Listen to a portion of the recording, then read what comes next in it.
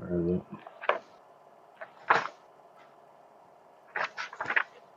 Yeah, it doesn't have a huge amount of information on that particular domain. It has like a small bit, but yeah. Yeah, CSR's hallmarks are island domains and nautical horror. Yeah, it's got like 2 paragraphs of information for that one. Some of the Dro domains got like full chapter sections, spreads on them. Others only got small bits.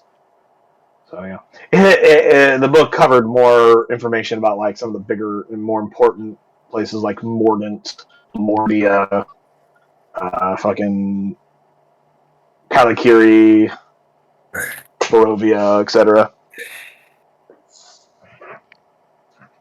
You know, the big ones. Ones of more interest.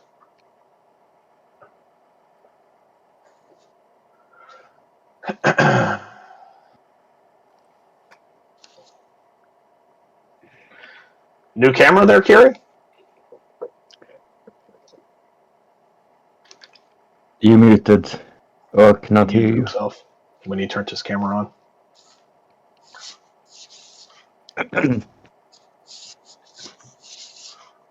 Camera that I've always had. Oh. I just looked up and it looked like you were in much sharper focus than normal and that all your background was like incredibly blurry. I tried the blur function. Although, if you want, I could show you a souvenir I got from Orlando. Is it something to make you roll better or play better or just be more intelligent? Those would be amazing. Just kidding. Just kidding.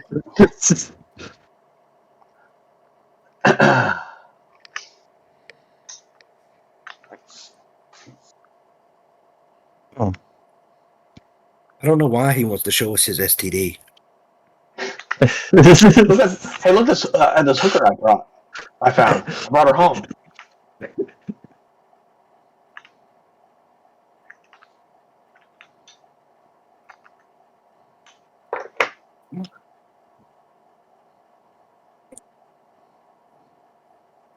Gary, we don't need to see your doctor's note with STDs. So I don't think he heard you. I don't think his headphones were on yet. Yeah, I just put my headphones on, so I don't know what you just said. He was cracking a joke about you bringing an STD home. Oh, that's cool looking. Let's change the. It's supposed. It was from the Galaxy's Edge canteen. Souvenir glass from the Yub Nub. Neat. All right. did you get you some Jawa juice or anything? And the second, my own magic wand. Cool. From Ollivanders on Diagon Alley.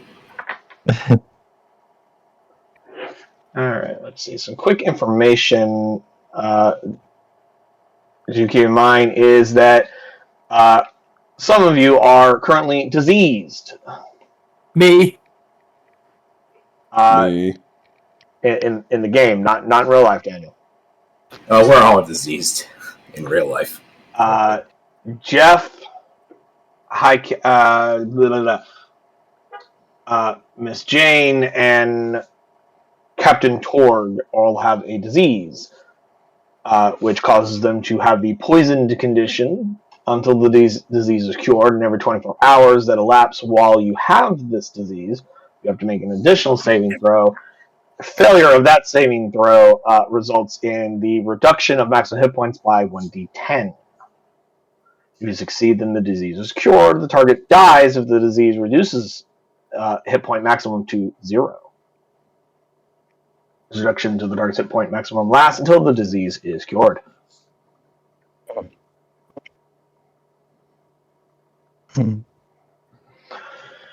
So, the poison condition, if you all recall, means that you have disadvantage on, I want to say, ability checks and attack rolls.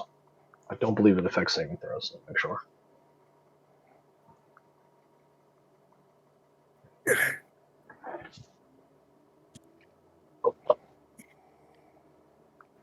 Poison creature has disadvantage on attack rolls and ability checks.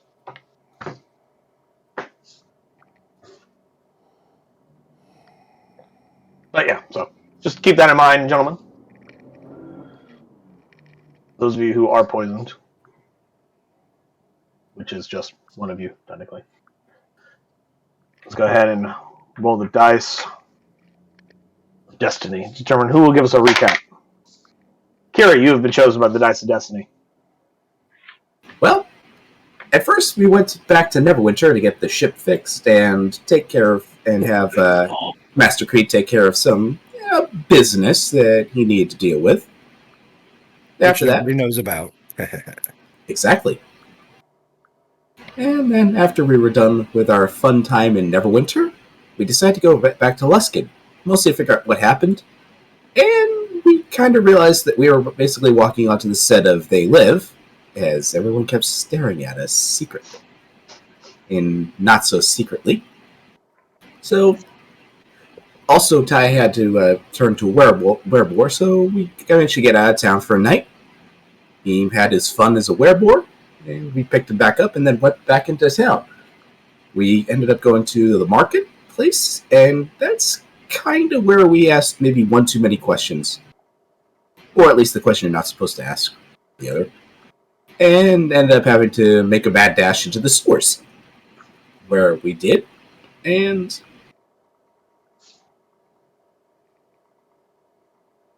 we went to the sewers. We eventually found Captain Rathnor.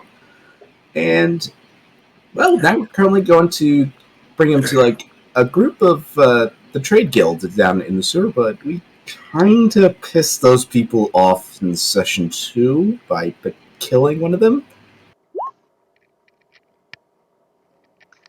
Yep, Rethnor, that was it. Yep, we met Captain Rethnor. We were about to meet up with the group, with the trade guild that we probably made enemies with. Probably. No. I feel like we make enemies before we kill instead of friends. Would you like to recap precisely what you guys did to them? Or would you like me? Oh, I got it. We made sweet, sweet love with the business end of a sword to their chest. Close, but not quite. You see, first you attacked one of their members who, when they fled, attacked them unprovoked, by the way.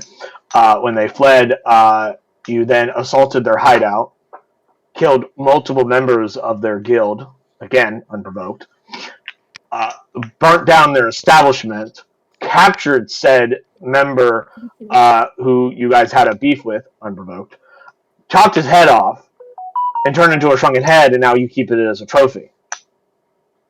Just want to make sure that we're all aware of exactly what you've done. Unprovoked. Yeah. Also, as a last bit of reminder, you guys currently have one inspiration token on the table at this time.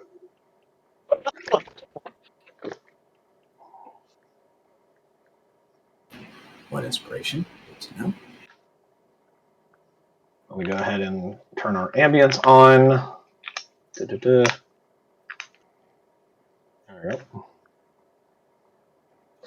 And gentlemen, you may proceed at your leisure, following your battle against the Uryuks, also known as trash monsters.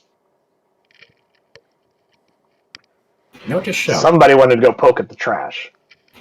Note to shelf, which stay away from piles of trash in the future. Duly noted.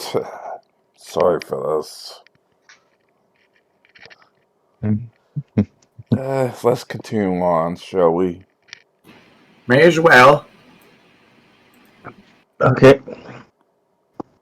Indeed, we have quite some time to go. These sewers are quite the labyrinth. If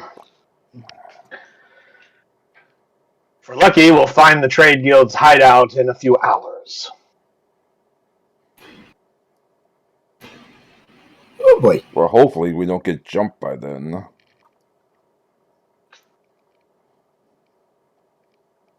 Mr. Jeff, Mr. Gary, you take the lead. And they're like, you got it, boss. Jeff's like, I don't feel so. And he starts vomiting in the corner somewhere. The high captain just waits patiently. Then when he's done vomiting, he goes, continue. Jane looks a little green under the collar, but otherwise seems to be dealing with it. And your captain, also, gentlemen, looks a little bit greener than normal for a green skin. Yeah, drop my token.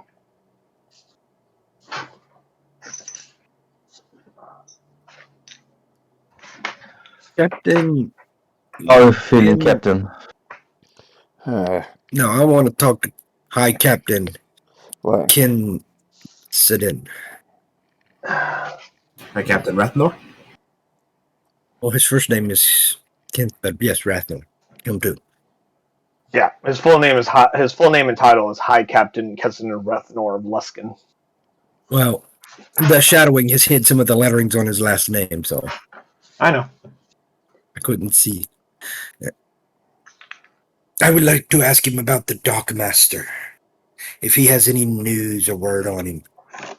He turns and looks at you and goes, "Which Dockmaster? There's more than one in this city. I don't know all of them." I described the Dockmaster to him. Gives one thanks and goes, "I don't know." He says, "Odds are he's probably either had fled the city, been taken control of, or he's been killed. At the moment, I have greater concerns."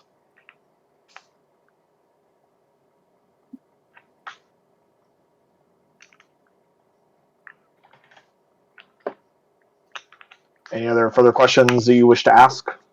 Not right now. Fantastic. Now, allow us to continue walking.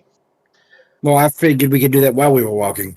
Well, yeah, you guys were in transit doing that. You guys come around this way. Or And did he not talk and walk at the same time? Yeah, he does. no. I said that's what you guys were doing in transit. Yeah. Yeah, you guys were like going in this direction here. Just to give you an idea of where I'll go downstairs and wash a little clothes today. I don't like it, where you guys were going.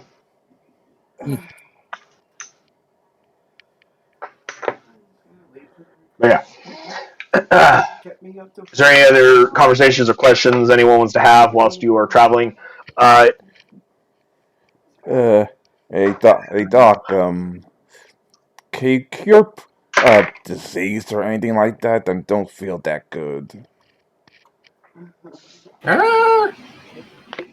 I can make you feel better, but that's more treating symptoms than the disease itself. But later I can.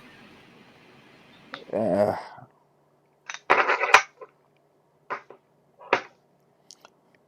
and try to cure these other people too. Of course, Captain. I got them into this mess. Of course, Captain.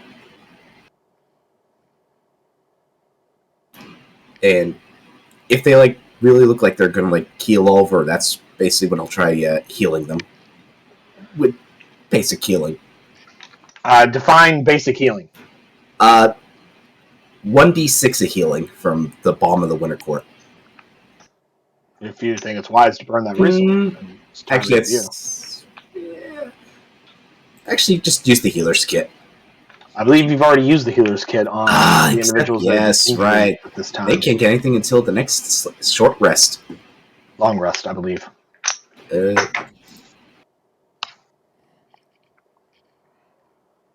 Until a short or long rest. Either or.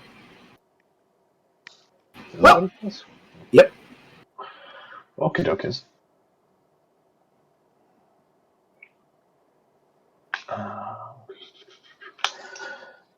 And I doubt I'll be able to sleep on the way, so... Sorry. They got Gentlemen, go ahead and roll me a perception check whilst you are traveling for the next 4 hours.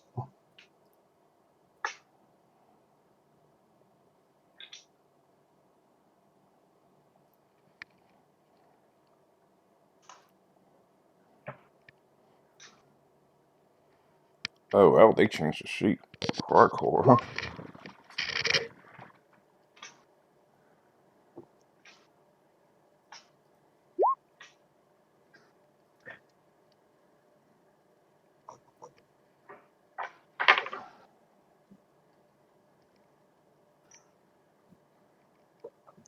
Still missing one person.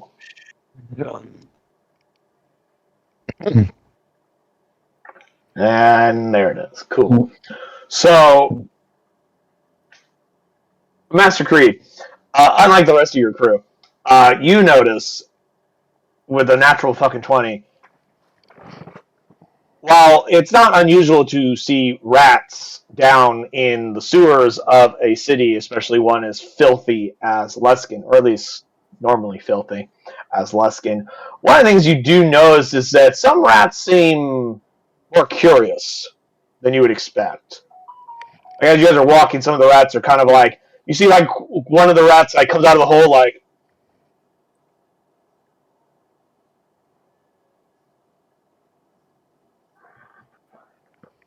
and then at other points you see other rats start to take notice of you as they're like up on like beams or like pipes or whatever. They're like looking down at you, like watching you. Where you see like they seem to be acting more intelligently, and then some of them like scurry off into the cracks, the nooks, the crannies. It seems your passage is not unnoticed. I'm gonna point them out to the captain by tapping him on the shoulder. Okay. Let's keep cool. Let's keep it cool right now. As a reminder, you guys are aware that the trade guild are were-rats primarily. Mm-hmm. Yeah, With that's why I the said, hey, let's keep employment of some werebores. So seeing a bunch of strangely intelligent rats isn't unexpected, but it also means you're getting closer, and that your arrival is noted.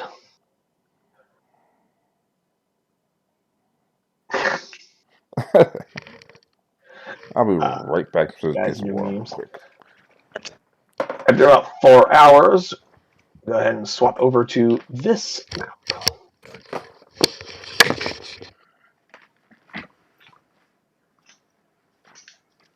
You may arrange yourselves in whatever way you wish, and continue to explore.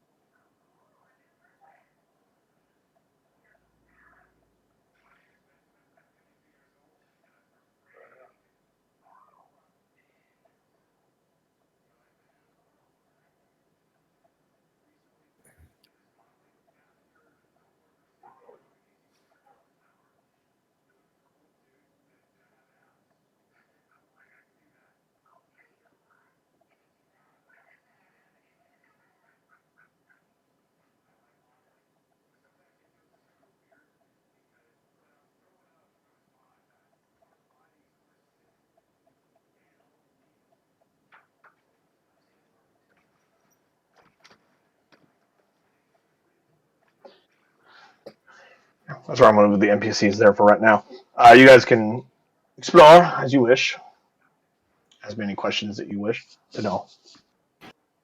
But so far, you guys have had a fairly unremarkable journey thus far in the maze-like labyrinth that is the Luskinite sewers.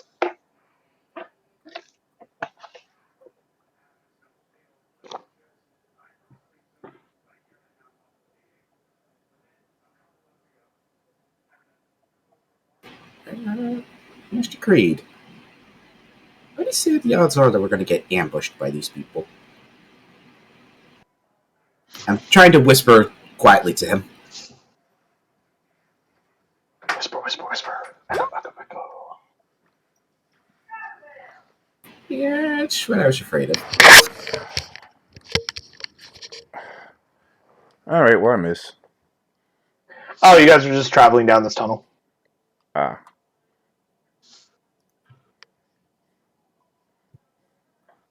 You guys have traveled in game for like 4 hours, and this is where you are now. Mm-hmm.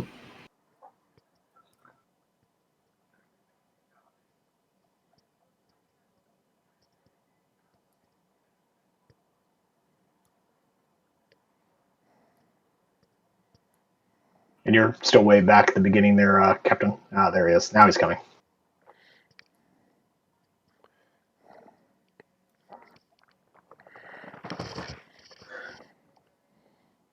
The High Captain Rethnor states that you guys should be getting close. Somewhere around here, there should be the guild.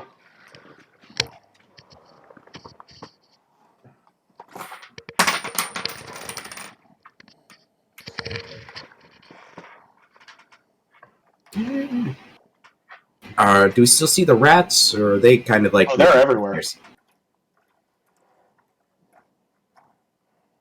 Paranoia check. Are these like? Do these seem like they're a bit too intelligent for the good, or are they just rats? I mean, they're about the same as the rats you've seen already before. Insofar as they are watching you. The same rats that tried to assassinate me, and probably everyone else in the crew. You know, Paranoia says they're watching us. But do they know that I know that they weren't watching us? They're staring right at you. Oh, they absolutely are watching us.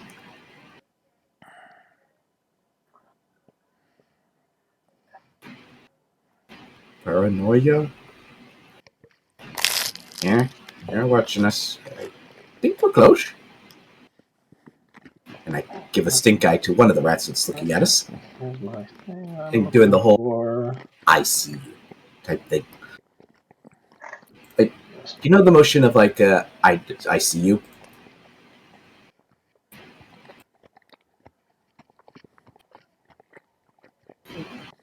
Doctor, I see you doing it. Yeah.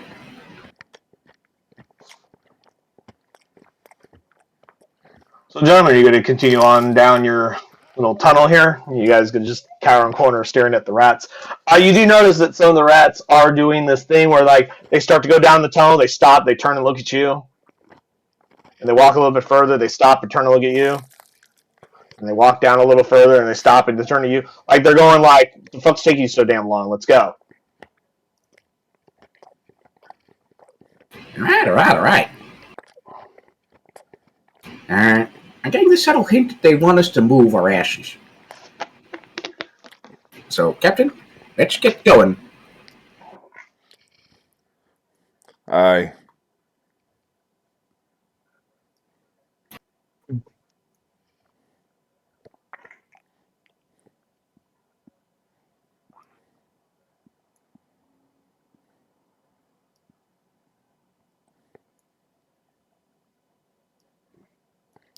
What the hell is that?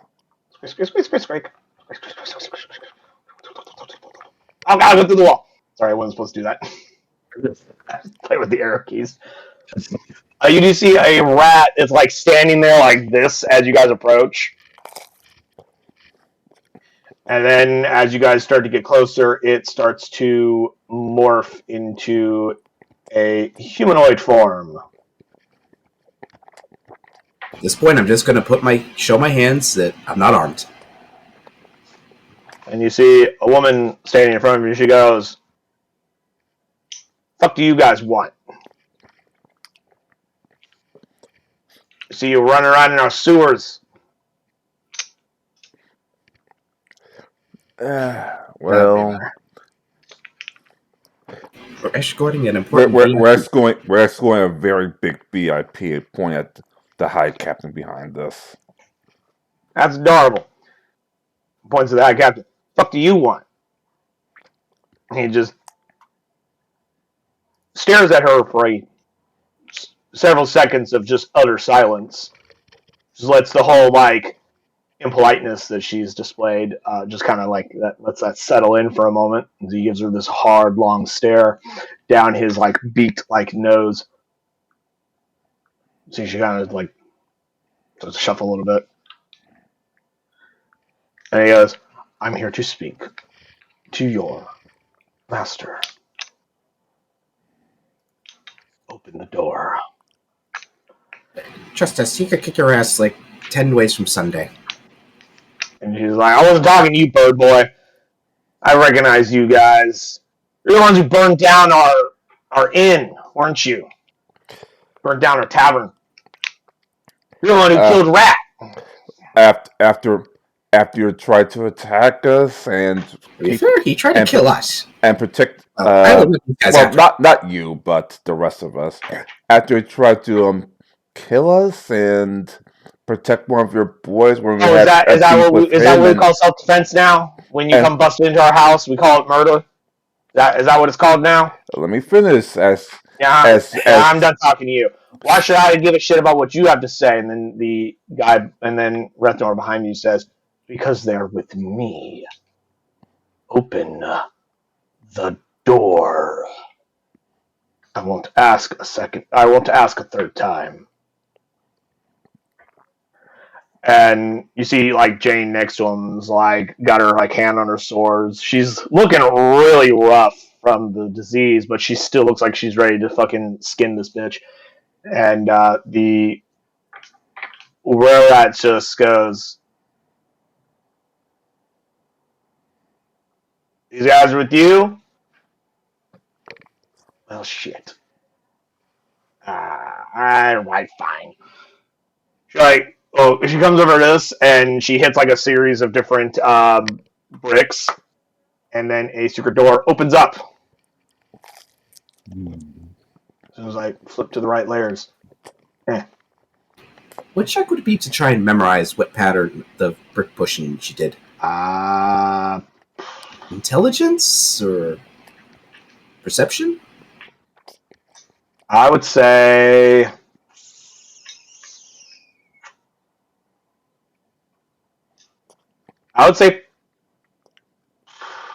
honestly, Investigation. okay, let's go with investigation. No.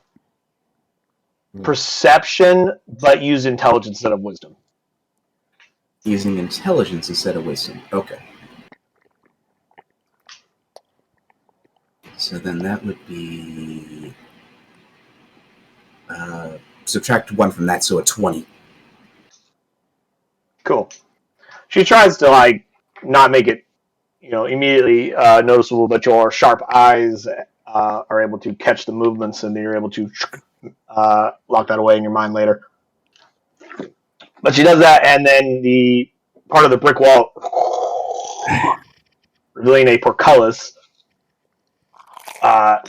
gate that she then pulls out a set of keys and he goes, "All right, come on in. No funny business."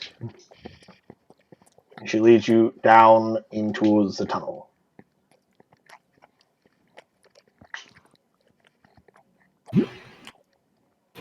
No funny business. Hey, want to see something cool? Look at Daddy What? got me. Whatever. Adorable.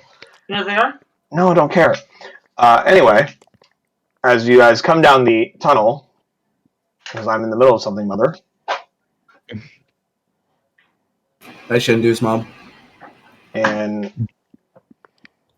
leads you to a second portcullis that she then opens and brings you in. You find yourselves in a fairly large sewer hideout. And as you guys come in, several people look up. They notice. Many recognize you. Several weapons are drawn immediately. The individual you met out in the tunnel was like, "Whoa, whoa, whoa, whoa, whoa, whoa, whoa, whoa! They're here to see the boss. They're here to see the boss." You see a couple weapons go back in their sheaths, and they go, "They're with the High Captain." Then you hear, then you see all the weapons go back into their sheaths.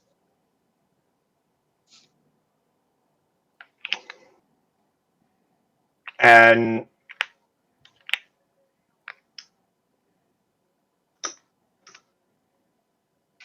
let's see.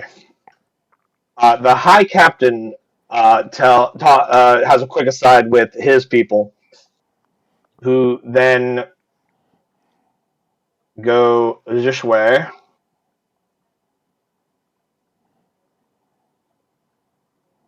To go and do other stuff. They go over here to like this door. They open that door, and then they disappear. Actually, no, they wouldn't. No, instead they'll just hang out here. It's just the High Captain that goes with you guys, just so I have less tokens to move.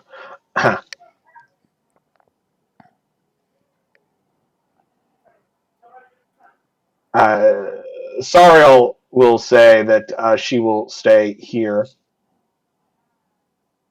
Okay. And in case of any hostilities, she will secure your exit. She tells this to Good you, idea. gentlemen, telepathically. Of course. So as to not arouse any suspicion. Mm-hmm. You see, like, Jane go over here and start chatting with these folks.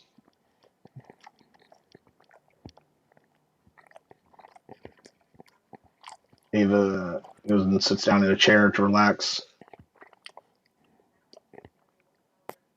Isabella does not relax. She goes and stands over there.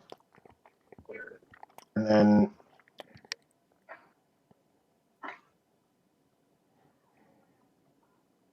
Jim and Gary will just stand there for right now, not knowing what they want to do. Yep.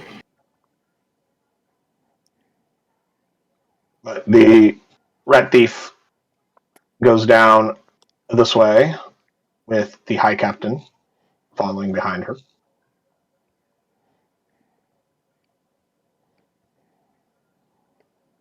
And as you guys get into this room, you see that there are several members in their humanoid form playing what looks like a poker game.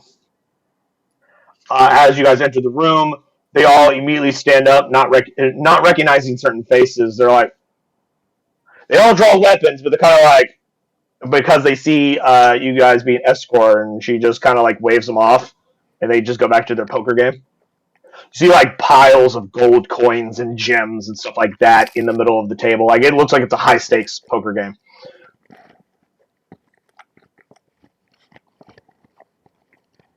And we'll continue on. Oh. Nice. You know, there's several doors in the hallways that lead to other locations. You're not 100% certain. All of the doors are closed. You don't know if they're locked or not because you haven't tried to attempt to unlock them.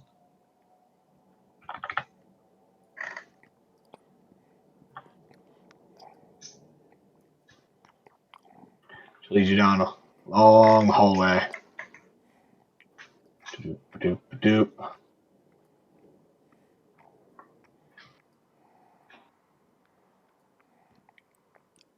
Round the corner here.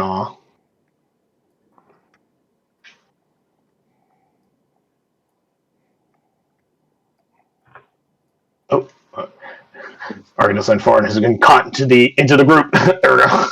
Just trying to select both of them so I can move them at the same time. And then you happen to be in the way. We get about here. And, oh god, two of them come on. And the woman kind of goes, hold on, yeah, you gotta see if she's available. She goes, just past the room, you hear what sounds like low conversation, some laughter, sounds of like ceramic tinking against other ceramic. And you hear a feminine voice from the other side go, "What? And he goes, boss, you have some visitors. She goes, they better be really important visitors. I'm already hosting important individuals at this time. She goes, it's the High Captain, Kessin and Rethnor, and some other individuals that you may want to see? Question mark. And she goes, come in. And the thief kind of like sidesteps and motions through the door. She go in this like, I ain't going in there. You guys are on your own now. Bye. Okay. Thank you. Mm-hmm. Let me go ahead and oh, that's not what I want. I want to go to the lighting layer. There we go. So I can move this door out of the way for a moment.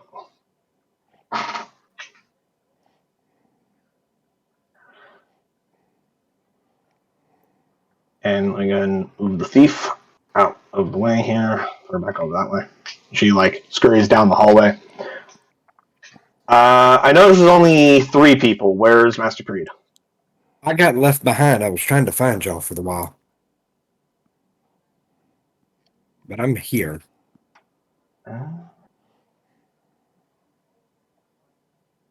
Y'all left me in the big room.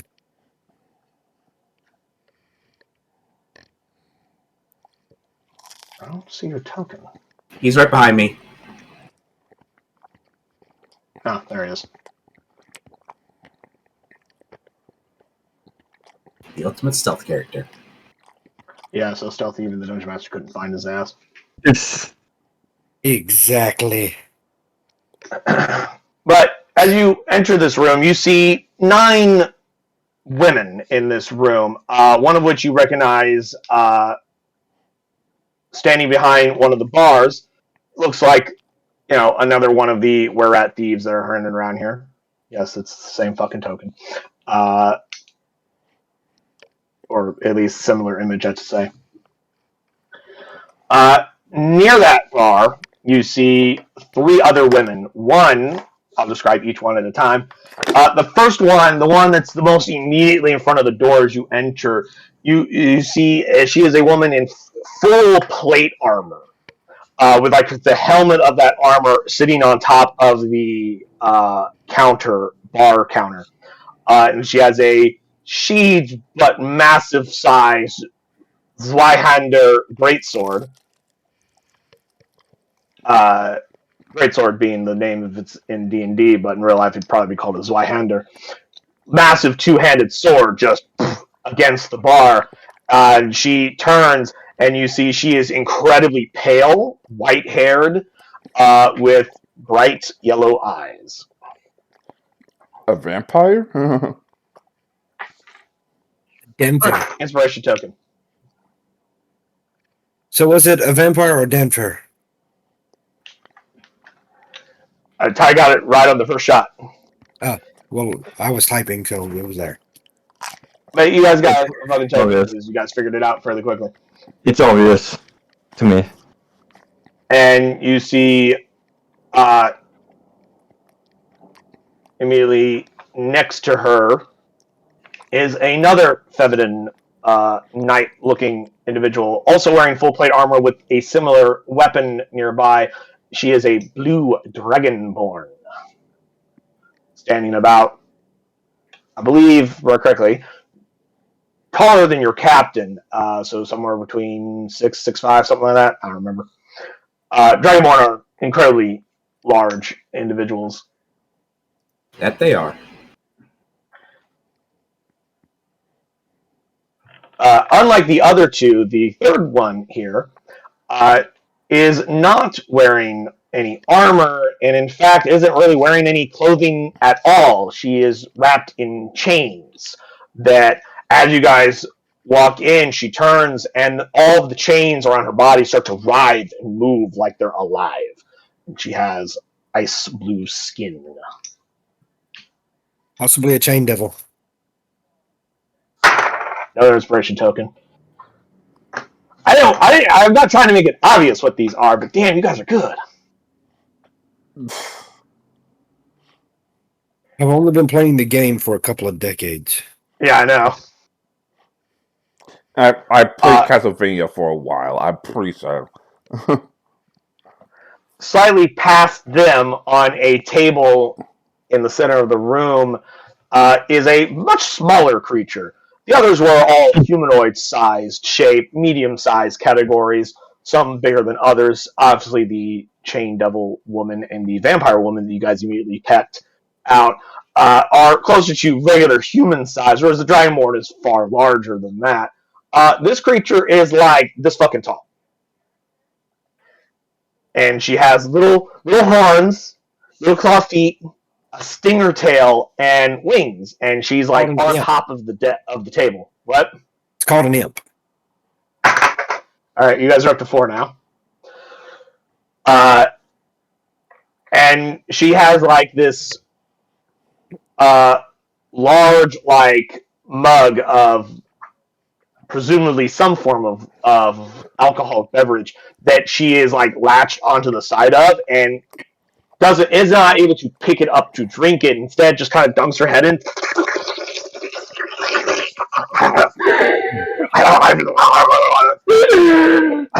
You know, like the raccoon meme.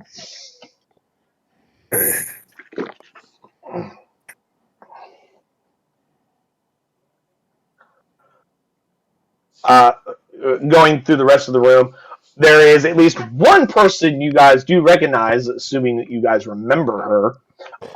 This individual, who you have met and done business with before. Lady Brightwood, it's been a while. I just wish we reunited under far better circumstances. She stares daggers at you. As you did immediately guess, yes, that is Viscountess Olga Brightwood of Mirabar, the current head of the Luskin branch of the Red Dragon Trading Company. And it was her voice that you heard on the other side of the door when they addressed the boss. Near her, in a small circle, holding little teacups on little tea saucers and whatnot, are 3 other women dressed in high finery. The first few women were dressed as, in armors, carrying weapons. These women are in much finer clothing. You see this individual in a long green emerald dress, and while I did not have an image to show this specifically, some of the things you do notice about her almost immediately is that she has slitted pupils, and her skin, while it does look like normal human skin, there are small patches of like green scales in different locations around her body.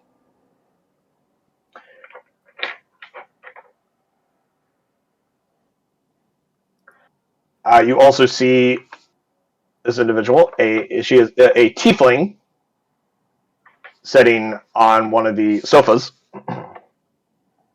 She doesn't have a long dress gown like the others, but she is in quite fine clothing with various jewels and whatnot hanging from like her horns. Like the horns had like holes drilled into them, and like rings and like other types of jewelry are hanging from them. And then finally, the last woman, also with incredibly pale skin, but fiery red hair and a long red dress, as you guys walk in, smiles at you with fangs. Yay, more vampires.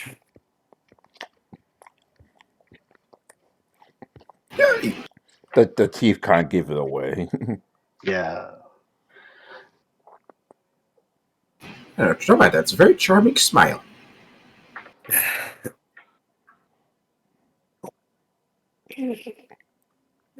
But Kessenin walks in. The three women near the bar, the two that have the large-handed weapons, when the High Captain walks in, nobody bats an eye at him. But when they look at you four, you see the two of them kind of like reach over and place their hands on the swords. They haven't drawn them yet, but they're now holding them, prepared to draw them. And this one kind of like takes a half step back. Like, And no, we're here for peace. We're here for peace.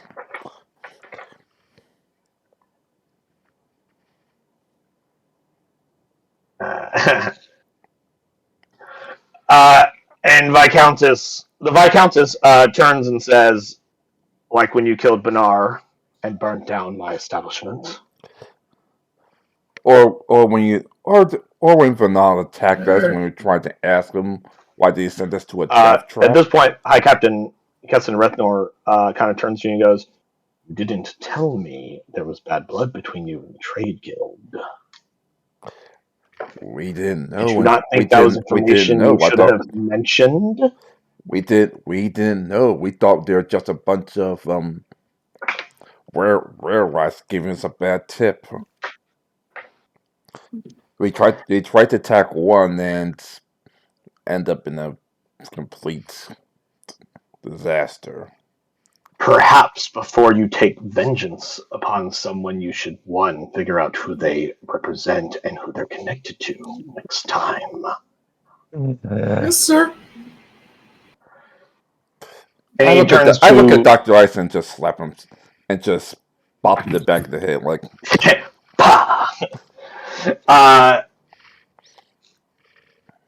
He goes, "Viscountess, I've come to negotiate a deal.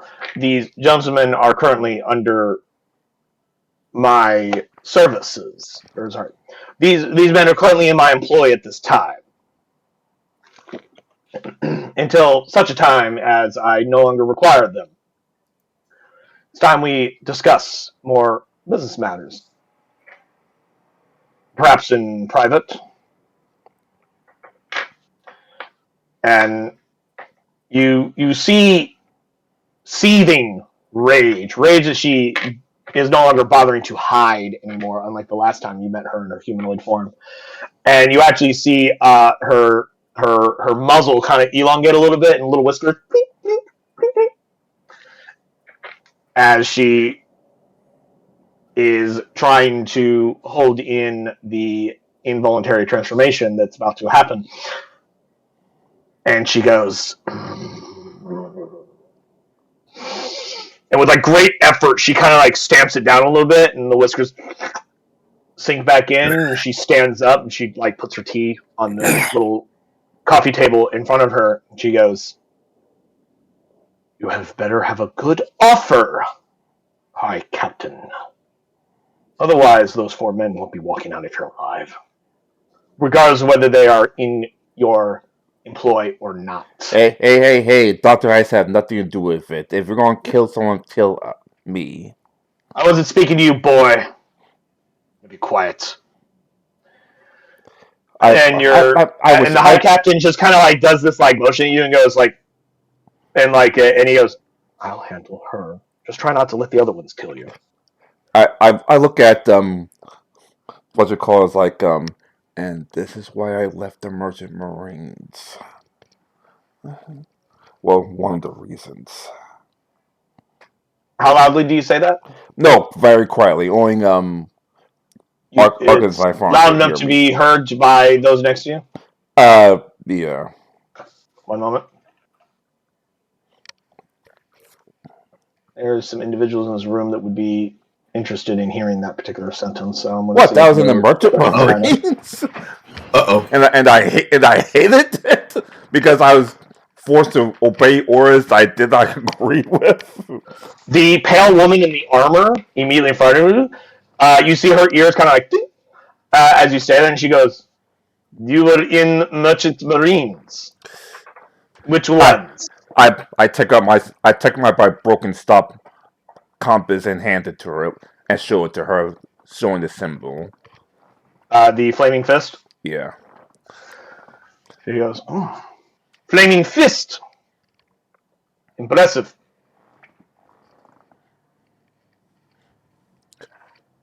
Say And again? the woman, she says impressive. The woman in red goes, you see on the over on the sofa, she goes, you were in the flaming fist. Well, now that's interesting. I am from Baldur's Gate, as is my escort. Why don't you come up here and sit next to me, darling? I would like you to make a wisdom save, please. What? Say again? A wisdom save, please. Oh As boy. you and her lock eyes. Be careful. She's trying to seduce you for your lifeblood. Of course, I mean, you wisdom only is walked one into of a the- room that had Of course, minimum wisdom of is one two of my bomb out vampires in it. stats. Wow, you gotta be fucking shitting me. And yet, it's Okay. more than enough. Captain has power. Go, Captain. Captain Torg, as you lock eyes with this woman, this pale woman in red, sitting kind of almost lounging in a fairly regal but seductive manner on this sofa on the other side of the room, as you lock eyes with her, you feel a powerful force of will exerted upon you from her gaze. But somewhere deep in your primal self, the roiling storm and the beast, in concert with one another, will not be held, will not be caged, and will not be controlled. And thus you are not charmed by this vampire. But she's still doing this whole like, why don't you come sit next to me, darling? As much as I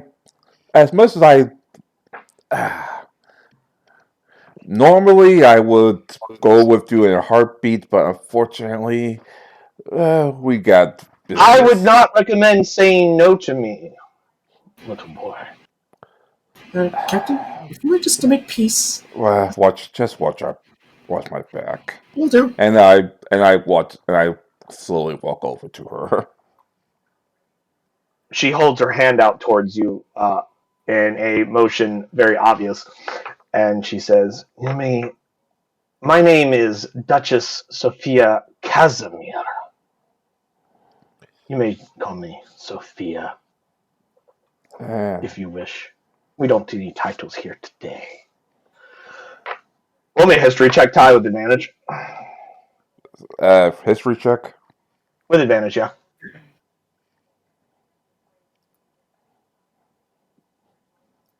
She slides over slightly on the couch, making room for you to sit next to her. One day I will put my whatchamacallit in freaking micro.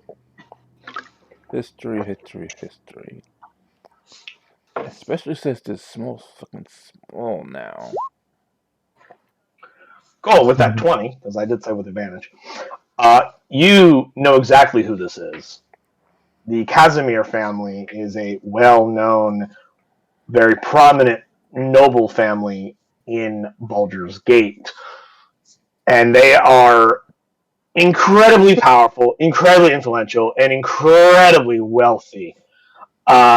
They control a significant amount of the coinage trade, minting trade, custom houses,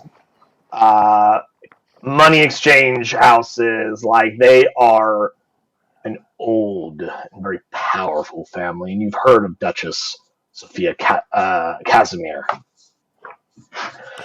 She is the head of that family.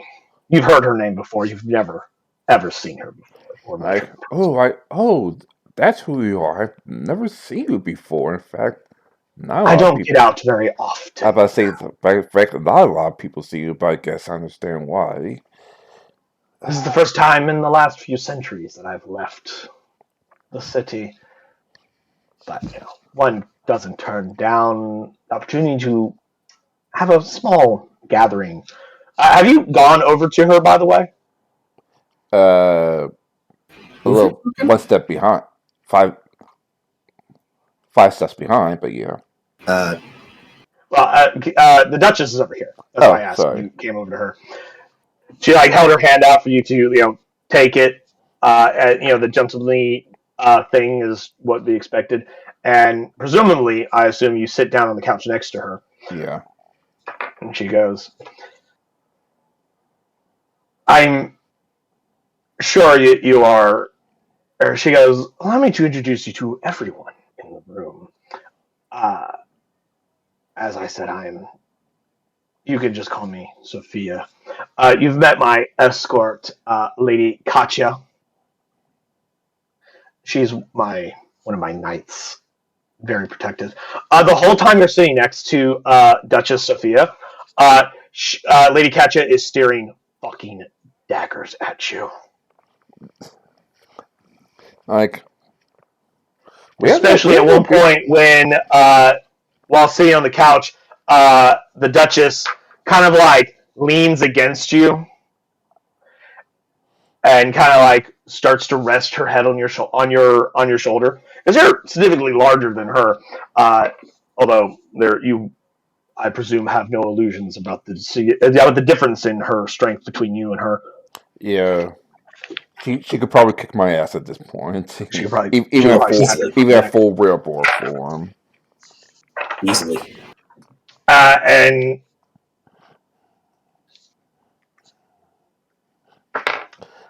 right now, not here to fight. We're here to negotiate, try to escape, and then come back with a full force if necessary. The woman in green is staring at you, Argos and Four, and she goes, "You there?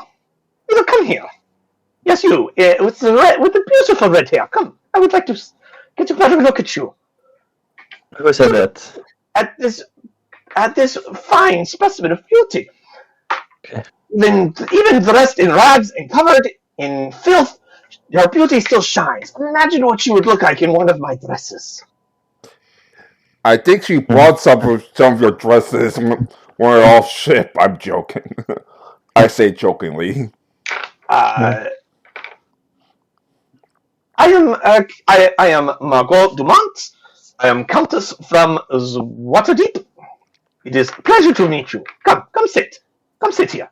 She just wants you to come over and sit on the floor near her. She wants to look. Actually, no, she doesn't want you to sit. She wants you to stand in front of her. My apologies. And she's like, this hair of yours is so beautiful. Oh, I must see you in one of my dresses. A necklace of jewels, perhaps. Garnet, maybe? No, rubies. Yes. Rubies would be the most complimentary to your beautiful red hair. You simply must come and visit me in Waterdeep at some point. Yeah. I must see you inside one of my shops. I will. Anyone that wishes may try to roll a history check to see if they recognize her name. These are all pretty high-ranking individuals.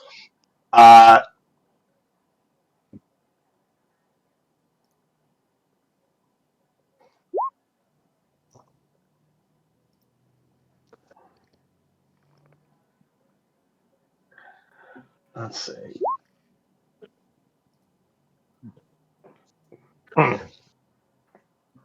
Dr. Ice, because you're from the fucking jungles and you don't get, you don't go you don't go into high society city areas very often. You've never heard of her. Argos Foreign, you would probably have the better chance of knowing. You may have heard of the Dumont fashion lines. Because you've probably shopped at some of her stores. They're incredibly high quality, expensive clothing shops and jewelry shops. You've seen the Dumont name on some jewelry shops and fashion areas. but you don't know much about her as an individual because you're all a bunch of smelly ass pirates, so you don't get out very often.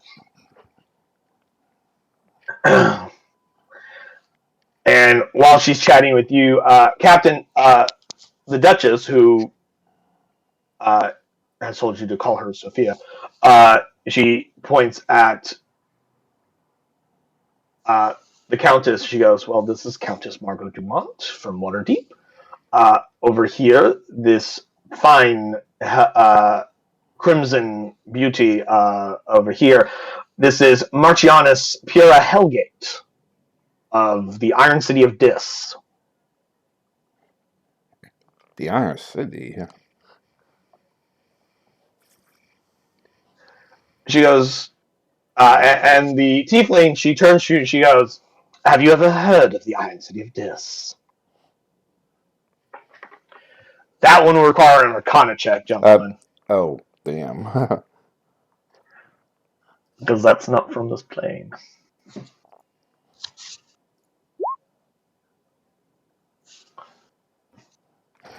Nope.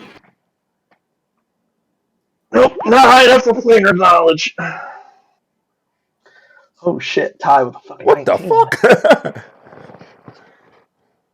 Ty, you've heard mention of the Iron City of Dis once upon a time. You don't know much about it, and you're not a scholar, but there was a time when Baldur's Gate itself was dragged to the Nine Hells and hung out on the first layer of Hell, which is Avernus. And you remember hearing one of the other layers of Hell called Dispator. That's all you know. Like, oh, I You heard it in passing somewhere. Like- A fucking wizard dude was talking about it at one point because he was talking about the other layers of the hells. But at the time, everyone's concern was, but we don't want to be on any of the layers. We want to get out of here. I was like, I think I heard a little bit about it from a few wizards I used to know. Then you are more knowledgeable than most of your peers upon this plane. The Iron City of Dis is in the Nine Hells' second layer. The layer Dispater. Ruled over by the Archduke Dispater. You should come and visit me sometime if you need legal. Probably sooner or later during my career.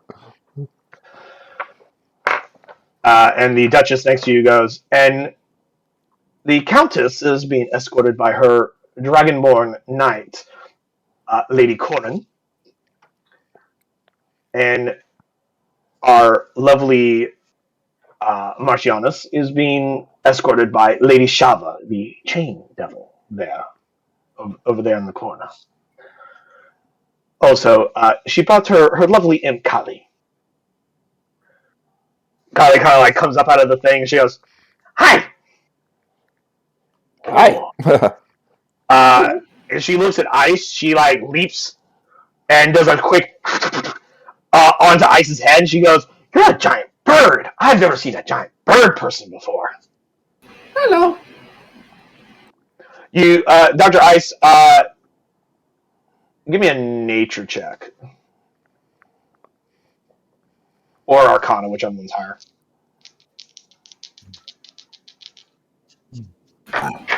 Cool. You can't help but notice that the imp's tail is hovering as she's almost crawling around your head, because I don't know, for some reason that's what she's doing. Her tail comes really close and kind of hangs right here on the side of your face, right here near your eye. You can't help but notice that, and then you remember that imp venom is one of the most deadliest venoms known in the world. And that a single sting could drop a full-grown man. That was made of less hardier stuff.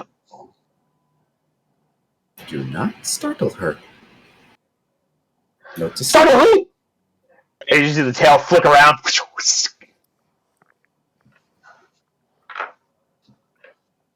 It's possible. Popping up from another puff of your feathers is Twilight Bell, and she comes out and she goes, "The hell's with this word imp?" The imp looks at her and goes, "What's with the fairy?" And then they immediately start talking in a language that nobody else in this room knows. And like you got a fairy and an imp on your shoulders that are like talking at you, or like talking around you, just chatting with each other now. Meanwhile, I have the proverbial angel and devil on my shoulders. Well, fairies are far from angels, but Proverbial. I just laughed the whole situation. Like, that's why I let anyone join my crew. Good times, good times. Even though I'm pretty sure you can't see Twilight Bell. No, but I can see she the was imp. invisible. I can see the imp. I can see but him she talking stopped to being them. invisible and is now chatting with the imp. I just hadn't put her token down yet. Oh, okay. Where is she? Say, what's your power title?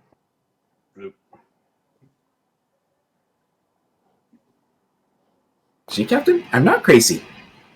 I have a fairy that talks to me. Hey, do you do? They kind of both like hop onto the table and they just start hanging out.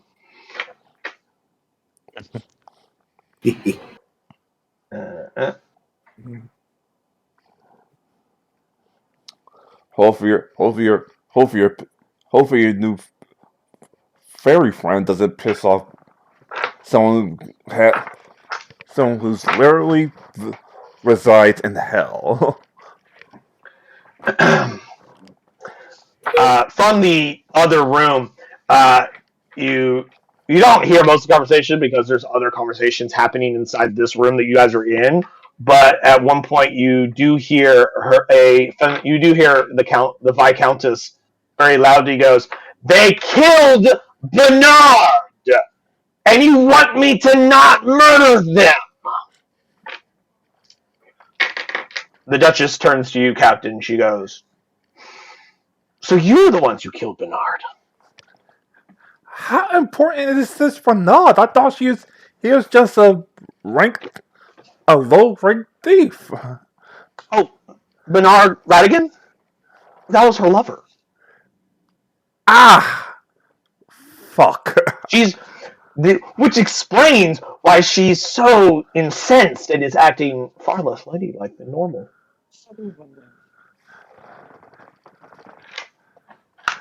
I'm surprised it didn't burn down. Presumably, if she doesn't murder you, you must come and visit us in Baldur's Gate. I could possibly even have use of someone of your talents. I've heard quite a bit. Well, assuming we get out this alive, do you do her or what's on top, pointing upstairs to the city? That's actually part of the reason why we're here. The Viscountess wanted to discuss possible assistance. We came in to visit her some time ago before this all happened, but we decided to stick around before that or after that.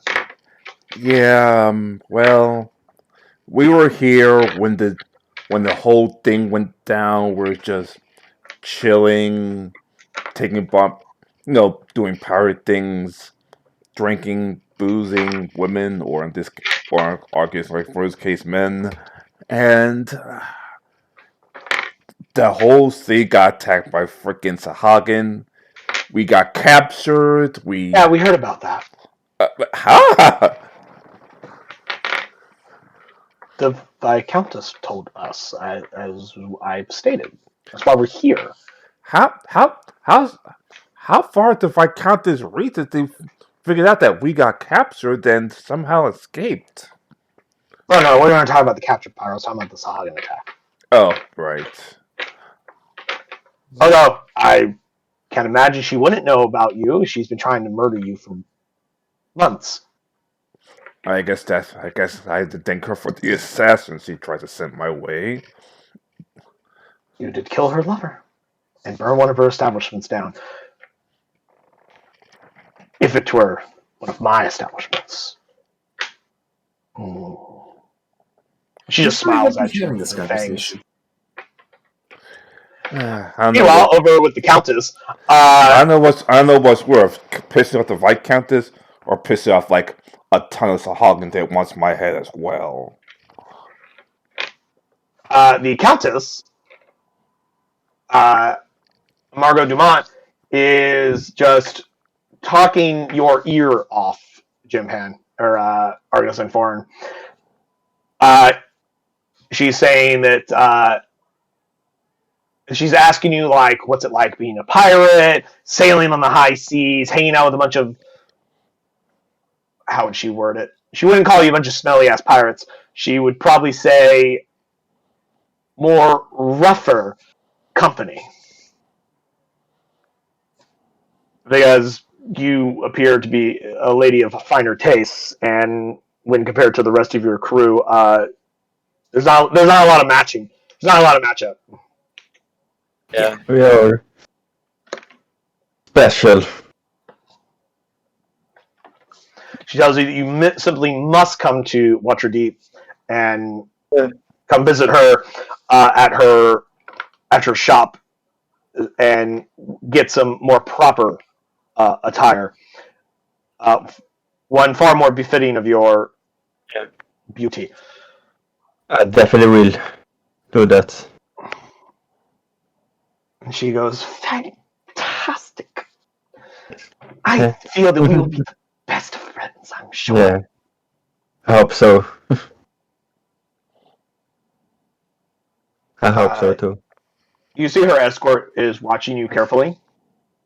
At one point, it has moved over to be in a position like it's not like she's like mad or angry that you're interacting with her, but it's more of like, if I see you do anything that's going to be remotely hostile or harmful, I will cut your head off before you're able to even say one word. I understand. She's like bodyguard mode, like, you know, obvious bodyguard. Like, these are very obvious bodyguards in this room. The Chain Devil has also slowly made her way around the room to be next to her person. Lady Katya has not approached anywhere near the Duchess, however. Captain Torg, you notice that from the very moment you sat down next to her, she has not taken her eyes off of you the entire time. The moment you sat down next to the Duchess, the other individual, Lady Katya, has been staring daggers at you the entire time, angrily watching you. Okay, Almost unwinking. so I understand Lady Brightwood's beef with me. What's her beef with me? I've never met her before in my life. The Duchess looks up, sees her, looks down at you, or looks over at you, and then does instead of like leaning against your shoulder, leans across your lap. It just kind of lounges across the couch. She goes, "Oh, she's just jealous." And she kind of like does this across your lap, and uses your lap as a pillow. She gets like that sometimes. Pay her no mind. She's well behaved, and she wouldn't do anything that I don't want her to do. I understand. As I slowly pet her head. Do you actually pet her head? No, I don't. Okay. Just as a reminder of the difference in your station. Full-grown man, not full-grown bird. I just flipped over to my chat and I saw it. Mrs. Robinson, you're trying to seduce me. Like, no, of course not. Speaking of Master Creed, at one point during this various different conversations, the Marchianus Pira Helge looks over at you, Creed, and she kind of gives like a nod and goes, "Cousin." How does it here on the Prime Material world? I guess I could. I guess I can introduce my crew right now. This is Arcanist Lanforan. She's my whatever, my Arcanist. The Countess goes, "Oh, what a lovely name." Monsieur Creed, Master. You went French there for a second there, my guy. I say There's only I'm one trying French to woman here. pronounce Creed's first name, but I'm just saying Master Creed. But his first name is Melloc, which almost nobody ever uses. And just like how Arcanist Foreign's first name is like Nyella or something like that. I'm just saying. You guys usually address each other by their last name or title. Like So Master Creed right there is my first mate. He keeps my ship under control. Like Dr. Ice is my ship's field medic. Hello. And we have another crewmate that's pretty much hanging out there. Sophia, the Duchess, she goes, "Oh, so you have a ship? Well, isn't that lovely? Did you hear that, Lady Katya? Did you hear that, Katya? Well, they have a ship. That's quite helpful. Well, see, technically, eventually we'll need passage back to Baldur's Gate. Well, technically we have an island, but that's not. That's let's just say for safety's sake.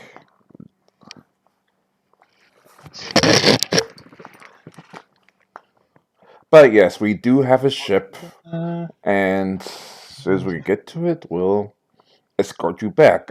Assuming Bright doesn't kill us first. I'm sure she'll calm down eventually. Huh, we killed her lover. I didn't even know that. Ow.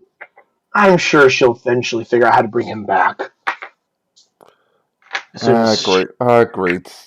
Either she knows or is a freaking necromancer, isn't she? Oh, no. She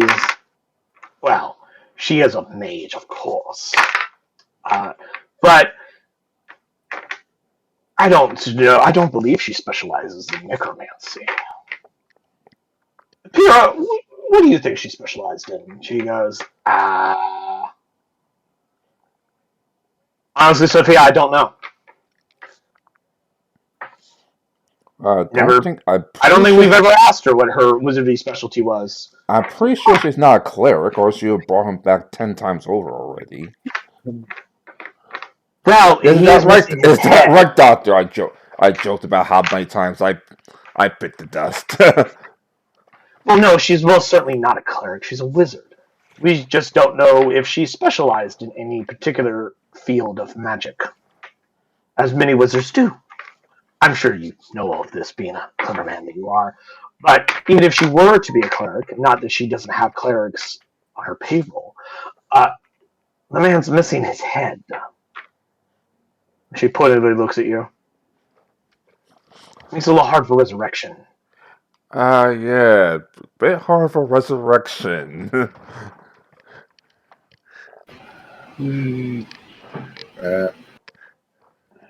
Yeah, I know where the head is. I'm just not trying not to say it. Dr. X is just gonna do what he can to not look like he knows something.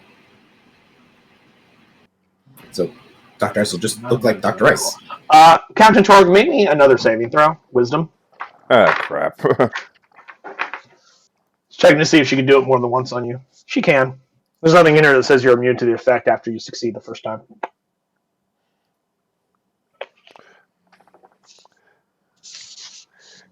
Well, nice. Well, it was nice knowing you, crew. Fantastic. Let's see. You are now charmed by Duchess Sophia Casimir. You now regard her as a trusted friend. The charmed target regards Duchess Sophia Casimir as a trusted friend to be heeded and protected. Although the target isn't under her direct control, it takes her request or actions in the most favorable way it can and is a willing target for her bite attack. Each time, do anything harmful to the target, you can repeat the saving throw, blah, blah, blah. This charm will last for 24 hours. Yep. So I'm sure for the next 24 hours, you regard Duchess Sophia as a very trusted friend who should be listened to, and you consider her request in the best possible light. As she finally locks eyes with you, she goes, "Oh, you're stronger willed than most. Most usually fall after the first one." Congratulations, Captain. You've been turned into a boy toy.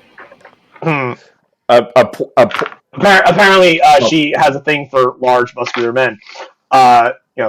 Maybe the captain is one of her types. And she looks at you and she says, "So about that, right? Obviously, I would pay you a not insignificant sum of money to take us to Baldur's Gate. But But I would love to see your ship at some point. Say I am invited upon your ship, good sir." well, if we're going to get right to Baldur's Gate, of course, I want to bring aboard my ship, fair lady. What was that, Ty? I said, well, of course, you're more than invited to And my escort is invited as well. She can come upon your ship as well, can't she? And she kind of like bats her eyes. but of course. Excellent. Perhaps later this evening we might stop in and say hello. Assuming we actually get out of here alive later this Maybe evening. Katya and I are up a little earlier than normal. The sun's still up after all. Don't worry. We have a few night owls to make sure the ship is well protected. Excellent. Because if you guys recall, it's like 4 or 5 in the afternoon, possibly. Yeah. Sundown usually doesn't happen until like 6, 7 o'clock. Yeah. Which, most vampires would be in bed at this time. She's up. Essentially, for the vampire equivalent, she's up at like 2 in the morning. 2, 3 in the morning. Like this, the sun hasn't gone down yet, and she's up. Not that vampires can't be awake during the day. It's just unusual. Most of them sleep during the day. Yeah, the whole burning thing tends to keep them at bed.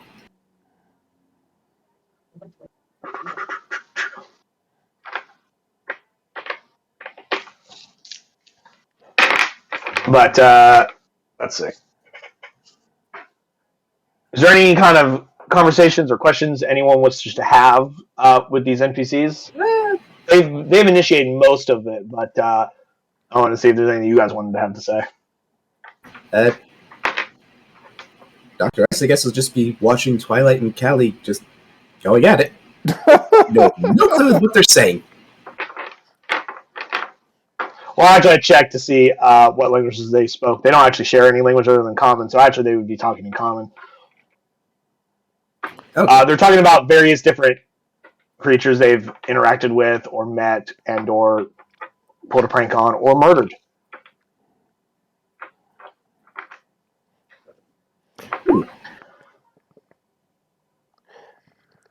Not on top of my head, I probably just give the skinning on the Hawkins we came across. Oh, apparently they worship some creature. Oh God, I know. I mean, We have one of them captured on our ship to try to get some information out of. As a reminder, you guys killed that thing. Yes, we did. Oh, that's right. Sorry, my bad. We had a captured Sahagan. We had one. Artemis and Foreign, how much of your epic tales of adventure and high sea life do you tell to the Countess, Margot Dumont? I may be overblowing it a little bit, but To make it seem like a high fantasy adventure. yeah. So pretty much Epic tales of romance, violence, adventure, thrilling chases. Yeah. Given the adventures we have so far, I'm afraid to know what overblown looks like. Just a little bit. The Countess is absolutely delighted. And let me see here. Now she doesn't even need to fucking charm you. Like, yeah.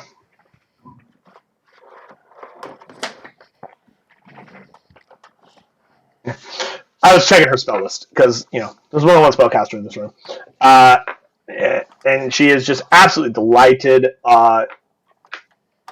Insists on you guys being friends and you guys coming to Waterdeep at some point to visit her. Or was it Neverwinter? Let me check. Waterdeep, I think you said. Yeah, Waterdeep. That's what I said. I want to make sure that's what I have written in my notes.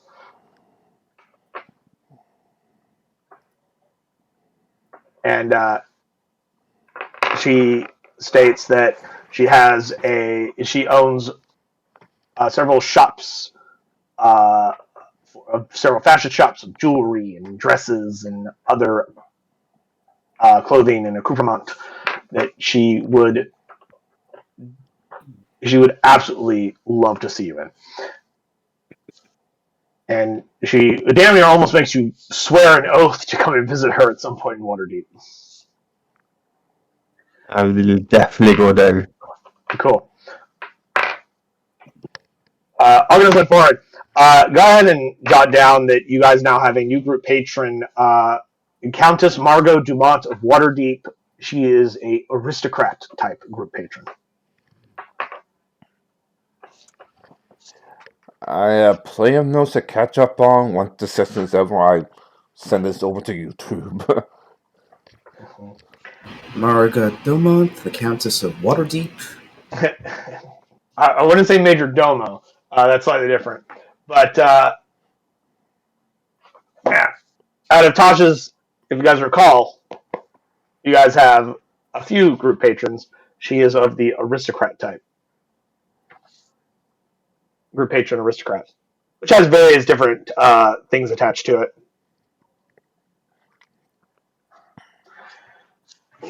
Yeah.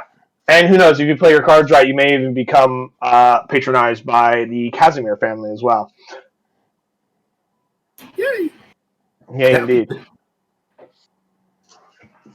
But as you talk to the Countess Arsenburn, you find out that her family is also incredibly fucking goddamn loaded with money and riches, and that she herself is a fashion designer. That she does in her spare time, because when you're rich in high society, you get bored easily, and you have to have ways of diversion. Yep. And she happened to have a talent with fashion designs, which is also why she had opened and now owns. She doesn't run them. That's what merchants do. She's a noble lady. She doesn't run the shops. She hires people to run the shops, but she owns them. And they have several Dumont originals in it.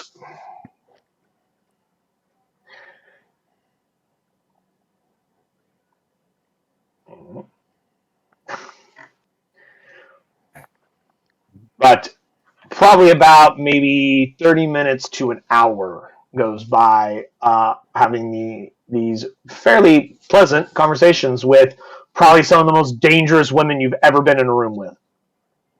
Without a doubt.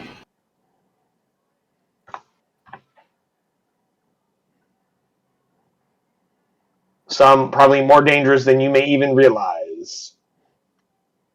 Because, in case you're all wondering, they all have stat blocks. Some more customized than others, but they all got them.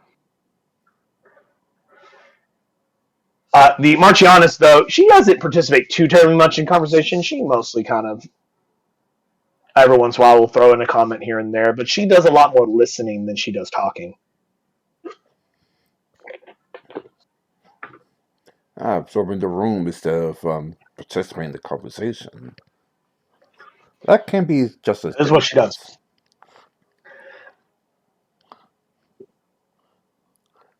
And she remarks with, knowing what people want is the most valuable currency one can acquire.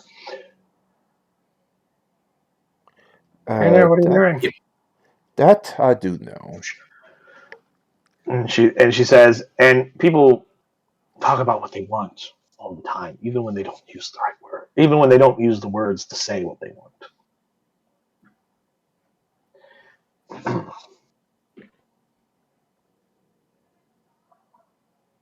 In my business, knowing what people want is quite helpful.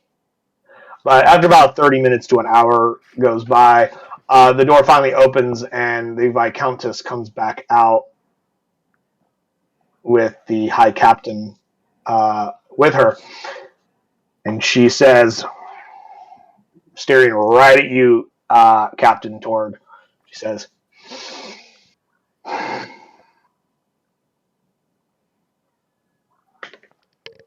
I will agree to not murder you today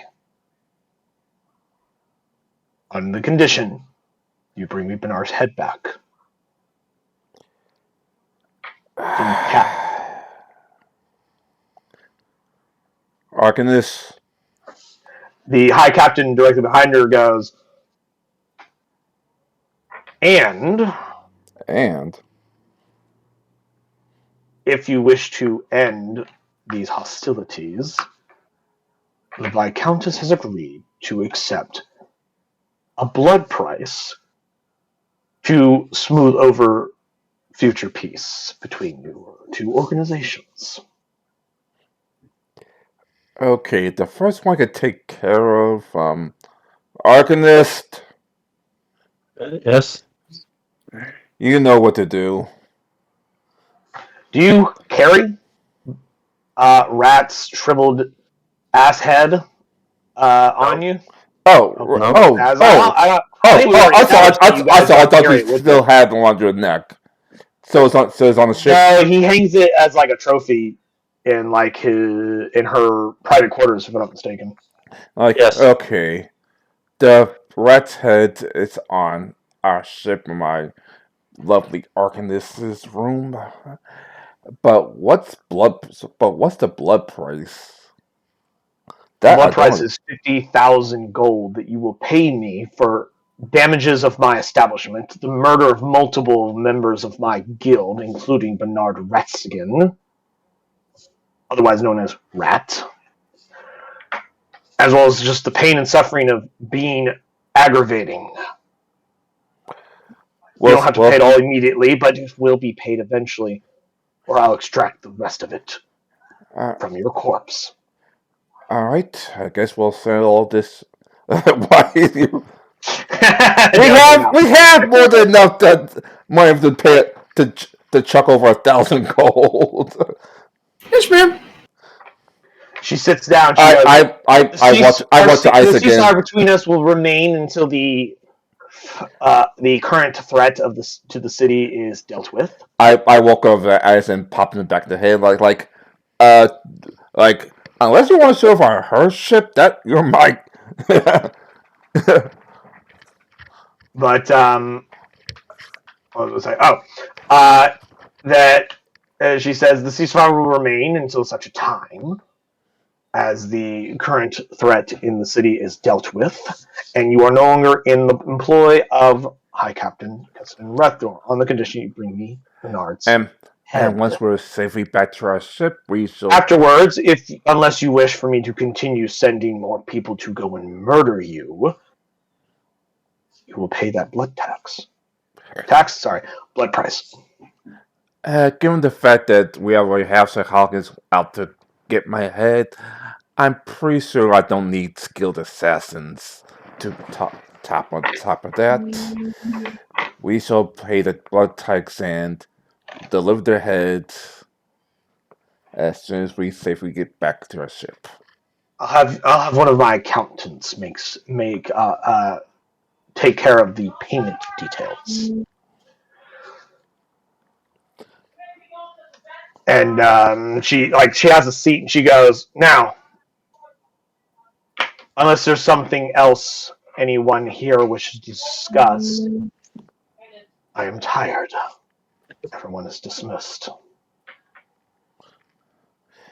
I think we all. The High Captain takes a quick bow and goes, until next we have a business. And then he starts to walk out of the room.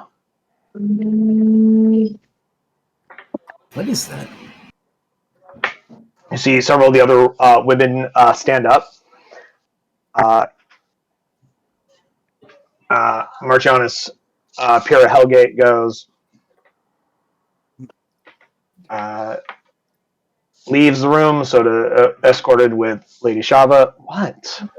Don't let Race out. She's got a swollen palm. I'm not even concerned about your damn cats. I don't care. I don't know why she feels the need to fucking come and bother me about this nonsense right fucking now. Kali leaps onto the Marcianus's shoulder as they exit the room into one of the. Why is that playing? Oh, sorry, my bad. I started by accident. Sorry. I should have played that.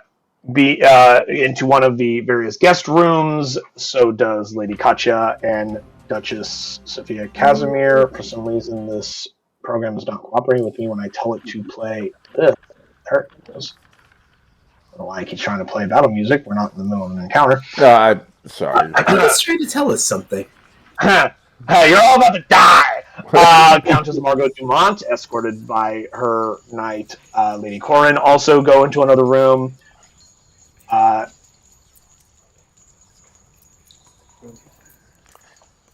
Alright, try to see if you conjure up the spell so I could get this freaking disease off being a couple of the High Captain's crew.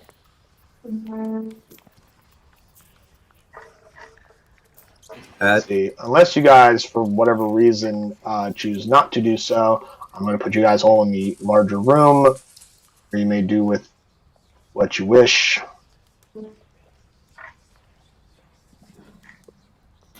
Teleportation. Yeah.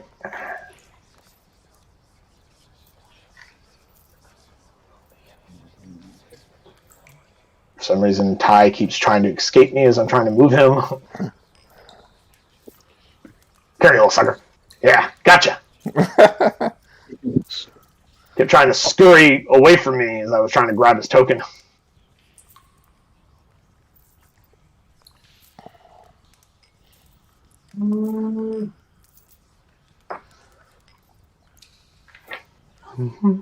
Sounds like something's moving. Well, hopefully Brightwood doesn't back off the deal. She is a businesswoman. And when you say that, the High Captain goes, if she wants to continue doing business, if the Red Dragon Trading Company wants to continue doing business, she will definitely maintain her end of the bargain. I have no reason to undertake. I have no reason to flake on my end of the bargain. Absolutely.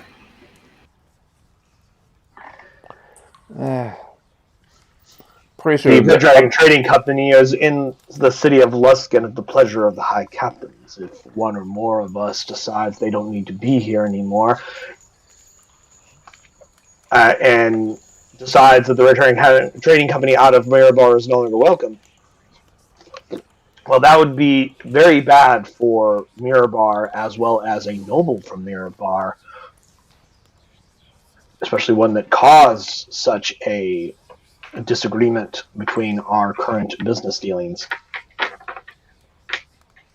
Which bought you gentlemen some time where she won't be trying to merge you while I'm trying to utilize her services. That being said, once this is all taken care of, you are on your own, good sir. I would highly recommend you pay the very generous blood price that I was able to negotiate on your behalf for her. That was the lowest price that she would give for all the things that she has decided that you've done to her. I'm not here to judge, nor do I really care. Thank you very much. In fact, honestly, if you'd rather fight it amongst yourselves, that's also entirely up to you. But do that when I don't need the two of you.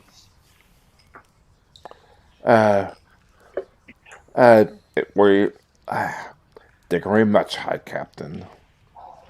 Oh, I well, was about to say we're in our debt, but then I don't want to take him literally. Say that literally. Master Creed, in response to that, High Captain Kessin Rethnor goes, if you'd rather make your own personal deal, that's entirely up to you. If you'd like to make a counter offer with her, that's on you. I simply negotiated her to the point where she is able to be negotiated with. Creed, there's 1,000 gold. We have 1,000. It's 50,000. Oh, 50,000? Yeah, she said 50,000 gold, my guy. Do we have 50,000 gold? I don't know. This I'm is the number I pretty put sure on we my don't. butt. I don't know how much money you guys got. That was just the number I put on my butt. I know the head we could take care of, but Yeah. we have to. Out of character, what this boiled down to was that the High Captain got her to not murder you guys right here and fucking now because by essentially threatening her bad business, threatening to essentially cut out the Red Dragon Trading Company out of Luskin, which would have lost them a major trading port that they utilize, and which would have looked really bad if her, a Viscountess, caused such a souring business deal back home in Mirabar, and probably would have had her the march on of Mirabar, like essentially nail her ass to the wall for it.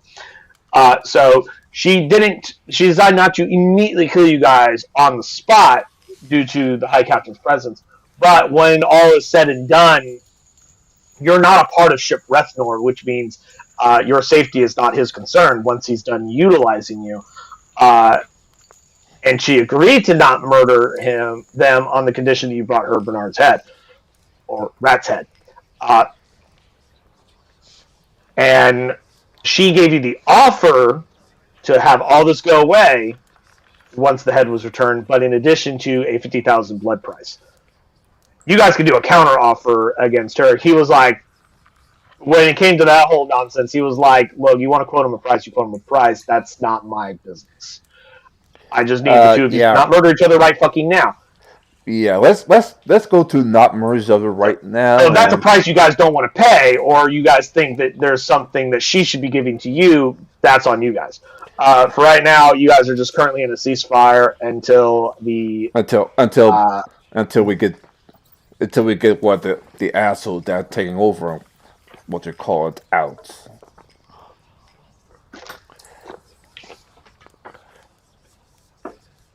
That being said, you gentlemen are given the option to stay in the guild hall.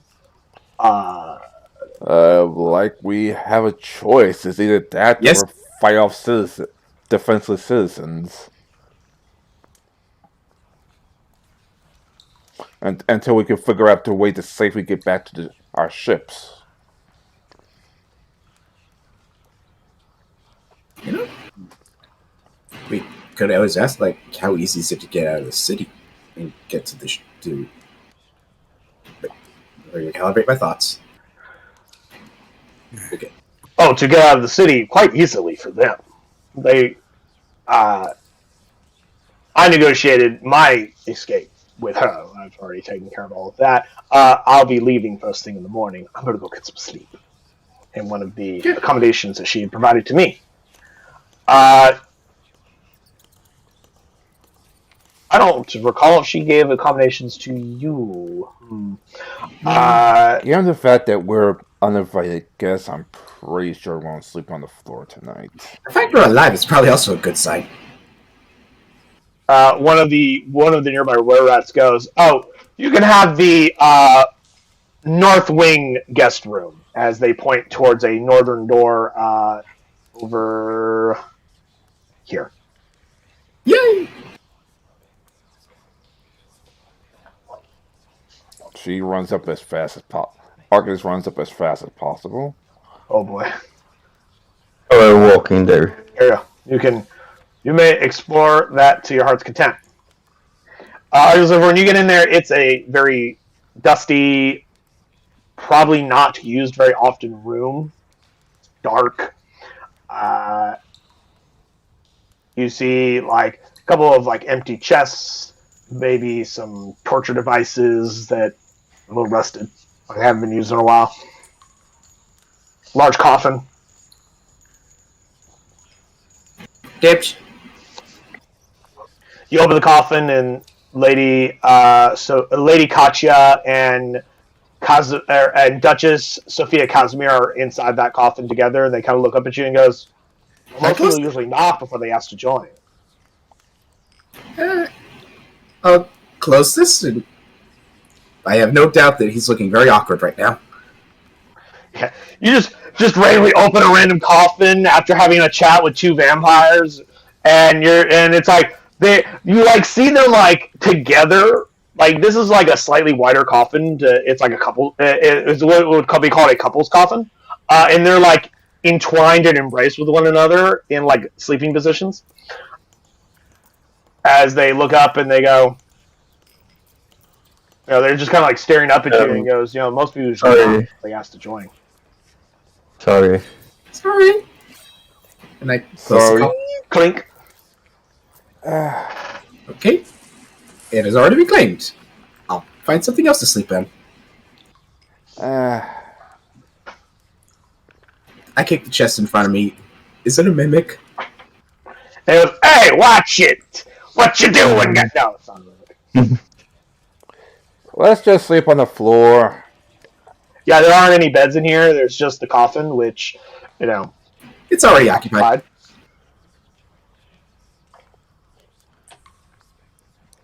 And once again, Actually, funny enough, I just realized what time of day it was. Actually, they wouldn't be in their coffin right now. They are actually active at night. But when you go to open the coffin, you see what is very obviously like, I think this coffin is owned. Yeah. Probably by one of the vampires. Yep. Mm. Well. Crap. I'm probably the fluffiest thing here. I'll use as a pillow. I'll just lay down. I'll just lay down the floor. Just lay down right here, right in the corner. Carpets and all that.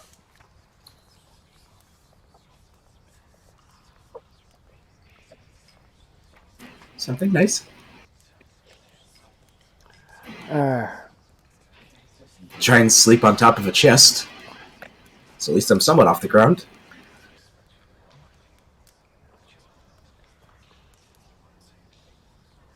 And to find a relative clean place. Do you have prestidigitation by chance? I don't. Okay, I was just wondering. I make sure you have something to cure this nasty spell in me and the other crewmen and the other two people in the morning. Yeah.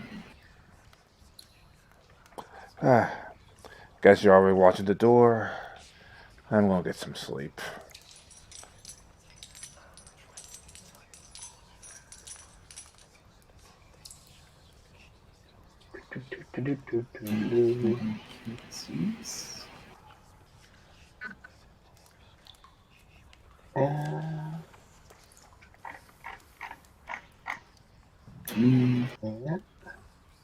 Let's see.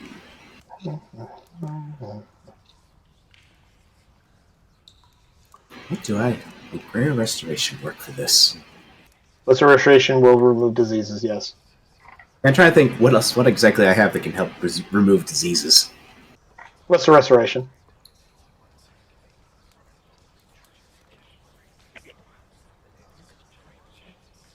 Excellent. I will use Lesser Restoration as well. Yep. As we sleep, I'm prepping my spells. Well, if Master Creed is willing to help you there, Arcanus Unforeign, prestidigitation will just make the dust go away. I ask if you can help me with that.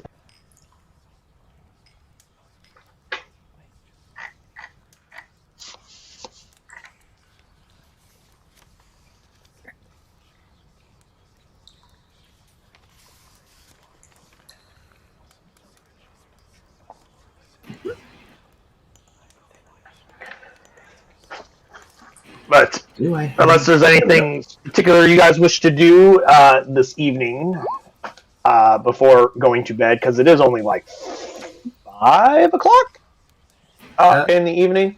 So it's not like everyone's running off to go to bed. It's just that you were given some form of accommodations. Yeah. Using Druidcraft, I'm gonna like create some flowers and place them on top of the coffin. Nice little flowers. What kind of flowers? Now you're having me to try and think what kind of flowers exist. I think You can use real world flowers. I don't care. Roses. They don't have to be fantasy flowers. Roses. Red roses? Yes. As you're doing that, 1 second. You hear a voice directly behind you. She goes, and you hear, "Well, that's very lovely." You did not hear them enter this room. You did not hear them come up behind you. You have no idea how they got behind you so quickly, but you see Duchess Sophia Casimir and Lady Katya standing directly behind you. He goes, "No one's ever placed flowers on our coffin before." Wait, this is your room? Well, this is where we keep our coffin, yes. Well, we are in We the prefer area. things to be darker and less foot traffic. Well, you didn't kill us immediately, so I thought, be neighborly. Show some sign of respect. A very, very scared bird. We only sleep here during the day, obviously. Yes, that is our current coffin that we're using. It is a lovely coffin. We can't be too far from our coffins, after all. Of course. And indeed, I'll place the roses on the coffin, and I still move a bit back and say, describe their fragrance. Their fragrance to me. As a reminder, vampires are not alive and therefore do not breathe. Yeah, they don't need to do that. How exactly do roses smell? Okay. I don't know. I'm sure as a druid, I'm sure he can eloquently describe it. She goes, "That's lovely." Of course. Lovely roses for lovely ladies. Oh. If I didn't know better, I would think you're trying to seduce me as well. Lady Katya, does this whole, she, leans around her shoulder and just stagger stares at you. Of course not. I don't think Lady Katya would like me. Oh, it's because she gets jealous. Don't mind her. Directly behind the Duchess's shoulder, she's just got her fucking fangs out, just staring at you like I'm about to fucking eat you kind of a look. Hungry eyes. Hungry eyes.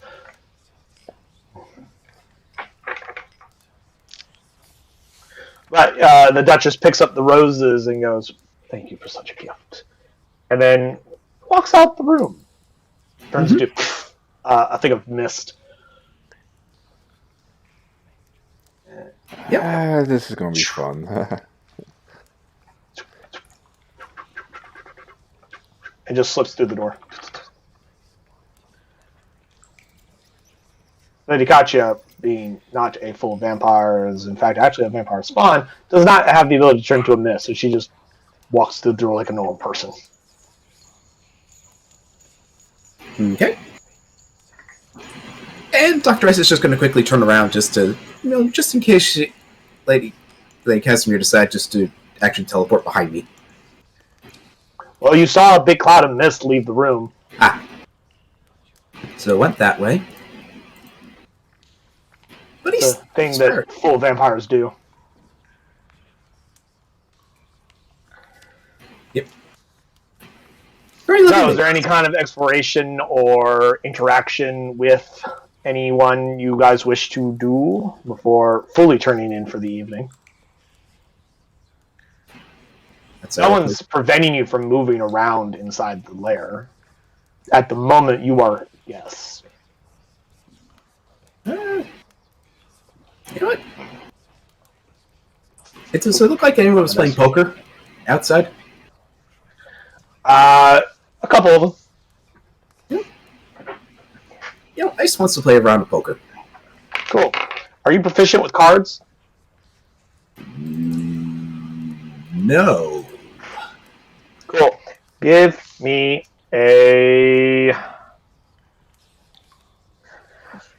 Describe to me which ability stat would you like to employ in your ability to play poker? Intelligence to play the game, wisdom to try to incite the other players, to see if they're bluffing or not, bluff yourself using charisma, or... I'm thinking he's going to I want to try... use strength. I want a strong arm. Yes, with my amazing +0 to strength. Well, that was Daniel making that joke. I know. I'm thinking with an Essentially, if you had a tool proficiency in like cards or whatnot, because that is a thing, I would have allowed you to add your proficiency. I'm thinking I might roll wisdom, say, and mostly... See if you could try and catch any of them lying Yes. or bluffing. Well, Yes. go ahead and just roll me a straight wisdom check. Since you are not proficient in cards, you don't get your proficiency. Cool.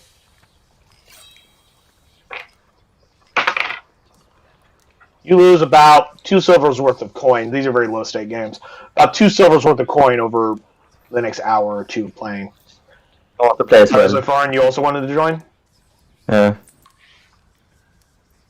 Disable. You having higher charisma, I think you would like to want to try to bluff them. Okay.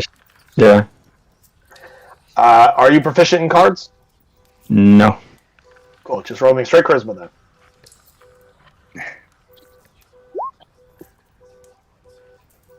$18.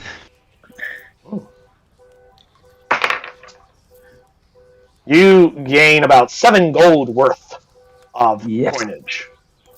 Kira, like I said, you lost 2 silvers worth, so go ahead and make sure you make those. I marked that. Is there anybody else doing anything? I'm just walking around the room, getting an idea of what's going on.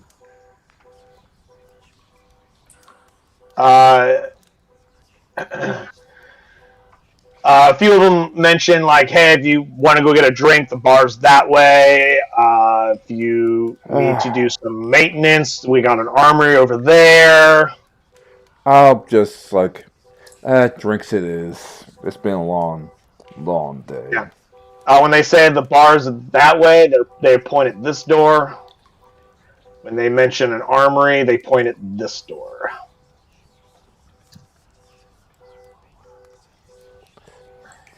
And they all the other doors are like smaller rooms where some people are bunking at this time because not everybody's always up at all hours, but there is someone up at all hours. So they go in like different shifts. And one of them says, also, if cards aren't your type of betting, we got some fighting. We got a fight pit over here. And there's a couple of guys going at it right now. Now that's the bet I want to go in. Fuck, I'm low on HP. Good luck. Go ahead and remove the doorways on these things for you gentlemen, so you guys can actually go through the walls, if you so wish. And this door as well. Yeah. Yep. Cycle. Now the barrier should no longer be blocking your ability to move, gentlemen.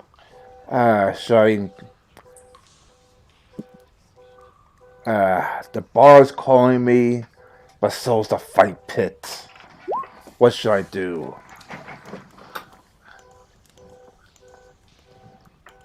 Kick your ass!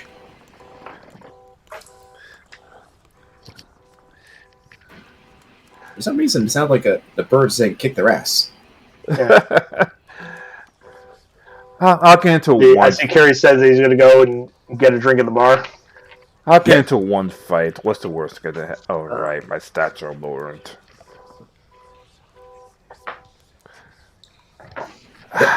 Kerry, if you wish to purchase a mug of ale, I believe it is, let's see, 4 copper. I will purchase a few. Cool. As I said, it is through this doorway to go to the bar. It leads into like a small room over here, and then another room, or through another door to go to here, into the bar. I will sit in the corner. That way everybody can see me. And they see that I'm just trying to drink. Yep.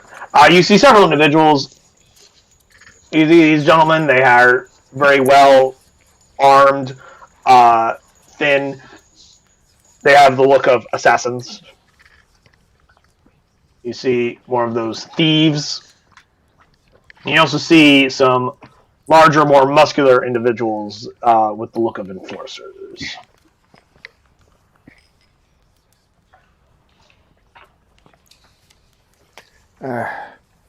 Look, guys, like, as much as I want to have fun to fight pit, I'm still not feeling that well. And I'd rather give these guys my full strength instead of half strength, you know what I mean? Yeah. Because that way they know that the victory was uncontested. Exactly. But unless there's anything anyone wants to do specifically, the night eventually does come and then eventually passes. If there's any particular conversations anyone wants to have, not just with my NPCs, but with each other, if you so wish. Feel free.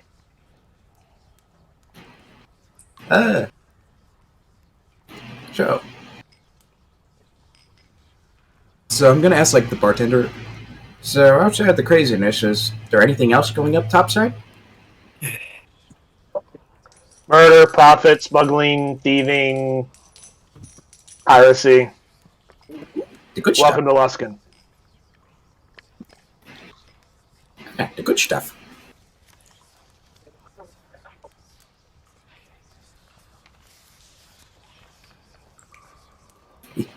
And I just... Hey, weren't you that bird that killed Bernard? No, you weren't there. Aren't you that bird that's with the guys that killed Bernard? Listen, we didn't know about... Oh, hey, you're the guy who killed Bernard.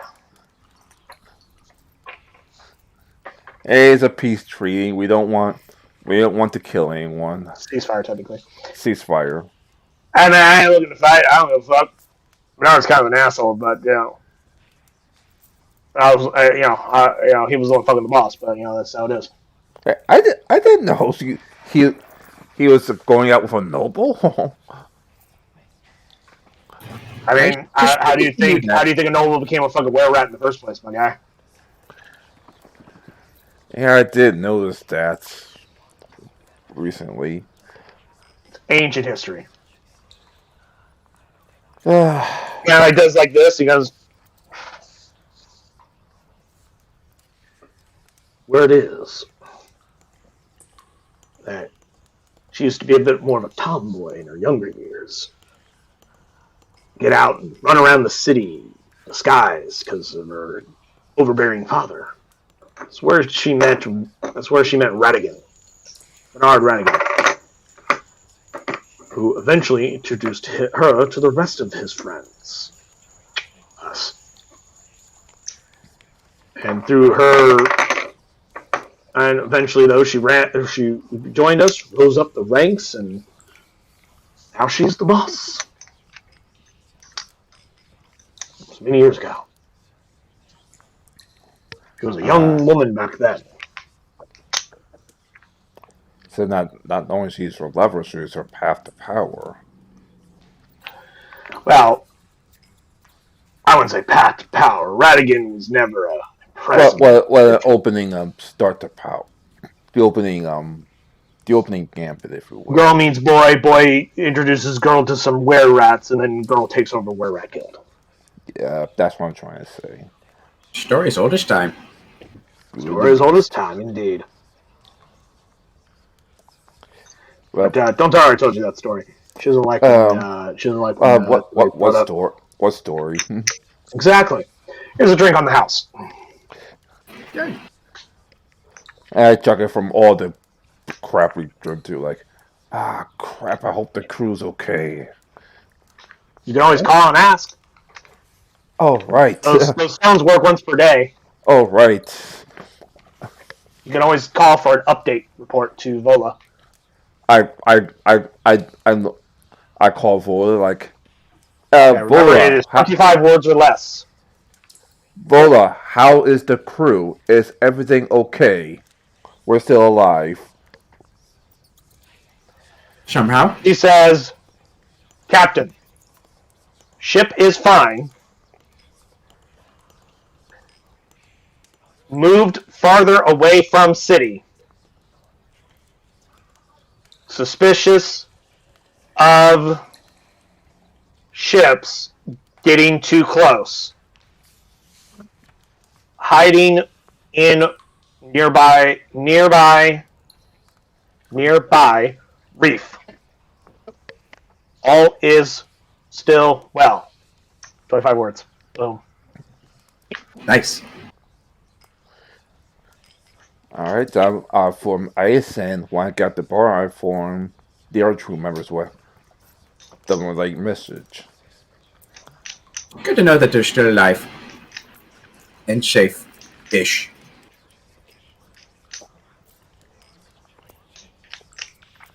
Well, Ice is going to keep drinking.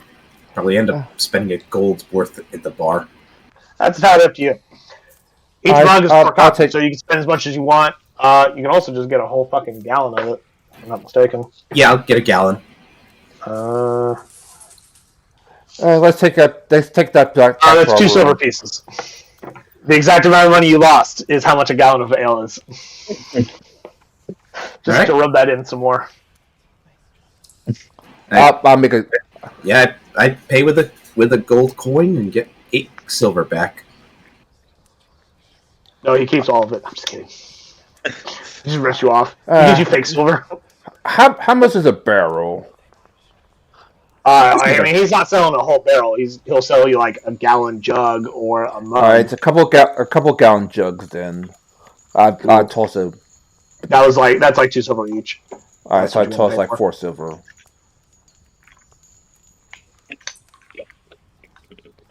And I march that back to the room and wave to the other people to join us.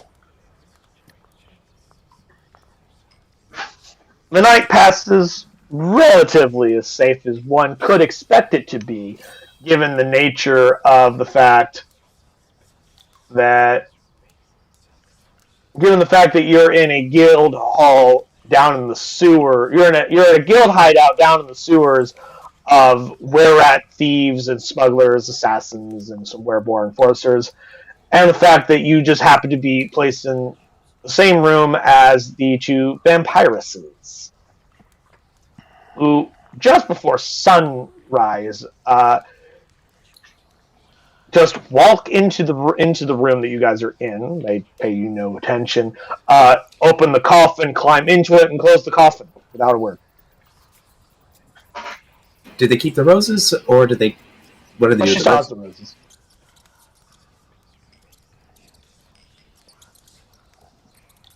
Right. I guess when I wake up, first thing I'm going to do is I'm going to feel my neck to see if I've been bitten or not. I mean, you would probably know if you'd been bitten. It's not subtle. She can't go and then like disappear without you noticing. Dr. Ice doesn't know that, though. Well, fair enough. Yeah, no, you don't find any puncture wounds in your neck. Phew. Then I'll just look to the coffin and just say, have a good rest. And I make more flowers. Hear from inside the coffin. And I make more roses and place them on top. Keep them happy, keep them happy, keep them happy. As a reminder, they were invited to join you on your ship, so they can get you anywhere at any time. That does not mean he's not going to be in kiss-ass mode.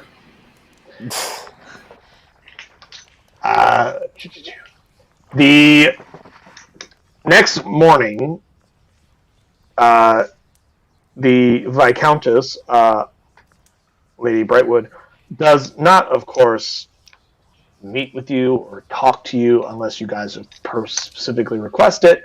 The High Captain, you find him that morning speaking to one of the were rats, and is shown a route, or is escorted if you guys choose to go with him, or you can stay in the city. That's entirely up to you. Through some secret passageways that they know of to get him out of the city without being noticed by anyone in the city. Before we do that, before we go too far, I'm going to use lesser restoration just to cure like the diseases of like those who are sick. I think it was like 2 or 3 people that were sick. It was Jane, Jeff, and then your captain. So I'll be all right. So 3 spell uses. slots. You are cured. Huzzah! Go ahead and mark off 3 second-level spell slots. And everybody, be sure to mark that you've all gained a long rest.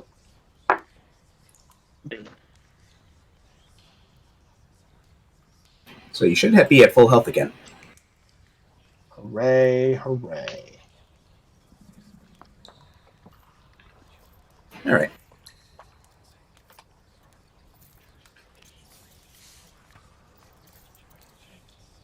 And Kiri, you are, I as am a now reminder, blind. because it is now day, you are no longer able to see in the dark. So I'm going to turn off your night vision. Exactly. Bonk. Bonk. Like, come on, Doc, let's go. There is light inside the lair, just not in the specific room that you're in, because obviously the Duchess and her knight don't really care for light. Yeah. we thought the doctor out the room.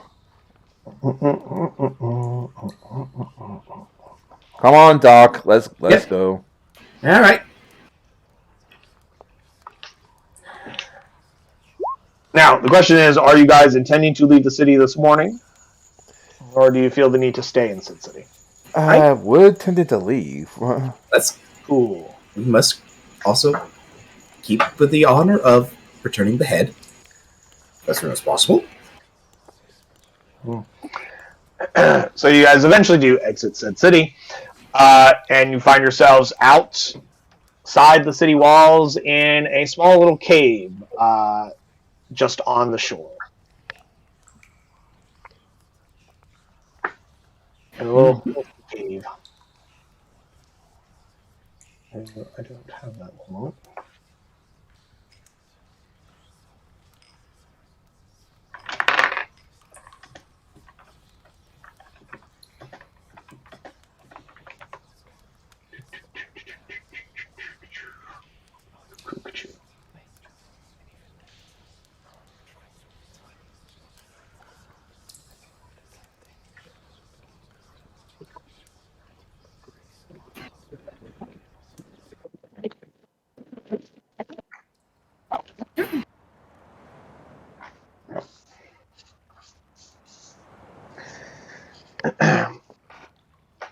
But yeah, you guys are like on the shore in this little like sea cave. I'd say not super far from the city, but far enough to where this is a great little smuggler cave, obviously, which is what they use it for. No, that's High Captain, on the way of traveling, I would say, well, let's first off get a time here. I would say it's probably, at this point, 7 in the morning. That's about right.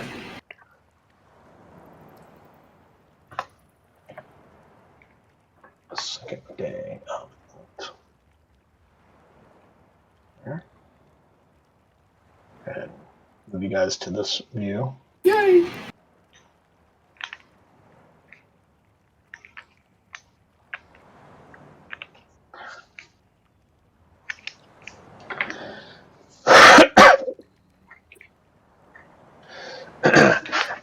The eye captain says to you, goes,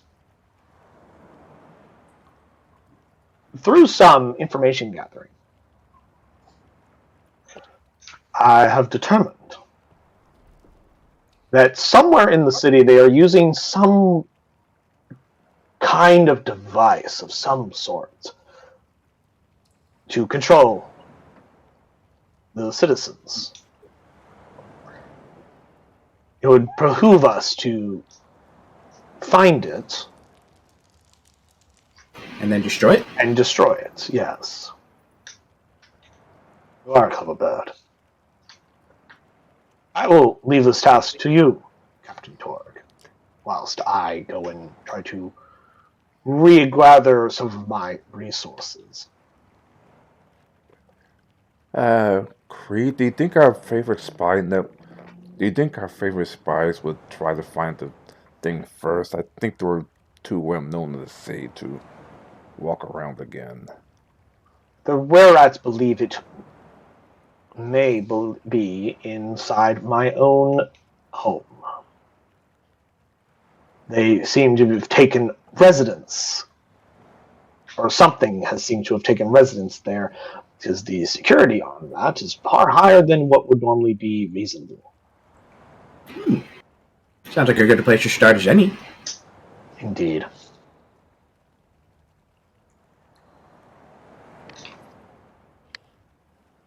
And then you see a small schooner sail up to the shore with some various pirates, some of which you recognize, some you don't. And he boards that ship and he goes, Captain Torg, I leave this in your capable hands. If you do a good enough job, you may find greater jobs from the high captains. Set sail. Then until we meet again. And the schooner off into the distance. All right, let's As you're left standing in the sea cave. All right, let's get figure back out to the what to do next. Stormbreaker ourselves. Oh, forgot. We have to wait for 24 hours to use the. No, it's the next day. All right. You guys took a long rest. It's usable. You don't have to wait a full 24 hours. What is a full 24 hours is that you are still absolutely charmed by the Duchess, Sophia Casimir. Because that lasts for 24 hours. So until later this evening, you are super charmed by her. Like, I just call Void again. We are on XY axis up near a storm key. Near a storm. You give all your coordinates, and she just flies back with, "Aye, Captain, coming to pick you up." Several minutes goes by. Eventually, the Stormbreaker, you see it come into view. Unlike the schooner, it can't get right up onto the shore. The Stormbreaker is far too large. It's not as small or flat-bottomed as the schooner is. But eventually, a rowboat comes up to pick you guys up.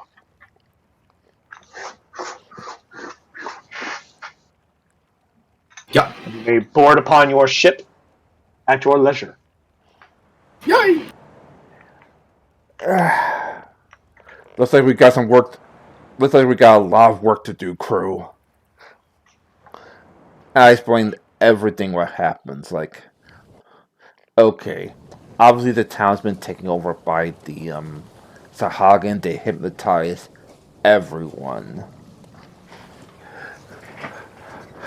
And we have reason to believe that what it is that's causing this mass hypnosis nonsense is actually in one of the High Captain's homes.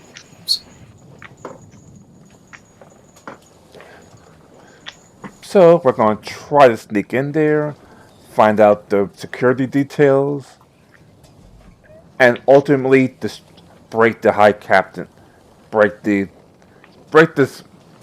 object that's controlling the citizens.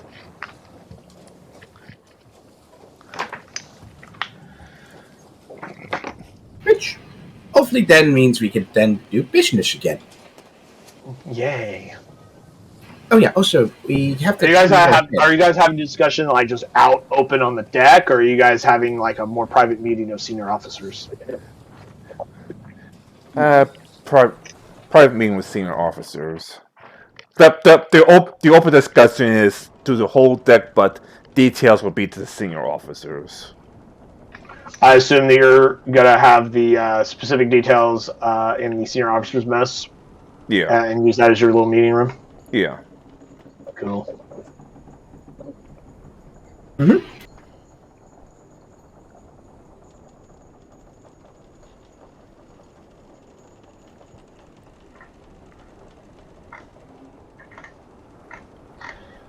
Yeah. I just threw all of you guys in that room. You guys can arrange yourselves in whatever fuck way you want. I'm Roman the Reigns ahead of the table. As you immediately step on Arcanus for and then step on her again. Eventually, you guys gotta pick a spot. But, gentlemen, I'll allow you guys to discuss your plans. All right.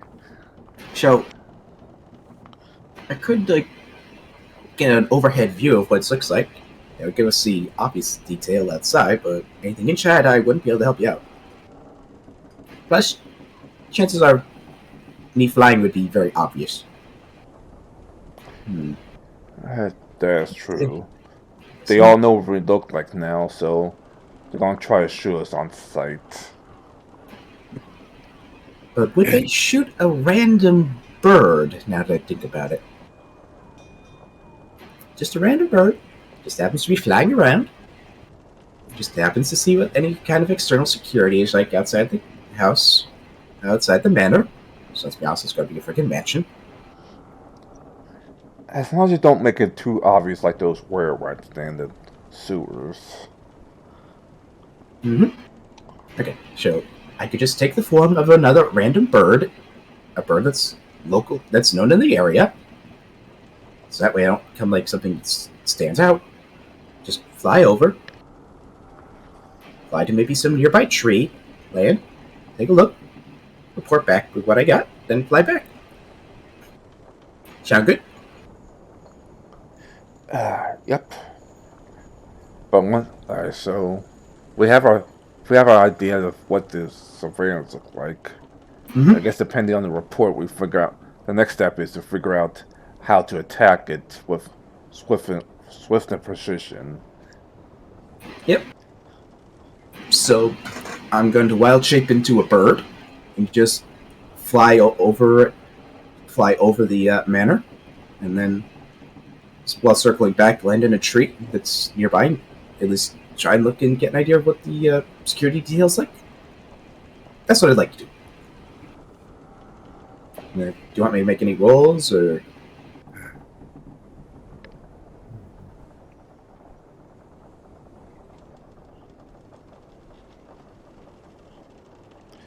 And looks like we're down one Master Creed. So, Kiri, my question is, how long does the duration of your wild shape last? Wild shape lasts for an hour, unless Only an hour? Unless I'm misremembering. Sure, it doesn't last slightly longer than that at your level. Does the duration not increase? Let me check. I thought it was like hours equal to like a level or some shit. It was like Daniel lost connection. He'll be back eventually. I sworn I saw something. I am not seeing a time frame. Huh. No, there's definitely a limit to how long it lasts. I know you get CR levels, I know that. But what about the time?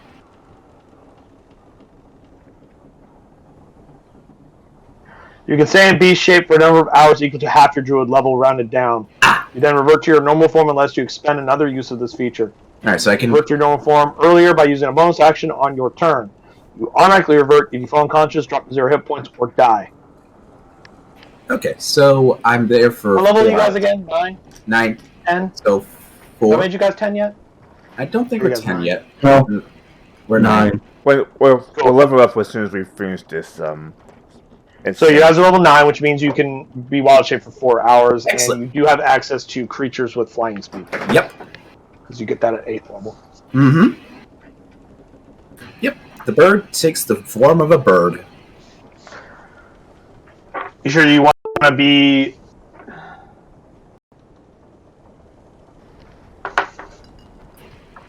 It's always scary when a DM asks, "Are you sure?" No, I was about to say, would you like to fly over the city first, Yes. then wild shape as you come closer? Yes. Since, you only last for 4 hours. So you wish to take a moment to inspect the house? Yes. Fantastic. One moment.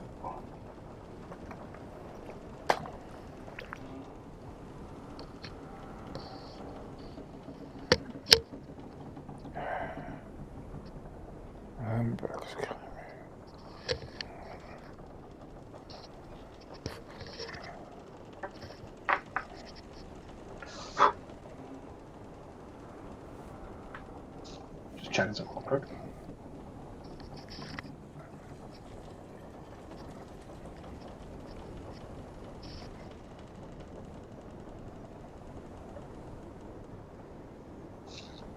All right. Kiri, there you are. Drop you onto this map. Nope, not that map.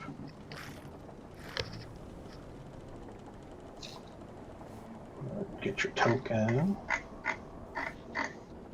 Boop, boop, boop, boop. Play of stuff. PCs. Dr. Ice. There you go. This is the outer area. You should be able to see everything except into the actual building. If you can see into the actual building, let me know. Yeah, the pillars do block some things. I can only just see. There are line of sight blockage, but Yeah. that's just something you'll have to deal with as you move around. Feel free to move as you wish. Nobody is going to immediately just start taking pot shots at a fucking bird for no fucking reason. The the estate or area mansion, there we go, has a small little garden estate kind of a thing with a wrought iron fence surrounding it. You see these two individuals right here standing outside the gate, and then inside the grounds you see other individuals. You may move your token wherever you wish to be outside of the building to get a good view. And I'll let you, if you have any questions, feel free to ask. Just a bird. Just a bird. Well, as he's in a bird form, he's trying to perch on top of. There we go. He's gonna perch on top of tall things.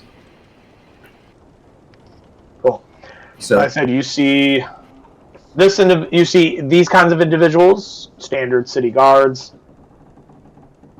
You see some slightly more well-equipped individuals, and then you see one of them is a guard commander, so leader type. You also see some various archers, some basic ones, as well as some not-so-basic ones. So you see 1, 2, 3, 4, 5 different types of guards. You see a guard commander, veteran guards, city guard archers, and then veteran guard archers. So varying different skill levels and capabilities. And Kieran, in case you're wondering, you're the only one who can see this map. So. Yep.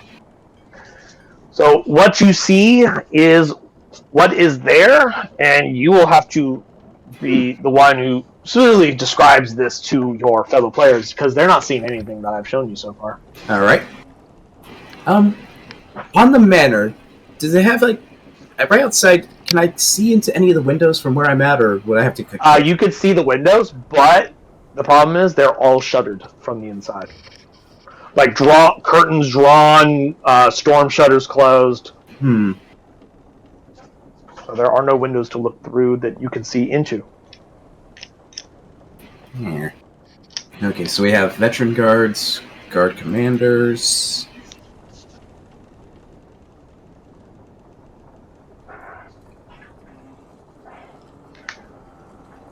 If you wish, you can move anywhere on the map that's not inside the building, obviously.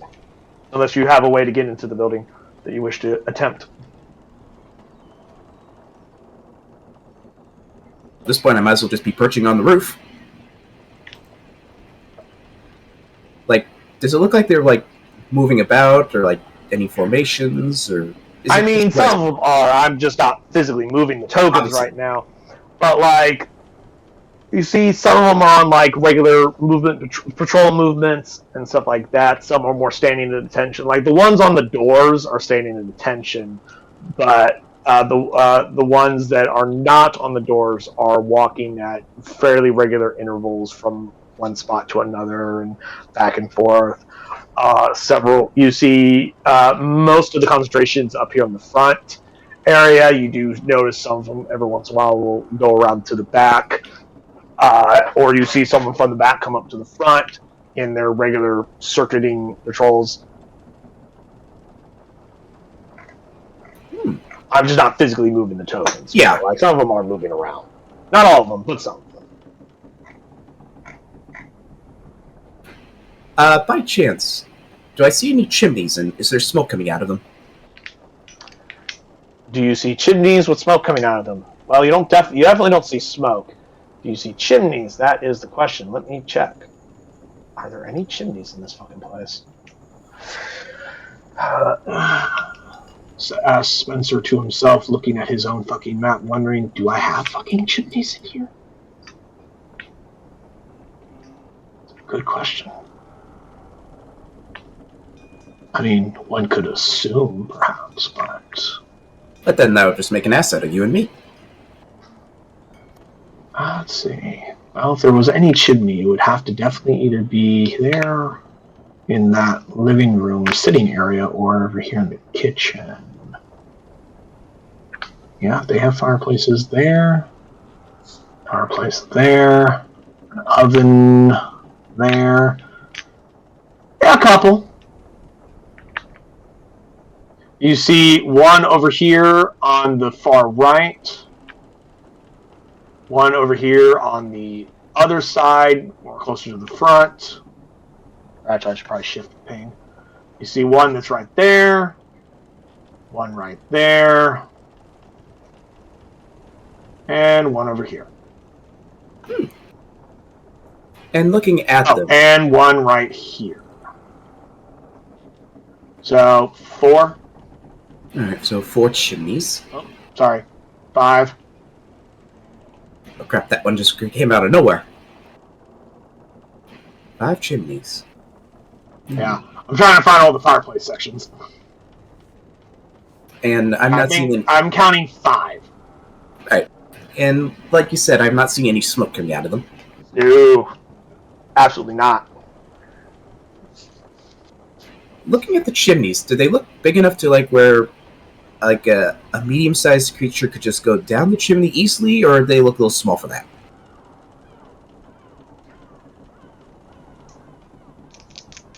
Like, I somehow doubt Captain Tor could fit down the chimney. But They're a little small for medium. Okay, so Captain Tor could probably get stuck in the chimney. Anything that is not minimum small size or smaller, like small category size, ain't getting in those chimneys. Guys, out of curiosity, what kind of bird you turn into? Like, a crow. A simple crow. Let's see, I believe I actually have raven stats.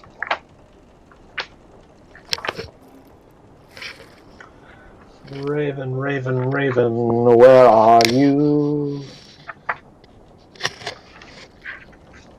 Mr. Raven,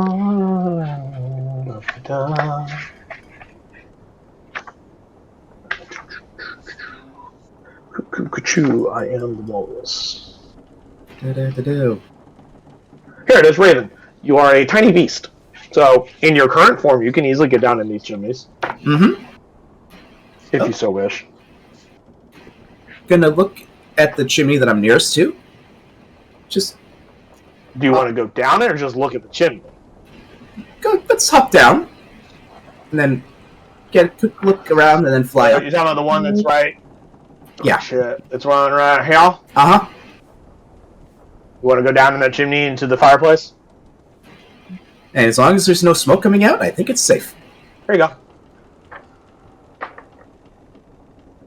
I have no idea what that thing is, and it looks like it would kill me. So I'm gonna fly back out of the chimney, fly up the chimney. Yeah, you see that creature just kind of like, it's essentially just standing there in the middle of the room. Like, it doesn't seem to notice me, or at least it's... It doesn't immediately turn and start attacking you because you're a tiny-ass bird that just flew in down through the fucking fireplace. It doesn't even seem to look at you. I'm going to make a note of that. A strange lobster creature. Then fly out. Rock lobster! Rock lobster! Sorry.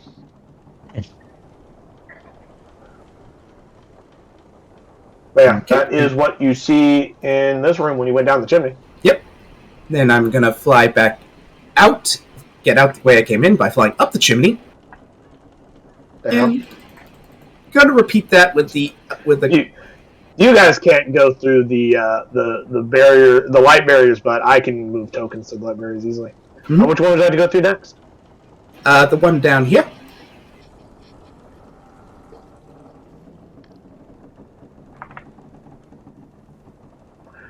Find yourself in this room. Several bookshelves and bookcases. It's a library. Do I hear anything? Like someone maybe turning Perception pages? check.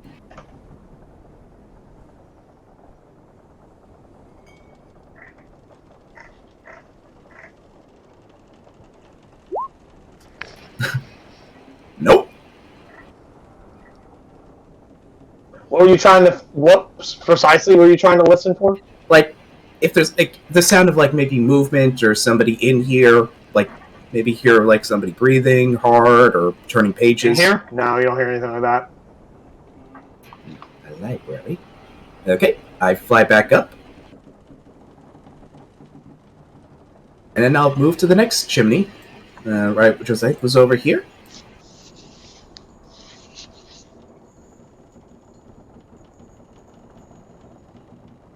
Sorry, I was getting something real quick. One moment. Anyway, sorry, you said you flew back out? Yep. And I'm going to move to the next chimney, which was over here.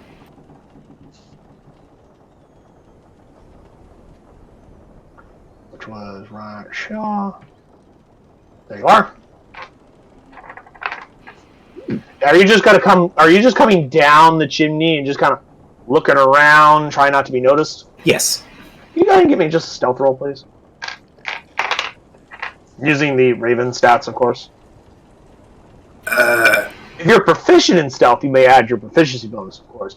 But when I say using the Raven stats, I mean like you have to use the Raven's dexterity for the stealth, which has a 14 dexterity. So you get a minimum of +2 proficiency bonus applies as well if you are proficient in stealth. That actually is better than my regular dexterity, which is a 13. So go ahead and roll me a +2 for your stealth, good sir. Big number, big number, big number, big number. Wow. Awesome. Twice in a row. I would say you might want to use the Inspiration? Exactly.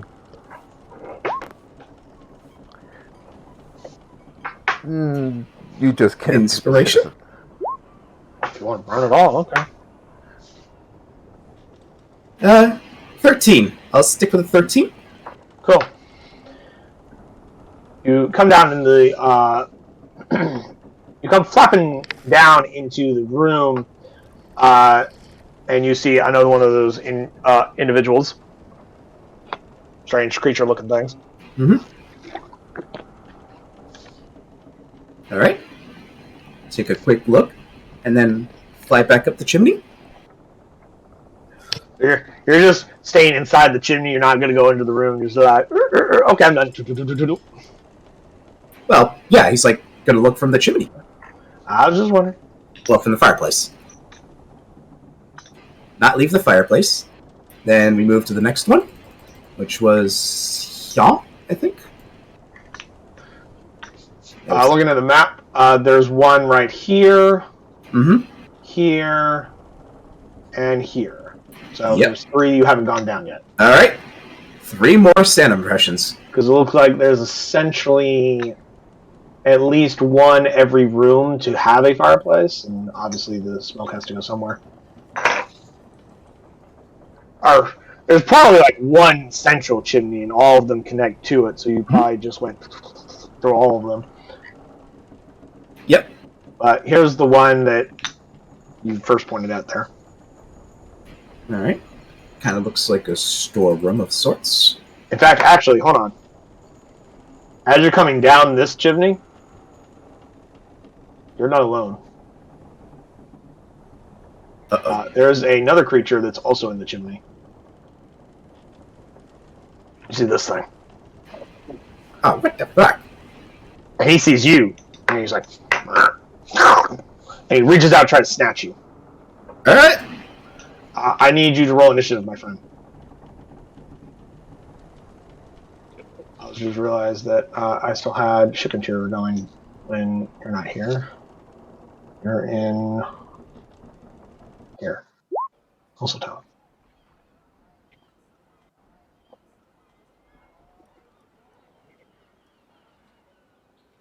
Well, this is gonna suck. Oh, yeah. The chimney monster here goes first. You were waiting for this, weren't you?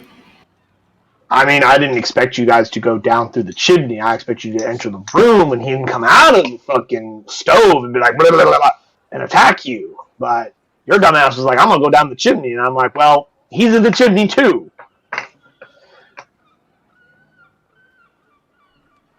The armor class of a Raven is 12. And he got a 24 and a critical hit.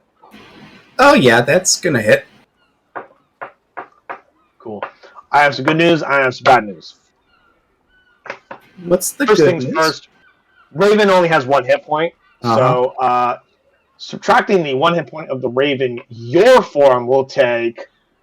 Let's see. Subtracting the 1 from that, 3 bludgeoning and an additional 4 piercing from the first attack. It was originally 8 damage total, but you only take 7 because of the Raven having at least 1 hit point. And the second attack does a bunch of bludgeoning and piercing as well. See, 5, 6, 7, 8. Take an additional 11 points of damage. That was kind of some shitty rolls for a critical hit, but okay. Yeah. So 7 on the first attack, 11 on the second attack, so 18 total. Points of damage. You are no longer in your Raven form. And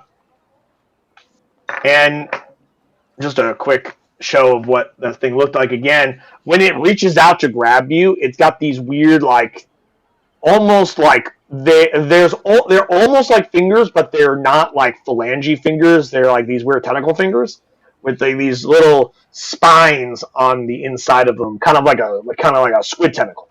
Oof. Not to use the such cups, like the 2 longer tentacles that squids have that have those little spiny barbs on them. Uh-huh. Yeah, and those latch onto you. Are grappled.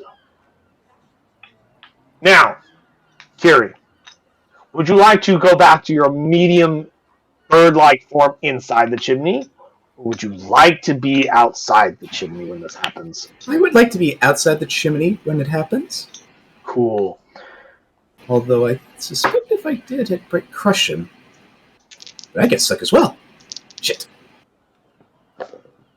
Terrible. You are not inside the chimney when this happens. Because as he grabbed onto you, he was startled and fell out of the chimney, and now the two of you are here, inside this room. But you are currently grappled. Until the grapple ends, the target is restrained, and he can use...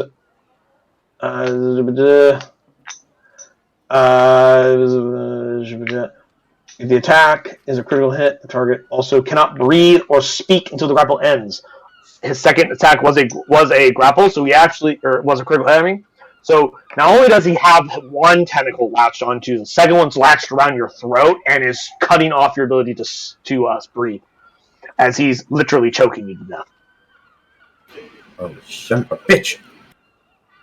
I speak in my mind. 'Tis your turn.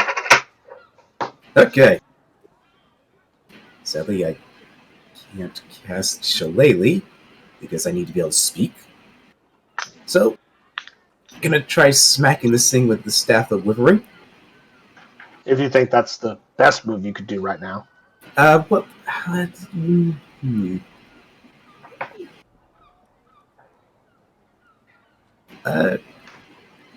don't think a strength check would help me get out of the grapple.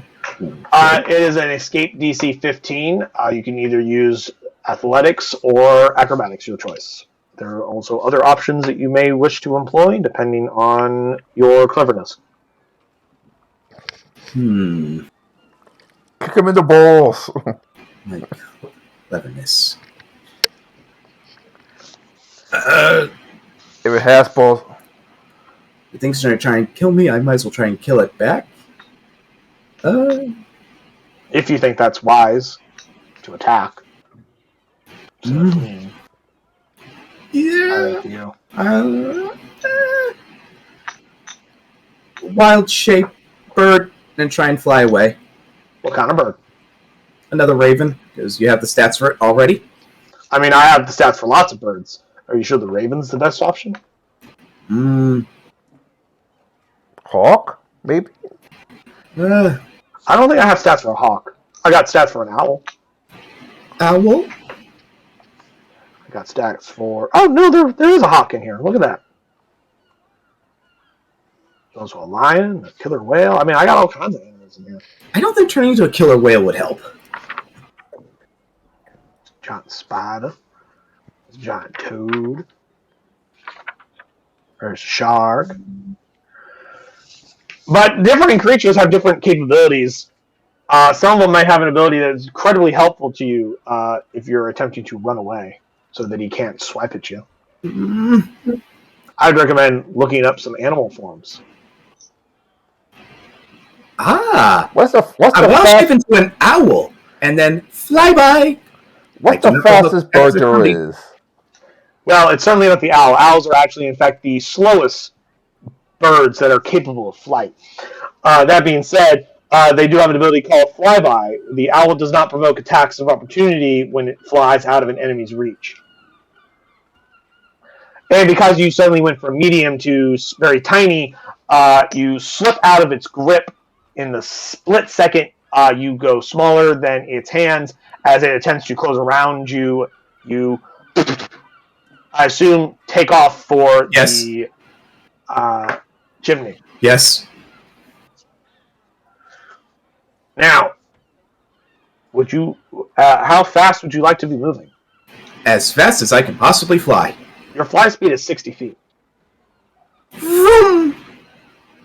Would you like to take a dash action? Yes. Fantastic. So you move 120 feet. My chimney monster here can only climb, using his spider climb, 30 feet. So he cannot catch up to you as you exit the building.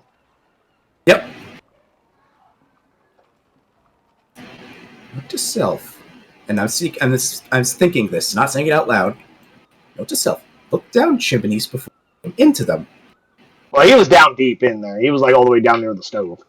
So you wouldn't have seen him until you were already on top of him. He was hiding. Okay. Well, because that particular creature is, in fact, a small creature, I believe. I'll check his size. Yeah, He was a small creature, so he was only slightly bigger than you, unlike the other creatures, which were large, or the people who were medium. All right. So he was up in there, hiding inside that chimney stove.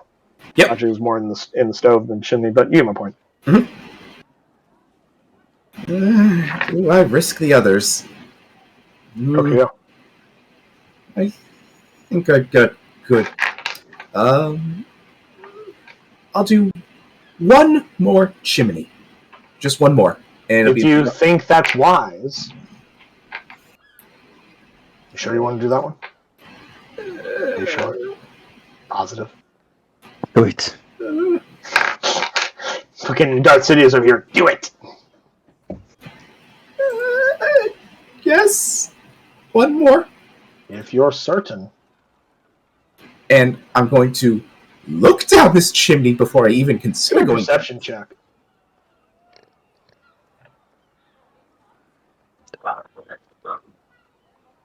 Also, as a reminder, the other one is still in play if you're going back in the chimneys, because remember I'd said that these are probably all like centralized chimneys that all come to like a fulcrum nexus and then come out. That way there's not like a bunch of chimney stacks on top of a building, because that would look fucking hideous.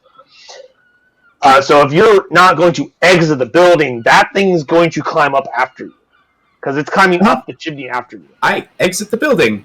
Okay, then.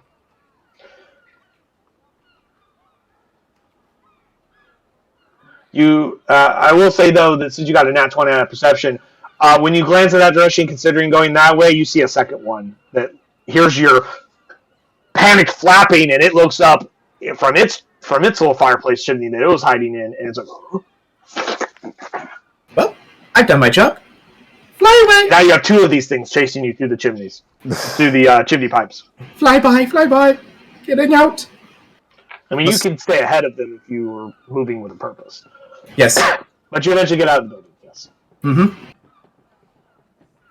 Okay. I think I got some good intel. We got 5 different kinds of guards, some veterans, some regular city type. You may want to do a full circuit around the building. Maybe wise. I will.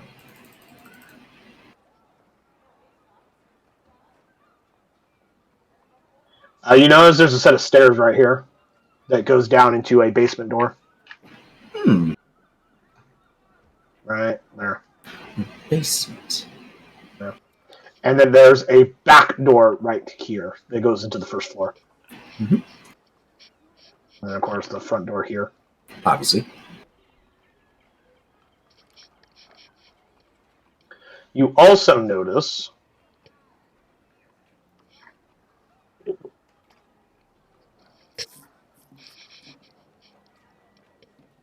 I gotta check something else.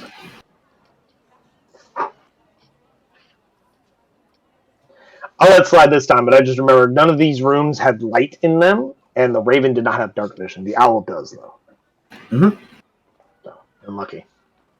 So I just remembered I had set it to daylight mode, which unfortunately also lights up the interior of the building when I don't want it to be lit up, because the interior of the building does not have any light source in it, and it's dark as hell because all the windows are covered. But we'll worry about that another time. Yeah. You also notice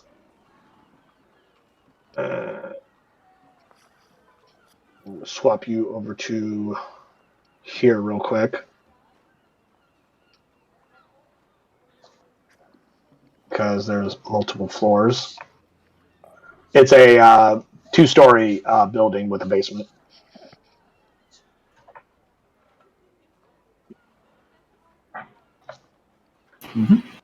I need daylight mode to be turned on. You also notice, like right here, is a balcony. It's a walkout balcony with a door and more windows that lead into some part of the 7th story.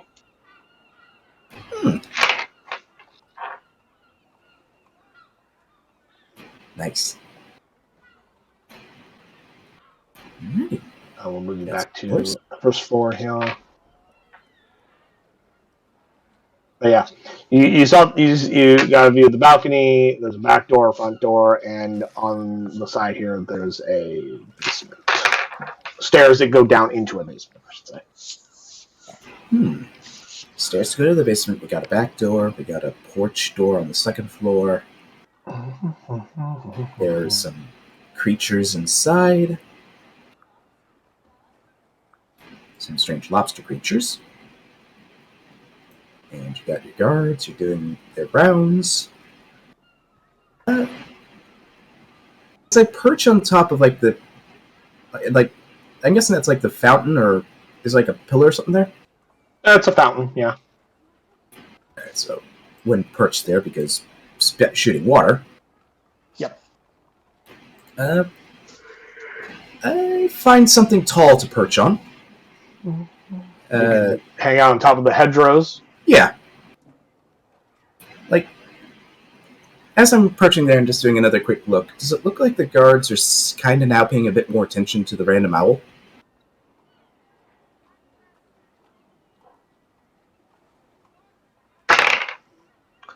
A few of them remark, what's with the fucking owl in the middle of the day? See a couple of the archers start to take notice. They're like, I'm going to start digging in the hedgerow as if I thought I saw something. Then, I guess, like, as an owl would, just look disappointed and then just fly away. just fly away. Look disappointed and fly away. Mm-hmm. Do you have all of the information you wish to have? I think I got some good information. Cool. Meanwhile, while he's doing this for God knows how many hours, let's say you spend a good majority of the morning doing this. Mm-hmm. Let's see. Let's say it's noon now. So you were doing this for several hours. Actually, no. Let's say you did this for about 3 hours. We'll say 3 hours, since that's how long you hold a wild shape. Not counting the time where you had to swap between Raven to Owl, because your dumbass decided, I gotta go down this fucking chimney. So it's 10 o'clock. And around the 3 hour mark, you left, so that you would have an hour head start before it turned off, and then you took flight in your regular form and returned back to the ship. Mm-hmm. We'll say it took you 2 hours total for travel, an hour there, an hour back, at your fly speed, not the bird fly speed. We'll say it's about noon by the time you come back. What has everyone else been doing for the last 5 hours that Kiri's been gone? Or the Dr. Ice has been gone? I've been up the crow's nest and just Looking around. I'm preparing everyone for battle. Like, okay, with Master Creed's stick from the sewers, we need all hands on deck for the coming battle. But I know we could do it. Huzzah. We could do it because we're sick of this hogging. We want to back our city. You want to, like Stormbreaker sisters, you want to perform the bar, right? I mean, we certainly wouldn't mind. Now. like ladies, you want to go for high fashion. Though I'm pretty sure one fashion, Mughals not going to be too happy to see us, but that's another story. I mean, you've only met one fashion. Oh, okay, never mind. And she seemed really enamored with your Arcanist. All right, never mind then. Like, ladies, you want to shop for high fashion. Gentlemen, you want. You're trying to give a rousing speech by talking about high fashion. So it's like, hey, fuck these guys. Let's go kick their ass. Exactly. Here, at some point, like Ezio goes, the will of Inagu has placed me upon this ship to serve this great warlord. This great rebel warrior, I am ready to consume the flesh of our enemies! Huzzah! Wait, I'm supposed to want to give the speech.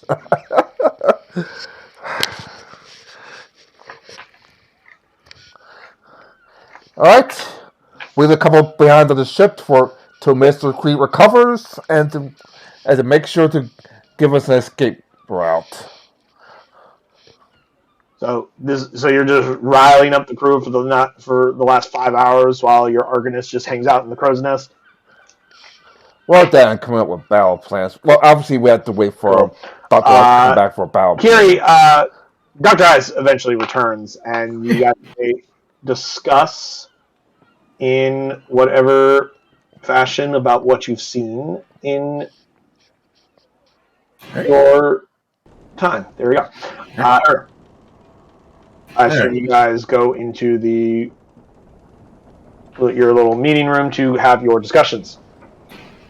Yes. I assume all four PCs are attending this little discussion, so you can all have a chat. All right. So I managed to get a look around the manor, and it looks like there's a couple dozen. It looks like a little over a dozen or so guards, dozen and a half. They seem to be kind of like varied. You had like your standard city guards and city archers, but you had some that actually looked like they were experienced, and one I suspect is a commander. So, at the very least, as far as like ground combat goes, it'd probably not be very good. Would be painful for us. And I did at least get a look inside a few of the rooms. There are these strange lobster creatures in the two of the rooms that I saw. So, at the very least, we might have a bunch of. There may be other guards inside the building. I couldn't tell. There was a library. Didn't really get a chance to fully look at it, but there's a chance something might be in there at least. But I don't know. There are a few other rooms that I didn't get a chance to look into because there are creatures that live in the chimneys. Well, knowledge is power. Also, there was a set of stairs that went down into a basement. Didn't really get a chance to look into much further than that, but it might be a storeroom or something. Something in there, maybe. I don't know. It's 2 stories. Very big manor, as you'd expect. And dozen and a half or so guards on the outside. Yeah, that seems way too easy for a high value one. Yeah. For something high veiled to be inside. That probably means there are bigger, more nastier guards the closer we get to the artifact. Oh, without a doubt. Boy. Which then has me wonder, where exactly should we start? Like, I can get in from the top. That's not an issue. Just, how about you guys? Yeah, I'm pretty sure smoke doesn't involve werewolves. Not exactly gonna have one of the vampires bite me, so that's out of the question. Oh wait, forgot I'm still hypnotized. I can't say that. I hope they bite me gently. Yeah. First of all, I want to get as close as possible without alerting the citizenry. Mm-hmm.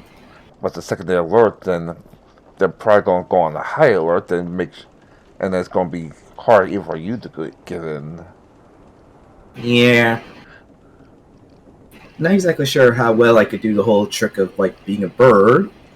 Not sure how well that'll work. That, and kind of had to use my ability. And considering you got caught the last time you went down a chimney as a bird.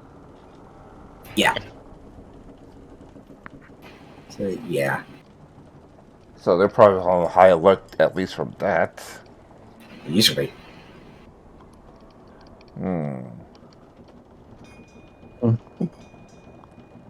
Wish we could turn away to the basement, but that would be impossible. Why would that be impossible? Couldn't we use the guild down there to maybe find out if there's a way to the basement? I'm gonna just throw this out right now. There is no secret passage that goes into that basement from the sewers.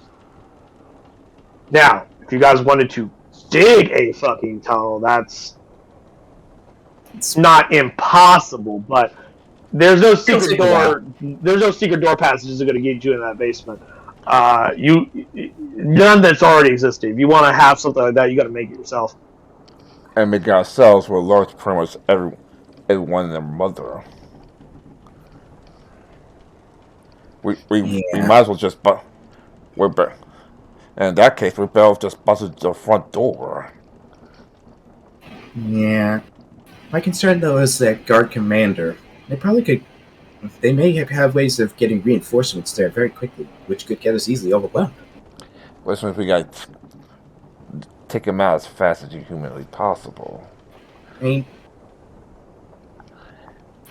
one other option is I could take a quick nap and I could then try again this evening and see if there's a difference in terms of the amount of guards present. That's actually a good idea. If we could go do this in the middle of the night, that'd be even better because most of the citizens would be asleep, and even the hypnotized citizens have to get some rest. Mm-hmm. Yeah. And that is an option. So get us some sleep, and then I could go and take a look at night, and then compare what it looks like compared from day and night. As I'm taking a piece of paper and start writing down the notes, and I assume you're describing the building to me, right, Kiri? What? I assume we're describing the building to all of us, right? Probably. I mean, yeah. Oh, then Carrie, describe the building to them. Yeah. I described it. It was like you have the front door, you have a back door, you got a set of stairs that goes down towards a basement. There's a balcony on an open air balcony on the second floor. You have like 12.5 or so guards, mix of archers and guys with sharp sticks and swords. There are creatures inside the building, but strange rock lobster creatures inside the building. Pretty sure that kind of describes at least describes the stuff that we encountered. In my notes, they are guard commanders, veteran guards, city archers, city guard, veteran archers. Inside is a lobster creature. The chimneys have monsters as well. Described like the rooms that I saw. There was like a library was one of them. One looked like another study. Had a lobster creature. Another room had another lobster creature in it. And there was a storeroom, which I had to fight to get out, which I had to escape from. Not sure how else I can describe the building. But yeah, that's what I saw during the day. I'm going to assume that the lobster creatures are probably going to be there at nights. I don't think I want to go back into the chimneys. So yeah, that's kind of what it looks like. Like I said, I could get some sleep and try again looking at night, see if there's any reduction in guards. Yeah, that'll be a good idea. Probably not going to the gym this time because I think they know to expect you. Try to fly as close as possible, and then try route shift to something else. Obviously not a rat because they're definitely going to expect rats. Mm-hmm. Alrighty then. In that case, I'll get to my room, get some sleep. Wake me when it's dark. We could try doing this. Well, it depends if if it's near the shore, then yeah, that'll probably be the best option. Just use our cannons to make a mess. I would prefer not destroying this guy's manor if possible. Oh right, it's a freaking high captain. Hi, Captain. Manor. Yes. And we already have restitutions paid already. I don't think we can afford 2 restitution payments. No. We can barely afford this one.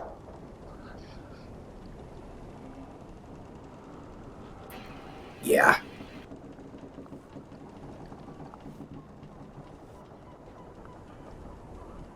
Let me set up so I can read. Mm-hmm. Yeah. Like I said, Captain, I'll get some sleep, and I'll check and see what the guard situation looks like in the evening. At night. Good night, Captain. And Dr. Ice goes to his room and gets some sleep. You'll take a quick short rest nap to go Yes. in and who's it? Mm-hmm. And, most importantly, I'm going to use 2 hit die to regain some health.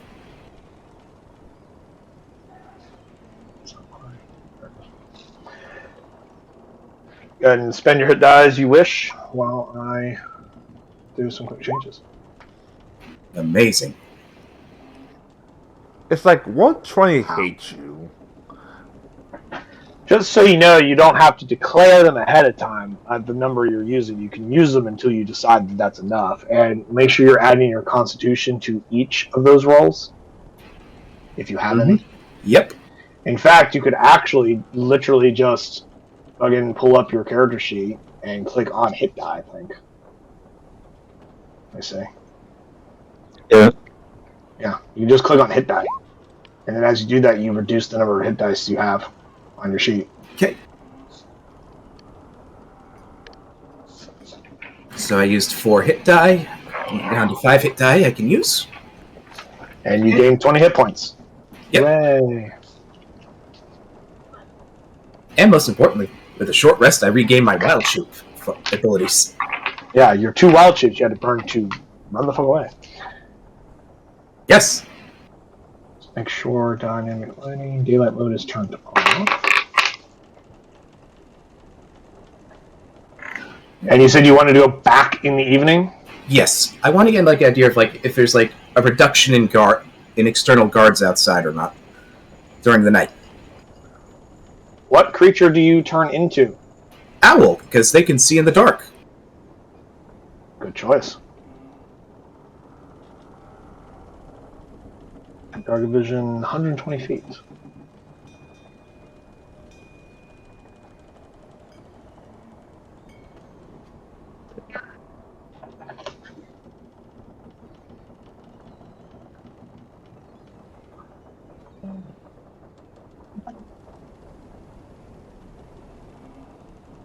There you go. It's down nighttime. No reduction in guards. Pretty much the same amount. Oh yeah. Round the clock protection on this building.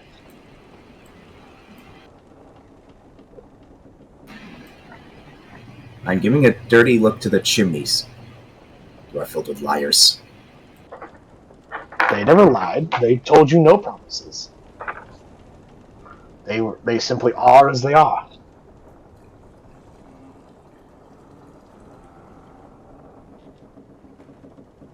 Still give him the stink eye, though. As best as an owl can give.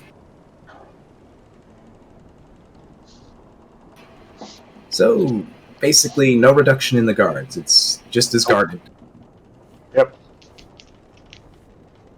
Round the clock. Wait, where'd my token go? I don't know, where did your token go?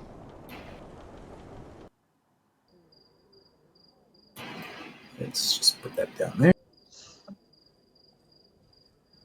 Alright. So after a couple of circle rounds, I'll just head back to the ship. Saddened that there's still just as many guards as there was before. Alright, well in that case, With the technical place at night when the citizen was asleep. Yeah, night would probably still be the best because, citizenry has to sleep sometime. So, get the head back.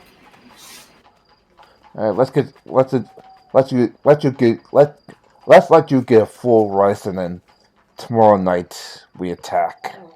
All right. And did we give the head back?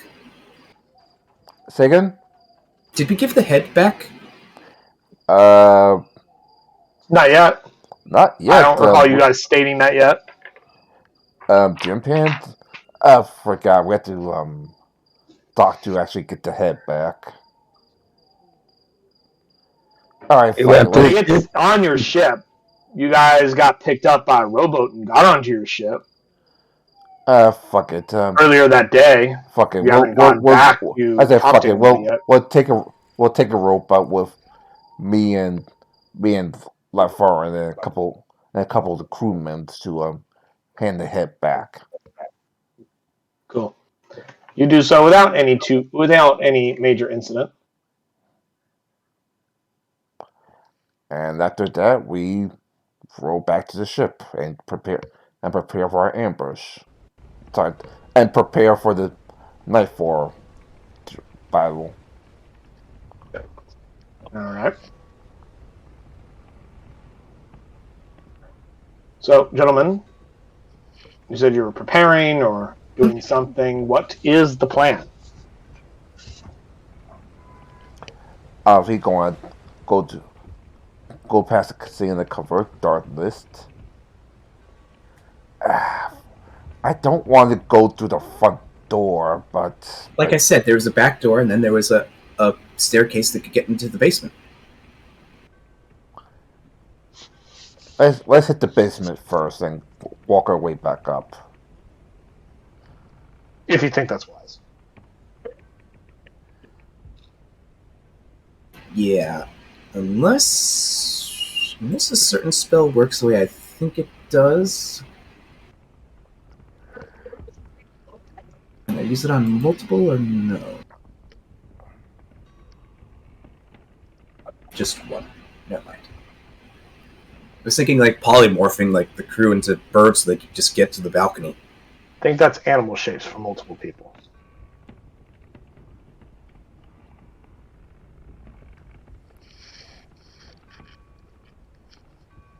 Which amazingly, Druids does not have. I'm pretty sure they do. I've seen druids cast it before.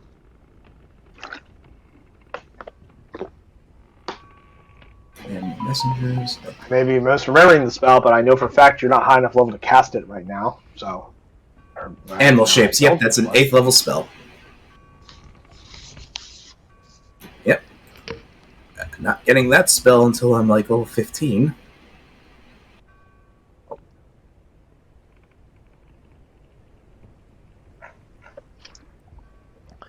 We go to the front or back door and attack the guards if we know are there, or try to go to the basement and be completely surprised. Well, Chances are the artifact is on the basement, but even low levels could get have a good time if everyone's too weak to fight.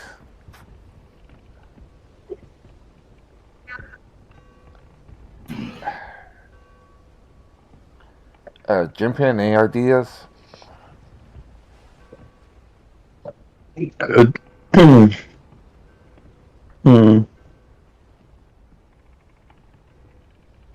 I can summon a dragon to help us. I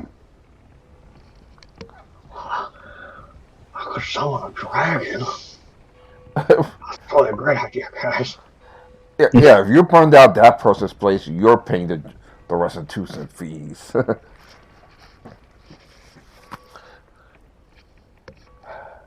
Wait, a dragon? If you have a dragon, then we just pop on top of the freaking balcony and go from there. Yeah. They can only carry a limited amount of people. Are you asking me to turn into a goddamn giant eagle and fly you guys over, like as if I was trying to fly you into Mordor?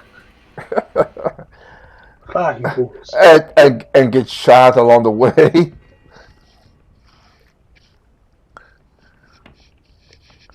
Yeah, that would be a bad idea. Yeah, they will suspect it in an instant. A very bad idea.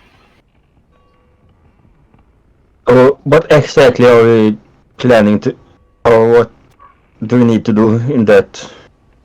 There. We need to get in and destroy the artifact that can destroy the citizens.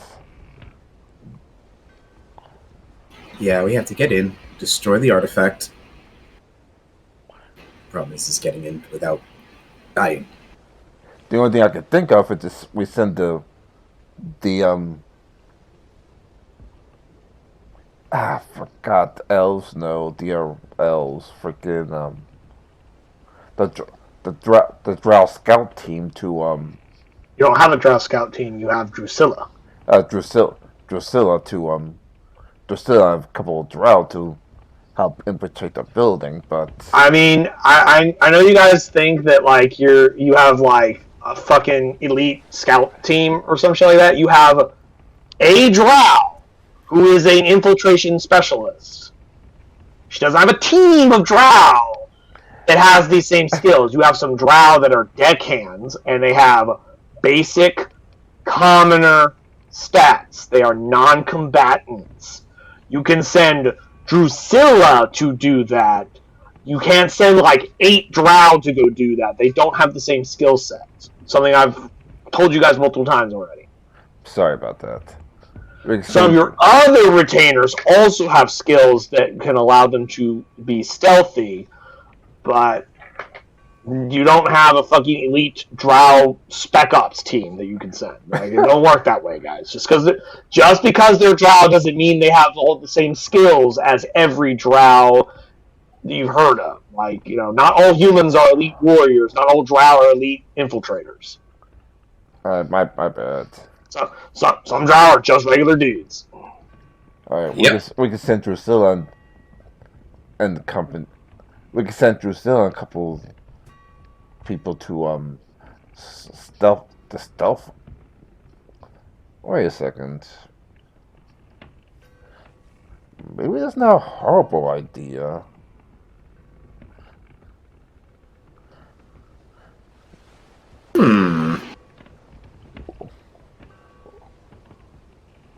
We can send these 3 to try to infiltrate the building and destroy the artifact, and if shit goes belly up, then the rest of us just go and just have a full out battle royale. At the same time, the number of guards, the fact you have commanders, you've got some veterans, it looks Yeah, exactly. they could probably kick our ass. That's the problem. We need to do this stealthily, or at least and quickly. As a reminder, you guys have over 13 retainers. If you want, you can just go in with force. Yep. You're pirates, not ninjas, gentlemen.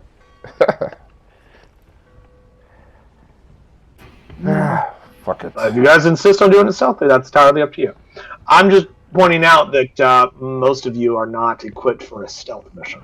I was saying, fuck it. Go loud. Go loud, but go fast. Fast sounds Okay. SWAT team way.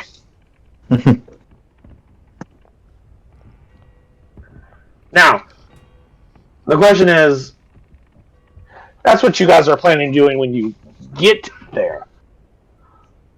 How do you plan on getting there before the whole city notices you?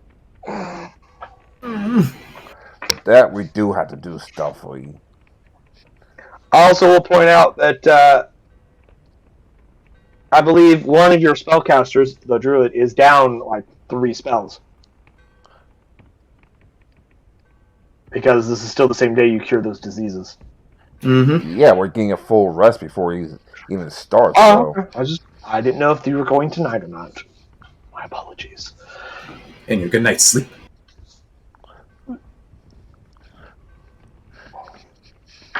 So, Kiri, what kind of spells do you think would be really useful to help do all of these various different things you wish to do? I definitely want to keep Pass Without Trace on, because we're going to need that. Definitely going to have Dark Vision, because I can't see in the dark. You and several other people. Yeah. Let's see. Ooh. like, warn. Insect plague. Also, ward the senior officers like. Also, worrying. I am trying to go to word board from the beginning. So, if I succeed, stay away from me.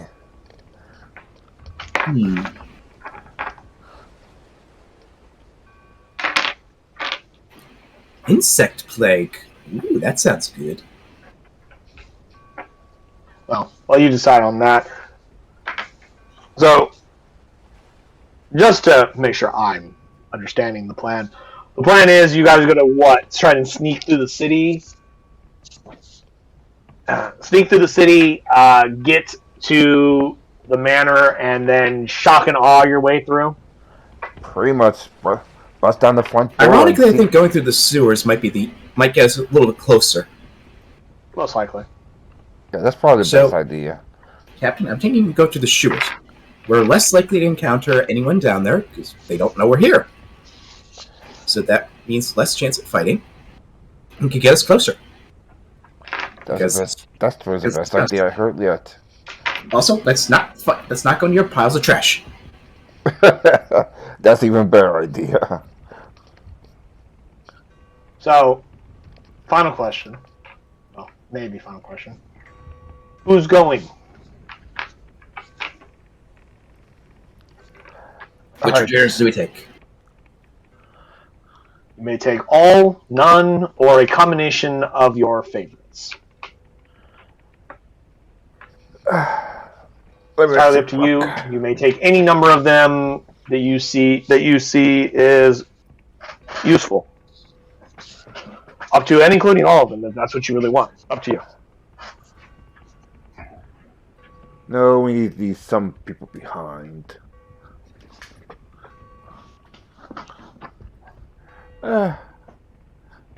Yeah, which ones do we leave behind? Dr. Libris, of course. I will point out, the less people you take with you, the less full frontal assault force you'll have. So, the more people you have, the more you can overwhelm them with your numbers. I know, but like I said, the question is like, do you want this to be like a raid, or do you want this to be an infiltration? If it's an infiltration, you're going to want few people. Screw it, if it's a raid, you're going to want a huge people. So really hit them hard. Screw it, full on raid. Dr. Libris and who's one other person we can leave behind?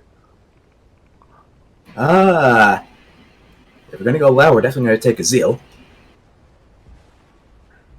Do we want? I mean, you don't have to leave a retainer behind. You have other crewmen that are on the ship.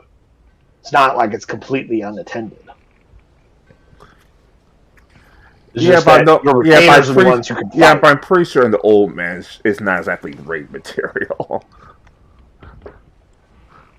Plus, we get people. He can fuck your ass up. That he can. As well as patch your dumb ass up when you get shot 50 times.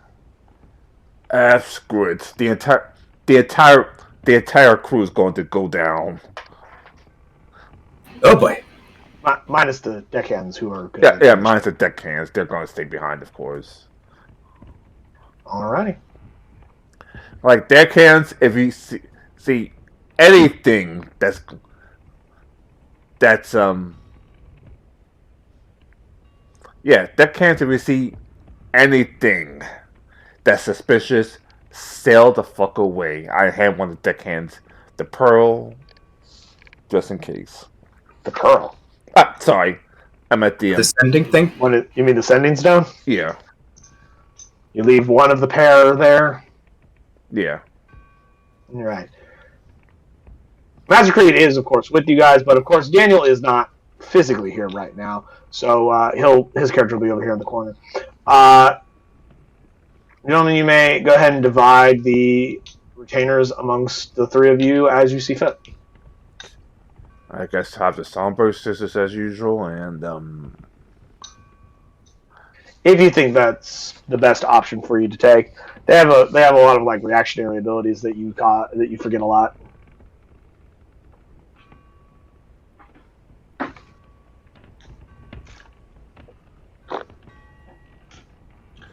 It looks like Jimpan took Stone and your bosun.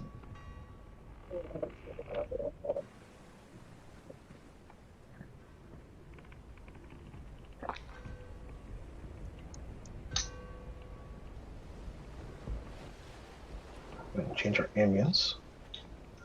I'm assuming you guys took a long rest. Yes. Came back the next night. yeah, Mhm. of course. And that means... Let me change the ambience first. Evening in the city.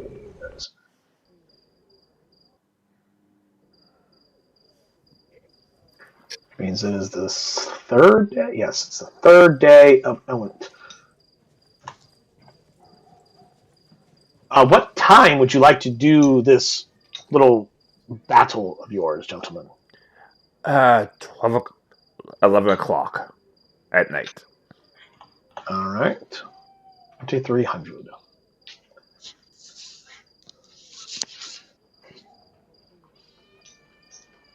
Right. Time's been changed and date's been set.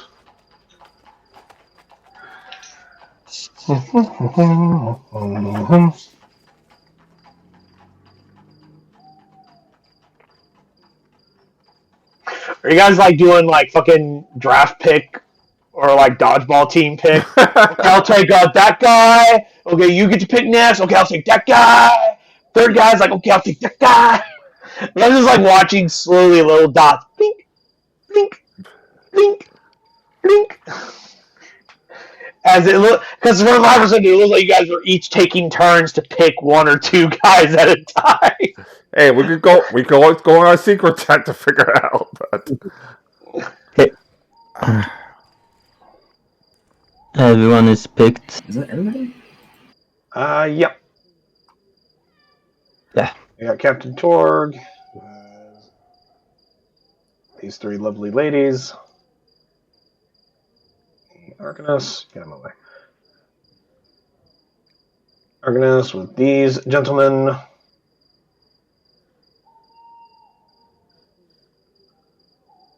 And then Ice with these people.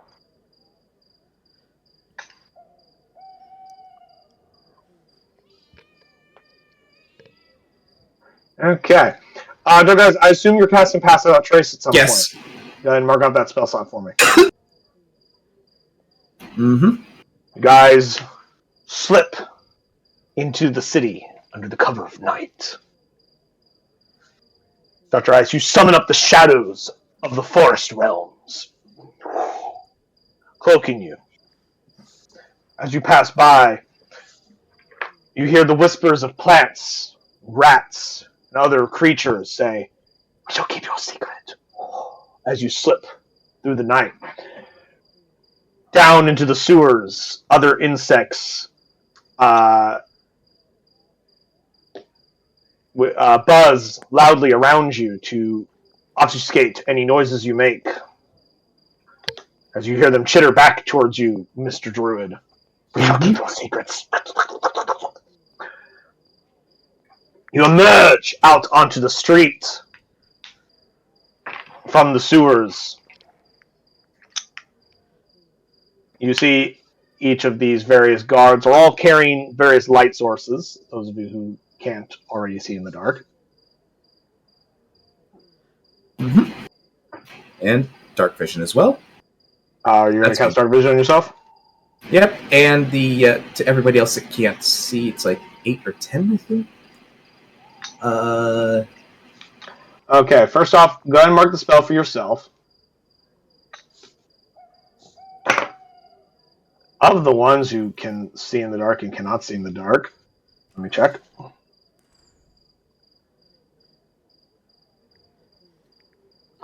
See, the Draxi can see. Ryota the cannot. The Dragonborn can't. Iziel does have dark vision. So, Goliaths do not. So, Nordixus Creve, Stone, Bosun Ryota, and that's everybody. So in addition to you, there will be 1, 2, 3 more if you want to burn those spell slots. Earn the spell. You don't have to. They can fucking bring light sources and see in the dark when necessary. It's not like it's pitch black. Like they can vaguely see enough to get around. Like there's city street lights and shit like that, and these guys are holding torches. So it's not like they're completely and utterly blind. It's just harder to see because it's dark. In other words, it's not pitch black darkness, but it's dim light, which means any perception checks those individuals make are at disadvantage. Whereas for the rest of you who have dark vision, dim light is bright light to you guys, so you guys are seeing perfectly well. But if you want to burn 3 more second level spell slots, which is what I believe dark vision is, that's entirely up to you. I believe you burnt 1 for pass out trace, and you burned 1 for dark vision on yourself. Yeah, let's save the spell slots. You do dark vision at 60 feet, correct? Yes. Well, congratulations, you have dark vision at 60 feet. Now, does Master Creed have the ability to cast dark vision? No, I don't think he has that spell. He can see in the dark just fine. He has better dark vision than all of you. Even Drusilla. Because he can see out to 120 feet and can see through magical darkness. Which, of the people in your group, he is one of 3 people, including Drusilla and Sariel, who have 120-foot dark vision because they have superior dark vision. And Master Creed has double sight. Because he's a demon! I'm just kidding. He's not a demon. Technically, he's a devil. Which he's not technically that either. He just has infernal blood. Because he's a tiefling. Anyway, jokes aside. How would you guys like to approach and or handle the circumstances? The gray line that I didn't emphasize too strongly for you, Kiri, that is part of the fence, because obviously the original image only had so much of the fence on there. I had to add the rest of it for the left, right, and rear. That is the wrought iron topped stone wall fence thingamafugget. Well, we don't have to go in. Well, I was just telling you where that was a wall before anything else continued. Where, gentlemen, how do you plan to do this? Do you guys want to surround the property and rush it from multiple directions? You want to just bust through the front gate? That's up to you. I have stone shape, so I can make a door anywhere in the fence in the wall we need. Certainly could. So we could maybe. Although it's not just. Well,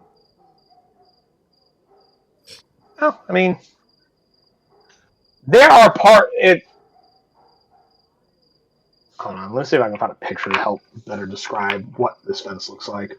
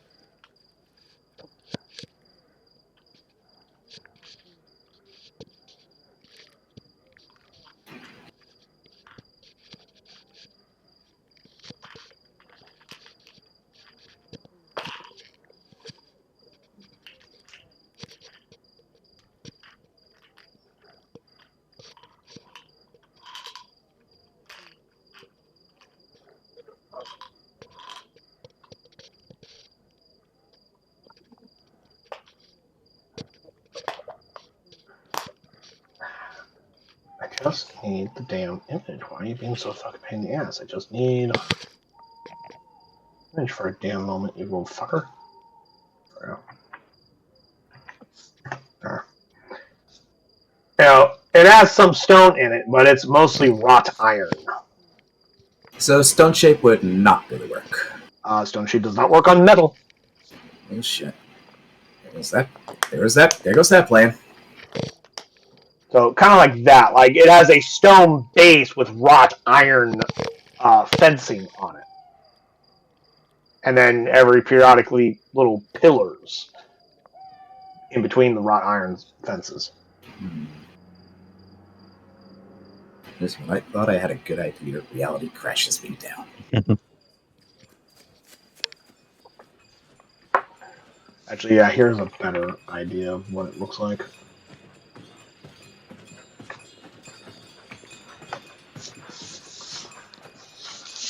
See, it kind of looks like that, is what the fencing wall property around it looks like. So it has it's part stone and wrought iron. Like it's not solid stone all the way around. It's not solid wrought iron all the way around.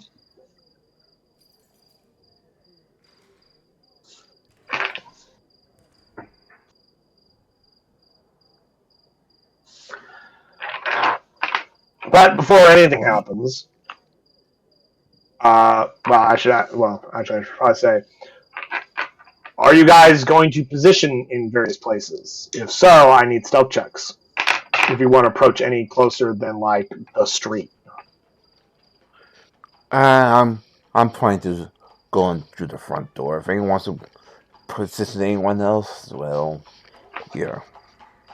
Anyone who does do a stealth check because of pass out trace does so with a plus 10 bonus on top of what their usual bonus is. Mm-hmm. So if I can get stealth checks from everybody, please. I do mean everyone.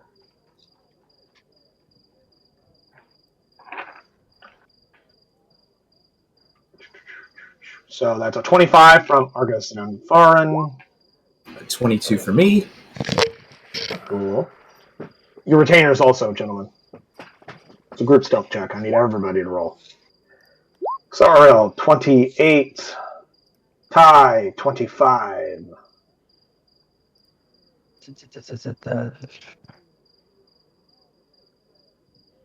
Nezzer 20.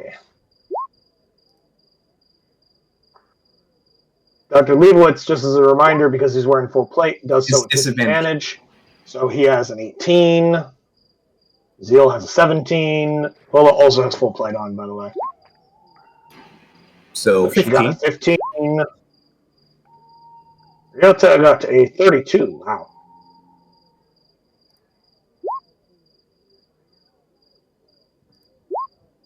31, 31, 19, 29.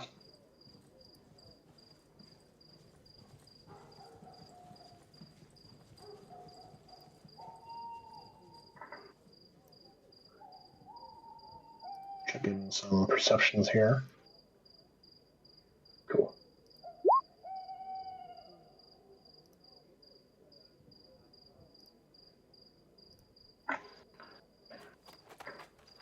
Alrighty. Did anyone get lower than a 15?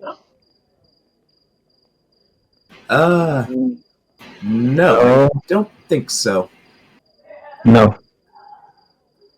Yeah, which means nobody got lower than a 12, which is the other passives, or a 10. Cool.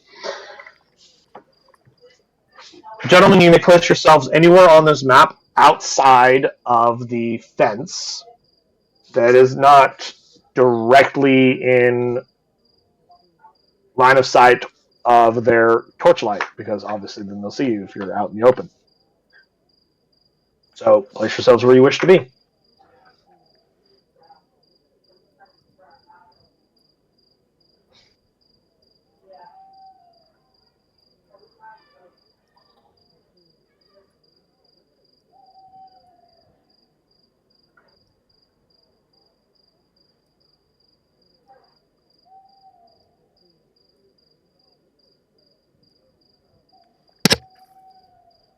was just conjugating over here.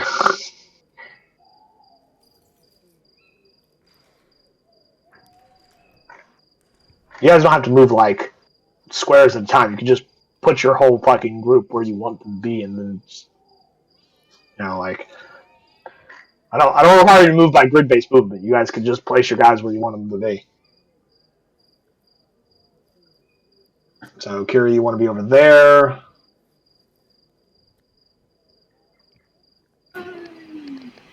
Yeah. Okay. Then, once you decide what part of the map you want to be on, then you can do the more specific movements of, like, exactly where you want each of your individual people to be standing and how you want them to be standing there.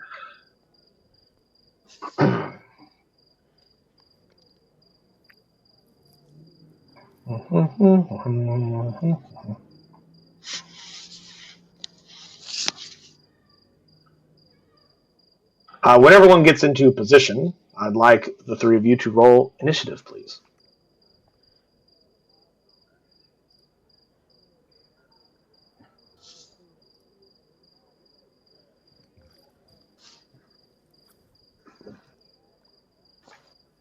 You don't need to roll initiative for the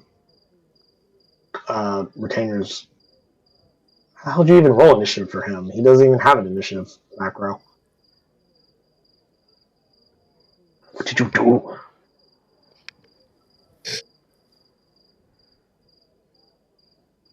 Still. Oh, I see what you did. You had a different person selected when you did that. That's why. Pick the first one. Yeah, I'm fixing because you put a comma instead of a period. There we go. Okay. I fixed it. Okay. Yeah, when you click onto roll initiative, it will roll with your initiative bonus, but it will add the token you have selected into the initiative tracker.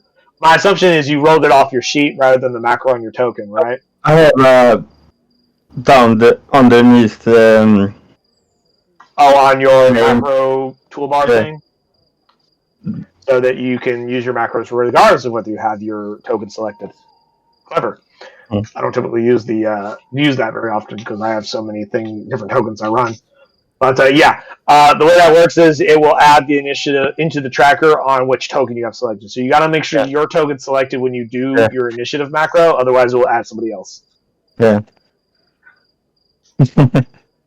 But, gentlemen, you have the surprise round. All enemies are considered surprised. Therefore, they will not get an action on this first round of combat. You may take it away. What would you like to do? Starting with Ty. Right. I just put bring like 3, 2, 1. I activate my rage and run up and try to cleave the safeguard in half. Didn't you say you wanted to try and transform out the gate first? Actually, good idea. Activate my rage and try to transform. Cool.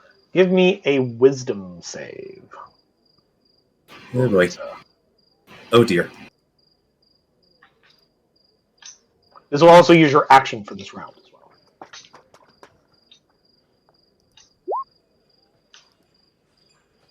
The beast comes to your summons. You transform. You going hybrid or animal? Hybrid. Hybrid. In all its glory. Pigman! The squeal of terror in the night!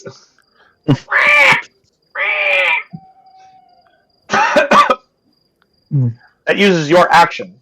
And then I heard you wanted to rage. Yeah. Would you like to be within 10 feet of one of the guards before you rage? So you can zap them. Yep. Okay, you can go ahead and do that while I put your aura on. As your body glows in the darkness as you enter into the torchlight of these poor, unsuspecting, enthralled gods, and then you zap them with lightning. Cow. Ouch. Jeez, only 13 one. on his saving throw.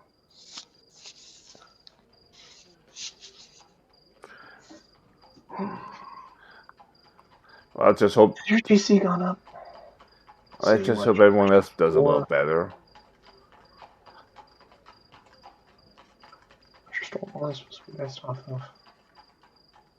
Storm. Was it?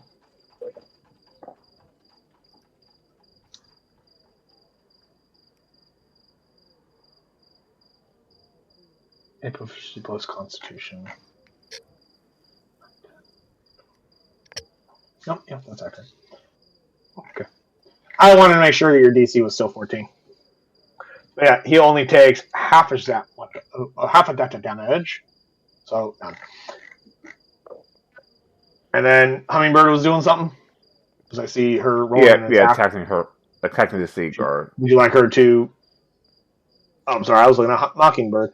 Hummingbird's over here. Ha. All right. 16 is enough to hit him, and he takes his 5 slashing damage.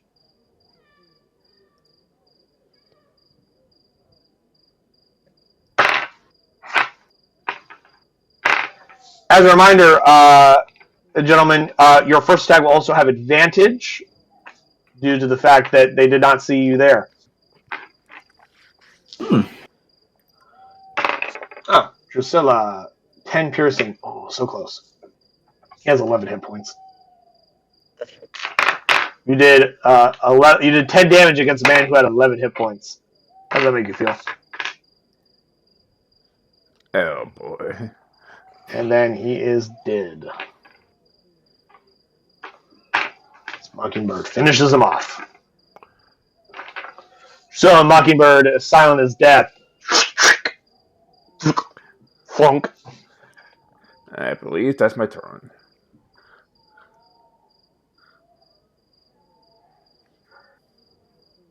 This guard immediately sees some shit's up, and they're still surprised, but it's kind of hard to not notice the fact that one guy that he was looking in the exact direction of just immediately got dropped, killed, and then a fucking pigman shot lightning out of his body. That's not something you can hide. Dr. Ice. Okay. Do I have line of sight with the guard I command? don't know, do you? Well, can I see him over the hedgerows? No. Or these block my sight? Okay. They block your sight. That's why I designed them that way. Alright then. If that's the case. These ain't like fucking American hedgerows. These are European hedgerows. These things are like fucking 10, 12 feet fucking tall. Yep. Don't be like American soldiers in World War II when they went to fucking France and was like, oh, there's just some hedgerows. We could just roll over those. And they didn't realize these things were like 4 feet thick and 15 feet tall. And they thought, oh, these are like American-sized hedgerows. They're only like 3 feet off the ground, right? It's like, no, these are European hedgerows. These are like the fucking hedgerows we use for like fucking hedge bases and shit, my guy. Nice. Okay. So yes, they block line of sight. Well, looking at the going to move up. 1, 2, 3, 4, 5. Move up to there. These archers, are they looking towards the sound of battle is happening, or are they kind of looking around? They're looking in a lot of different places, but they're definitely looking over to where a fucking giant pigman just shot lightning at somebody. I mean, facing is irrelevant. What's your real question, Kiri? Are the arrows pointing at us? They're pointing towards there. I don't understand your question. Like they're gonna point their weapons where they think a threat is. Yep.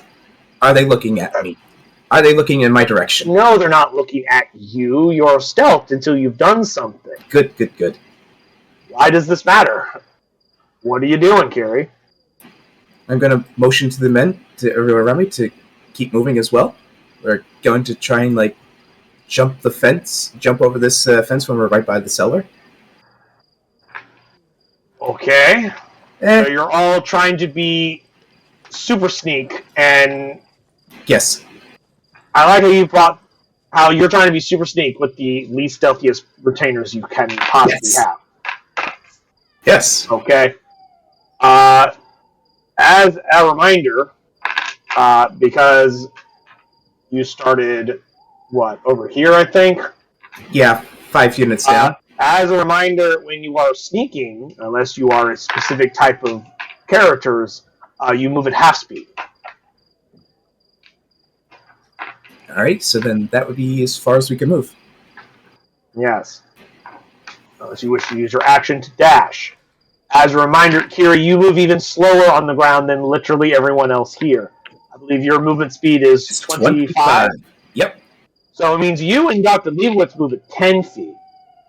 Everyone else in your little party over there moves at 15 feet. So that everyone's 5 feet farther ahead of you. They're moving at half speed. Mm-hmm. Here they go. They are 5 feet further. And we are 5 feet back. So let's actually do this.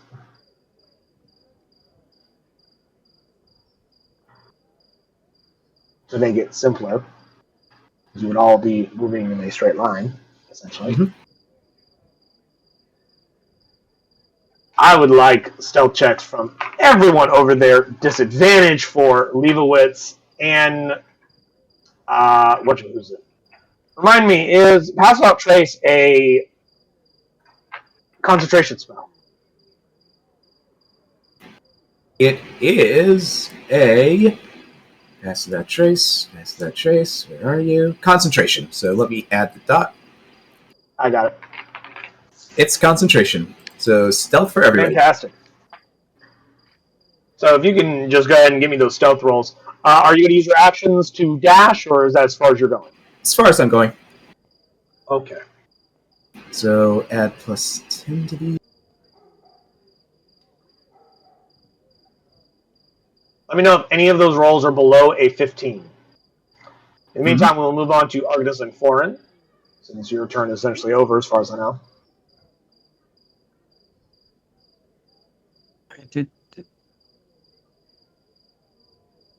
What would you like to do, Jim Pan? I want to move. Do you have the measurement tool selected? Okay. I just heard, I can't move. I move here. Okie dokies. Here. On Over Discord. there. That guard? Yeah? At Are least you last. going to do mean things to him? Oh, no! 5. Cool. He has 1 hit point left as you blast him with Eldritch Blast. I believe you have a second shot. Discord. At the other guy? Alright. Alice Blast. Eldritch Blast.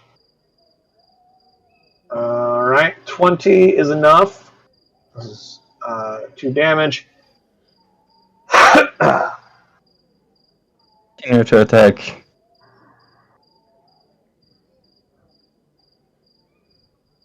Bleh. Realty just comes out of the shadows, just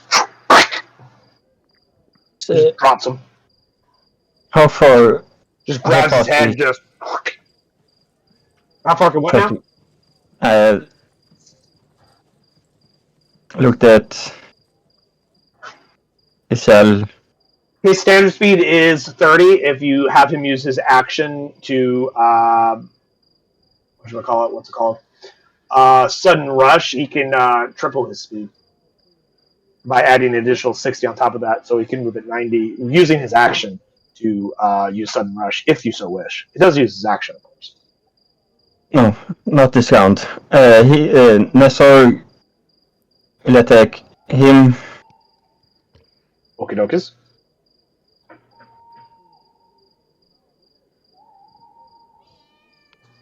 Five. Damage. Okie dokies.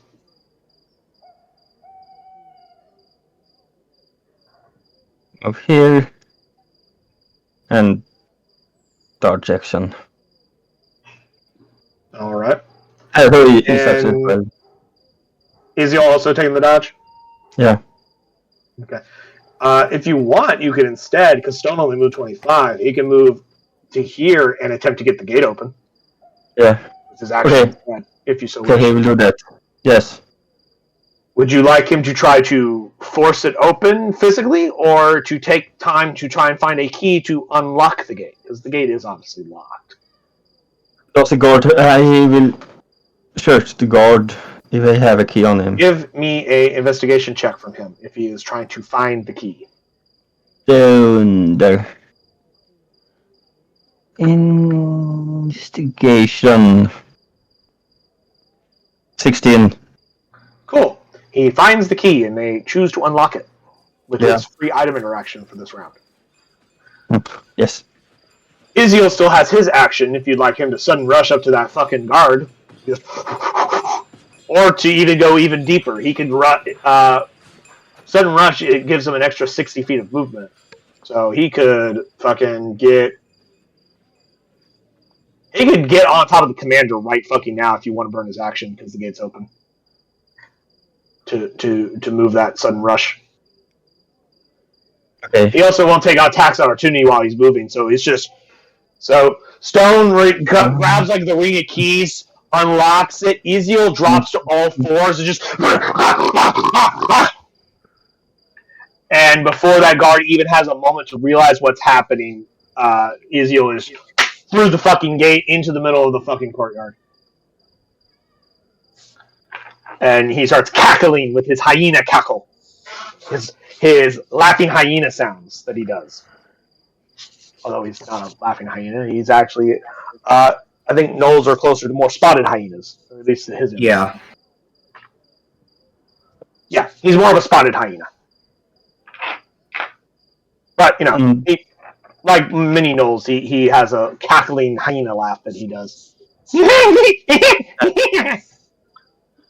And that's my turn. Fantastic. Do. Let me make some master tokens. Ignore these guys. I forgot to do that for the initiative. You roll just regular since there's only one of you. These guys, though. Yeah. Pay no attention to this group over here. These are not combatants. They don't exist. No, they're just the master tokens I'm using. Yep. Because I don't want to roll for like 18 dudes.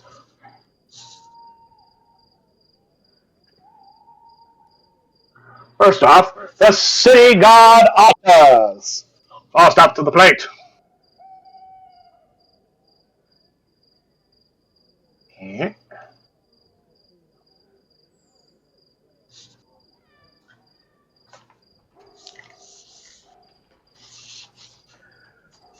Alrighty.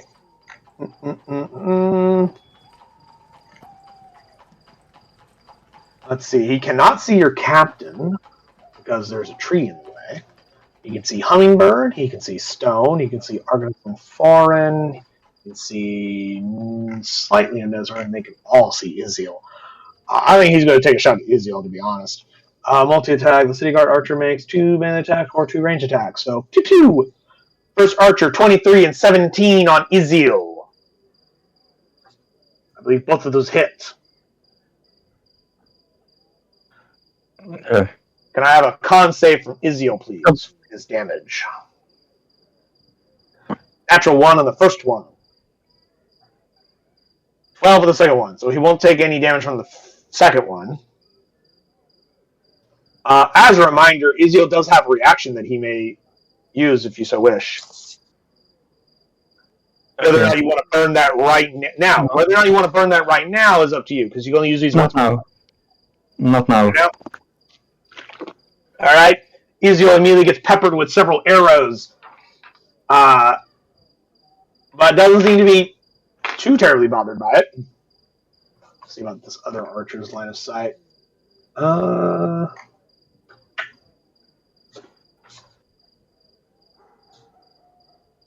Because these guys are human, they have to actually use light sources. I have to actually check to see how far they can actually see where light sources are.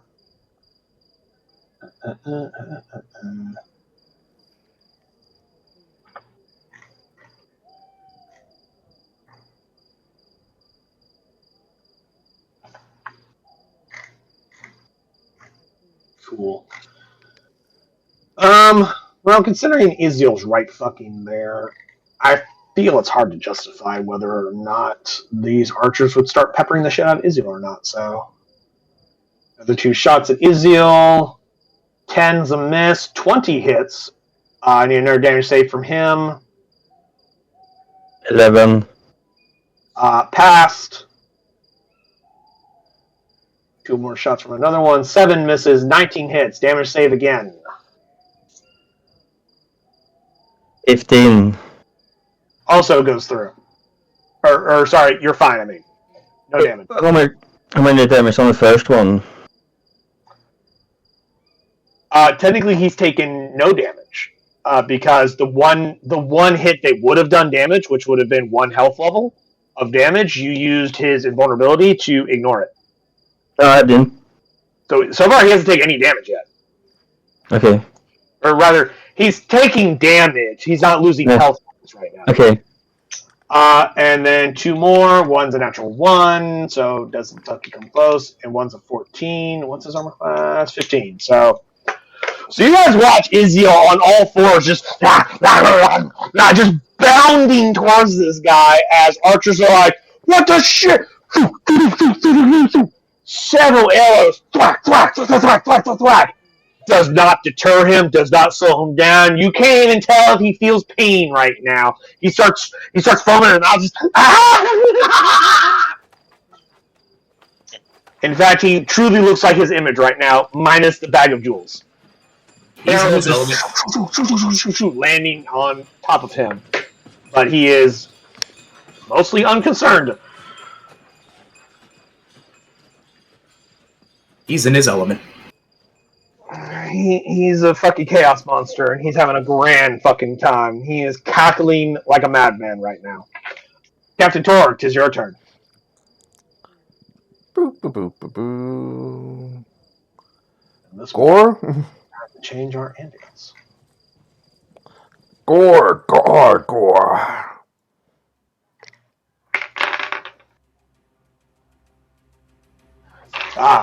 Rage Tuss. Let's see. A 20 definitely hits. I'm assuming you're being reckless. Yeah. 20 definitely fucking hits. But the 12 slashing damage is more than enough to kill his ass. Even without your extra damage you would have done that you didn't roll. Which is charge. So had you had rolled that, assuming that you got the same damage I did, more than enough to kill his ass. So his ass is super fucking dead.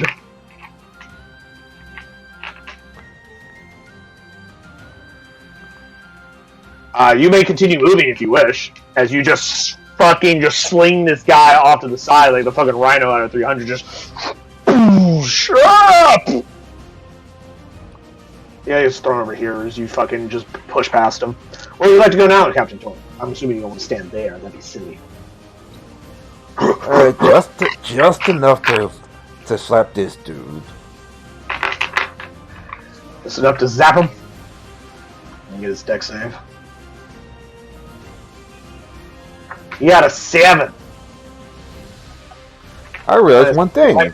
Since I'm still sane, that means I'm now sane enough to use my firearms. Still have your action, yeah. Mm-hmm. Or yeah, you still have the rest of your attack action. You only did your 1 gore attack. So you watch your captain draw 2 fucking flintlock pistols, charge through the fucking gate, gore the shit out of one dude, throw him off to the side, shoot line another guy, and just Bam, bam! Start going to town. Alright, is the first and the second shot your magic pistol? Is you have one Second magical shot. or one non-magical? Second So shot. what? Second shot's the magical one? Yeah. Alright, cool. So the first shot, I'm assuming you're being reckless, Yeah, correct? of course. Cool. Which is a 17. Is this the same guard you shot lightning at? Yeah. So -4. Second shot was a 21 for 3 damage. Since we're subtracting that extra +1, since we make 2 separate macros for 2 separate types of pistols, because that's silly. So yeah, your captain just runs full tilt sprint through the gate, gores one dude, throws his ass to the side like he's a fucking used gum wrapper to be discarded. Fucking starts shooting lightning and just at this fucking dude. And he's just like, oh, what the fuck?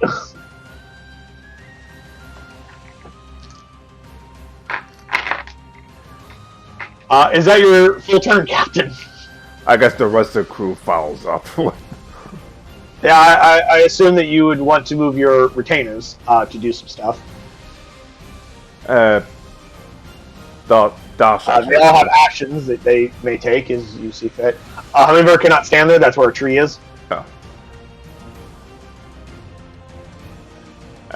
Not necessarily a tree. It's probably a large bush, but still. Dodge action. It's a piece of terrain that is blocking line of sight, so therefore you cannot occupy its space. All they take dodge action, of course. You sure? You don't want them to do anything else? I don't think they could get any closer, or I don't think... I mean, Drusilla has some abilities she could use. She's got innate spells she could cast. She could also use... she has Flash Powder. See, Mockingbird's got Bolstering Praise and Cheer. You have Soothing Song and Insult, although Cheer and Insult are reaction abilities. I don't remember what Bolstering Praise does. After an ally hits an enemy creature, Mockingbird can convert the hit into a critical hit. Huh. So, another reaction she has. I'd forgotten she had something like that. Drusilla also has a Spear of Returning she can chuck at somebody, but she also has, the ability to cast Darkness, Fairy Fire, Dancing Lights. She's got her Flash Power ability. She can throw a satchel at a point she can see within 60 feet. You know what? Flash power on the cart. This one. And it explodes in a blinding flash. Each creature within 5 feet of the flash to make a Constitution saving throw or be blinded. At the end of each of its following turns, a blinded creature can repeat the saving throw. Success, the creature is no longer blinded. Who is she chucking this flash powder at? This one. Cool, just so you know, that's also going to blind Ezeel. Or potentially blind Ezeel. Because he's within 5 feet of that. Unless you're trying to chuck it behind him. Yeah. That's kind of weird. I'll allow it. 6, 7, 8. Has to make a Constitution saving throw.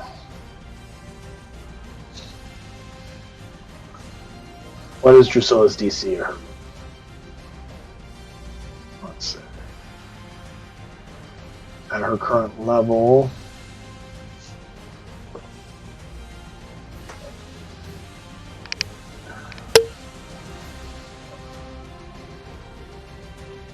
There it is.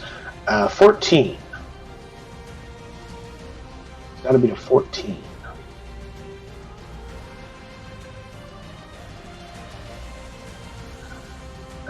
This is unfortunate for him. He is blinded. The city guard commander, as she just flashbangs his ass. Nice. I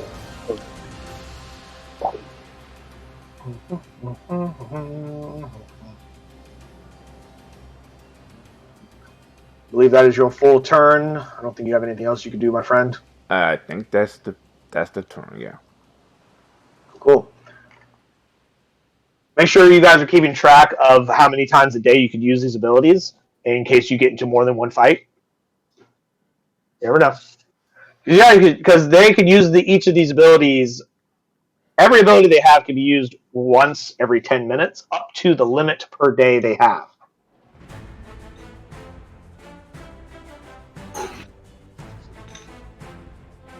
But let's see. City Guard Commander. I'm going to try and use his leadership ability. For 1 minute, the City Guard Commander can utter this or a non-hostile creature. Oh. It can see. It's currently blinded. So that ability is not super helpful right this second. I'm going to mark in some way that he's blind. Let's see. Let's use...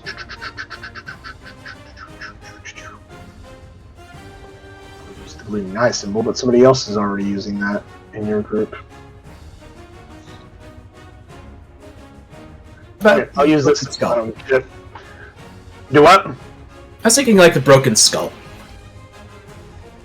I had the Broken Heart, because that was just what my eyes landed on when I was skimming through. Turn these down a hair bit. There we go. But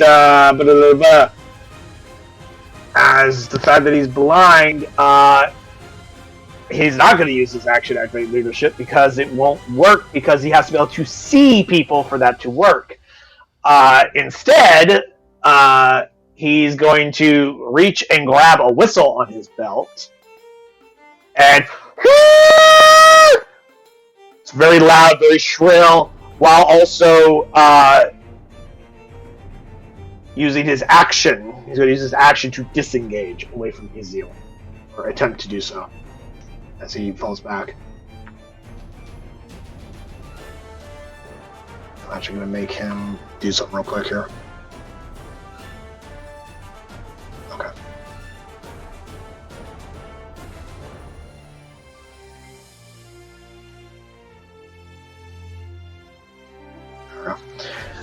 He grabs the whistle and he starts blowing it, using his action to disengage. He is capable of knowing the layout behind him well enough to at least stumble away. He kind of like takes his sword and he swipes defensively in front of him as he's blowing, like unable to see, but he's doing defensive swipes to kind of keep Ezeal at bay away from him so he can disengage from him, and he'll fall back to that position.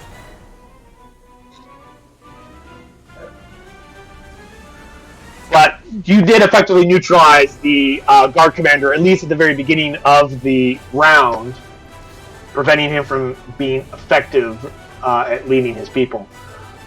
He will get an additional saving throw, I believe, yes? Creature can benefit... No, not that one. Oh, here it is. At the end of its following turns, a blinding creature can repeat the saving throw. Wow. Still blinded. Dr. Ice. Okay. First, Sariel. She's going to cast... You go first. Yeah. Alright. Well, looks like it's gone to hell. What would you need to try and climb the wall? An athletics check for climbing? Or, fly over it. I was just about to say, you can also fly over it, bird boy. I will fly over. And I'll bring... I'll say to kind of jump over it with your little bird wings, I'll say you have to fly up 10 feet to clear it. Mm-hmm. So go ahead and use 10 of your fly speed to clear the wall. Mm-hmm. And then move from there. I believe you have a 50-foot fly speed, so yes. You may move now an additional 40 feet. So you move 5 feet in. So 5, 10... 15, 20, 25, 30, 35, 40, 45... 40. And nope, you're stopped. Remember, it took you 10 feet to go over the wall. So you only had 40 more feet left. Okay. You just fly over the wall and just down the wall. Mm-hmm. Yep. Now...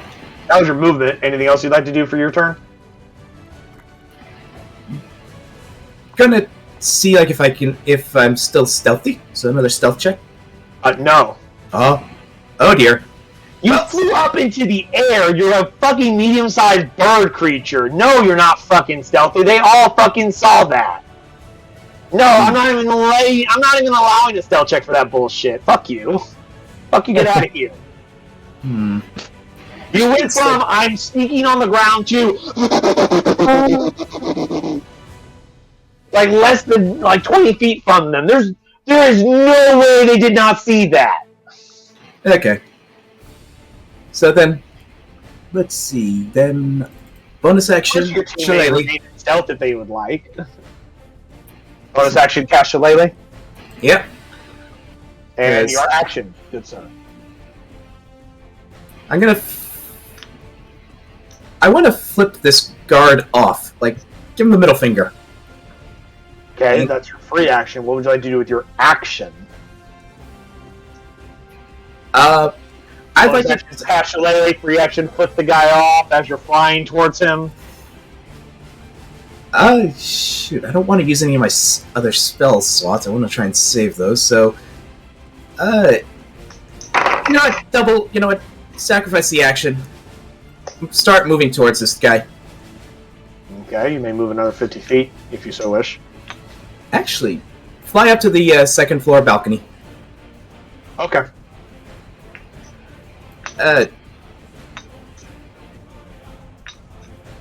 We'll just say you're on that because the second floor is probably a separate map. Mm-hmm. Alright. Now, Sariel. She is going to cast Slow. And it'll be centered on the guard captain, the guard commander. So I just need a 40. You don't center it on a person, you center it on one, an intersection. Two, you have templates for this, my guy. Yeah, I'm trying to get the template. What's the dimensions? 40 foot, I think it was. 40 foot cube. You're a cube. Cube.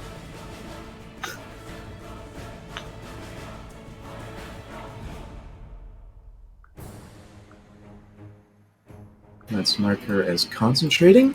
5, 10, 15, 20. So you're having her cast the transmutation spell. Yes.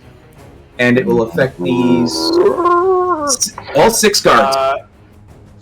I mean, they're all in it, and there's no guarantee it will affect them. Yeah, I need wisdom saves from them. Is it wisdom? Yep. Yep, each target makes a wisdom save. So we got 3 guard archers. We gotta get down. 1, 2, and 3. Got 2 veteran guards here. 1 and 2. Guard commander, who God knows doesn't have enough shit to deal with. Yes. It's a good thing he didn't get that leadership ability off, because otherwise everyone would be adding a D4 to these saving throws. And this veteran archer. I believe that's everyone, right? Yes. Okay, starting from the left, City Guard Archer got a 2, so he is slowed. I'll use this little snail picture. Got a critical hit on the second Guard Archer. Third Guard Archer got a 10, so he is also slowed. Okay. Guard Commander got a 9. Yes! Slowed. Veteran Guard got a 10. Slowed.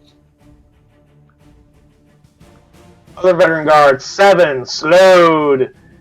Guard Archer, 14. Passed. So, of the 6 targets, 2 passed. Whew. Well, And now we don't at least need- it's not the commander.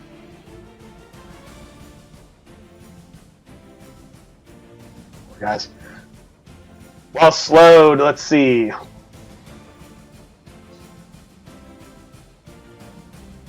should clean that up so it's easier to fucking read for me. Yeah, right here on our sheet. You alter time around up to 6 creatures of your choice. Oh, hey, look at that. And a 40-foot cube within range. Each target must succeed on a wisdom saving throw or be affected by the spell or the duration. Affected target's speed is halved. It takes -2 penalty to armor class and dexterity saving throws, and it can't use reactions.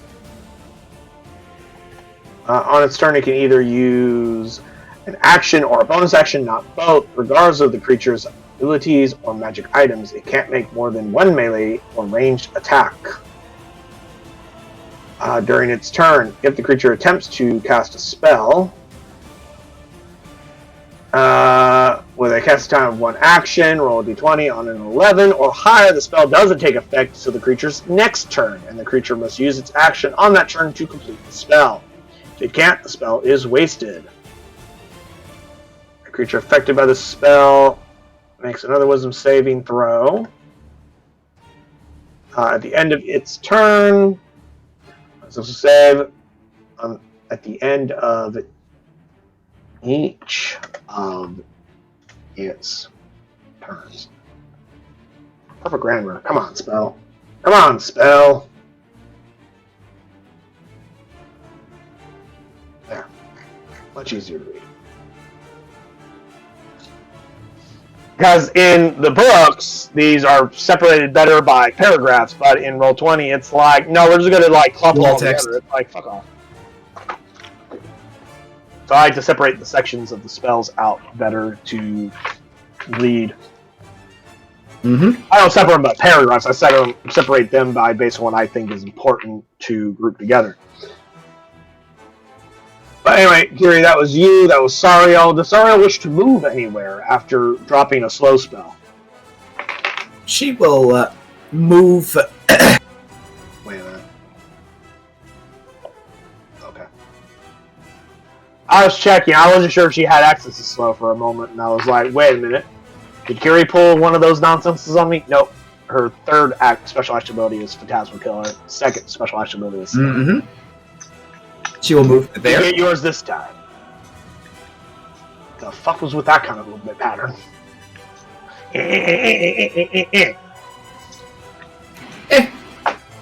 Alright, so now, Vola.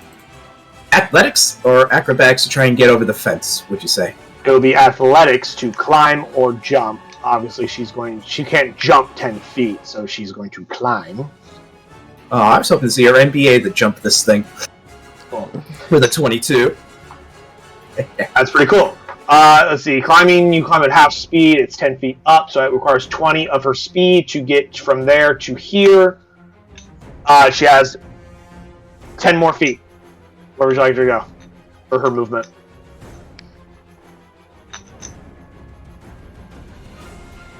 Now, quick question though, like, this area, like, right here, like... It's 5 feet up from the ground. Alright.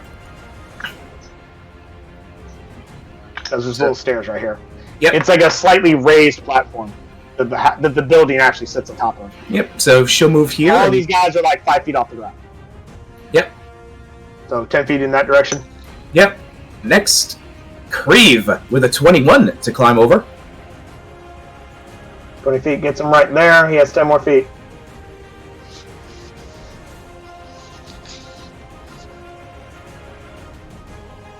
Now, Dr. Leibowitz, will he succeed? 11. No. Damn it! I'm too old for this shit! He grabs onto the bar and just conk. Fuck. Hey, damn it! He kicks his he starts kicking his fucking tiny gnome legs. He's just like, too old for this shit. That's just adorable. As a reminder, Dr. Leibowitz is a gnome. He's like 3 feet tall. Yep. Well, that was his So, attempt. unfortunately, he does not make it. He still has his ability to move. Yeah, he can still move if he wants to. He tries it and he goes, nah, I ain't getting up there. I guess I'll keep alongside you. I'm gonna go over here. Yeah, you go get him, guys. I'll be over here cheering you on. Yep. He carries his little medicine bag. Mm-hmm. Yep. Let's see, that was his move. Do you want him to use his action for anything?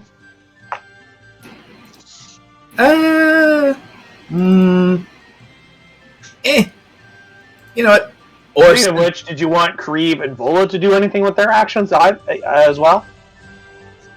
All those three people have done is move.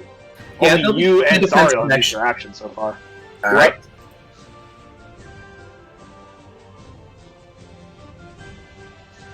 She'll dash. Okay, she dashes another 30 feet. What would you like Kree to do? Let's see. Move As a there. reminder, his signature attack is not a weapon attack, it's a firebolt spell, just so you know. Yes. So you're going to have him dash as well. And Darth Leibowitz, is he dashing as well?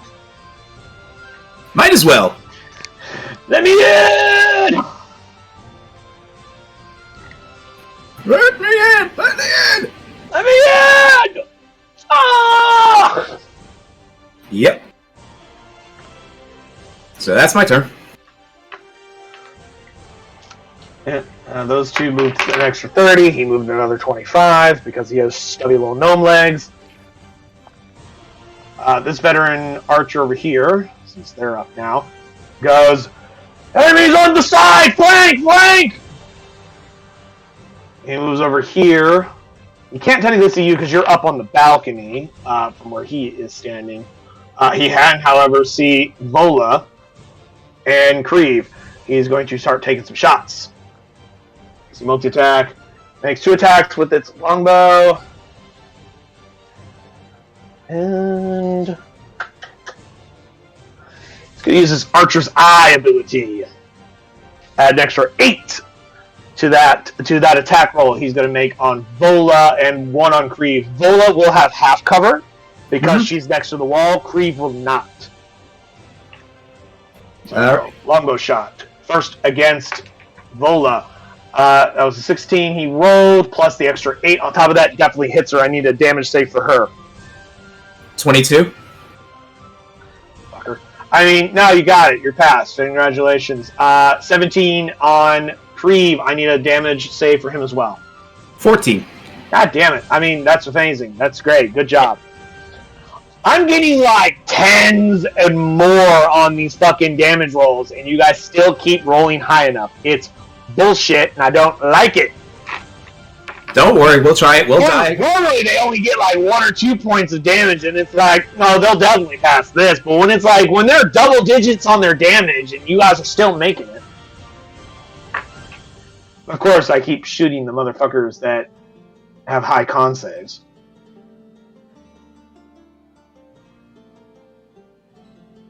This guy goes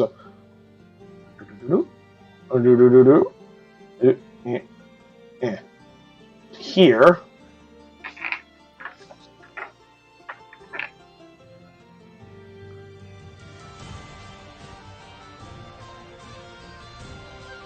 And he's gonna move. He's gonna use his action to dash to here. They're concerned about you guys because you're coming up on their ass there.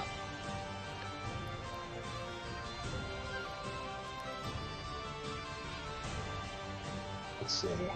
He was standing what? Right there. I only moved him what? 15 feet?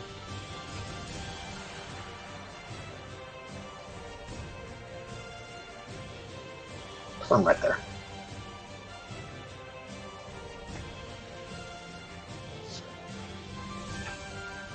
Argon's on foreign. It is your turn. What would you like to do, my dear? So here, Uh-huh. then I will. Uh-huh. Yeah, I knew it. I knew it. Alright. So we go to the back. Dropping a fireball right there on that group. Yeah. Look, he's using the And just so you know, he will not hit the veteran guard right here. He is not inside the circle. And all of these beautiful... Now he's in the circle. And all these beautiful plants and bushes will be set on fire. Darn. He'll get new ones. Alright, dex saves for everybody. Oh boy. And -2. -2. Awesome. Only on some of them. Like the veteran guards. Fuck, you even cast it... You cast it at a 4th level? Crazy fucker. Yeah. You crazy motherfucker. 1 and 2. So with the -2, I got a 12. No, sorry, an 11 and a 4 from those two guys. 8, 40, 41. Good lord. 41 damage from you, good sir. Minus another 41 from you over here. Jesus. So these guys may not even get a fucking turn. Oh no, I mean, they might get a turn. When do they go? Oh, they're going up soon. But yeah. Alright, now for the city guards. First, the two that are not slow. 1 and 2. City guard archers, I should say. One got a 20. Yay. Unfortunately, though, actually, no, fuck me. That still kills his ass because you did over 40 points of damage. He only has 16 hit points. Even half is enough to kill him. So, both those guys die. In fact, yeah. I just realized that even if these fucking archers pass, they fucking die. They only have 16 hit points. Even at half damage, they still die. Nice. Oh wow, you got a 17. What's your DC? 16? Hey! It only takes 20, the commander. So, artists are on you.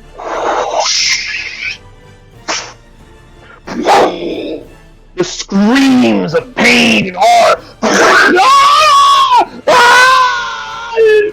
4 corpses drop to the ground, smoldering, unmoving, as you ignite and engulf these poor people, these poor, almost defenseless guardsmen, in flames. And may now continue the rest of your turn if you so wish. Before Izio runs over and starts eating people, just out of curiosity, you did your move and your action. Is there anything else you'd like to do with your bonus action, perhaps? Because if you remember correctly, you have a bonus action ability to take a quick movement, like 10 more feet, and you only move 25 feet. So theoretically, you can move another 15 feet right now if you want. It is not where I cast lightning. I can move. The way that ability works is it's when you cast any spell. There is a spell that keys off of lightning that lets you do extra damage, but where is it? Is it this one? You can use a bonus action on your turn to cause whirling gusts of elemental air to briefly surround you immediately before or after you cast a spell of first level or higher. So any spell of first level or higher. Doing so allows you to fly up to 10 feet without provoking attacks of opportunity. So I can move 15 feet. You can move 10 feet flying, and then, if you wish, an additional 5 feet since you haven't used all of your movement yet. Because when you moved, you only moved 25 feet. You have a 30-foot movement speed. And then you could bonus action fly 10 more feet. If you so wish. Which can be done before or after you cast a spell first level or higher. So here then. 15 feet. Okay. I took someone to find you. I was just making sure you were aware of all the resources at your disposal. Thank you. Okie dokies. Izio moved 30 feet, if I'm not mistaken, Yes. and is now well within range of this poor guard commander. What would you like to do to him? See.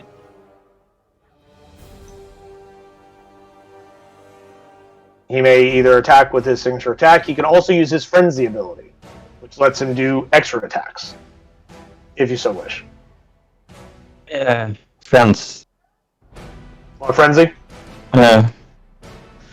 Ezio leaps through the air, drawing his 2 twin boarding axes.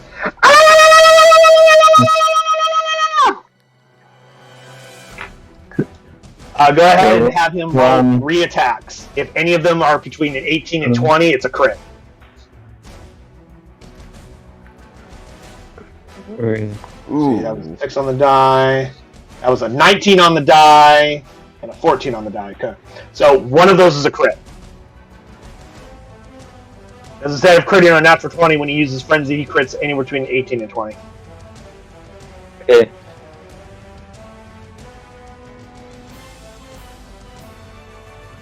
Okie dokies.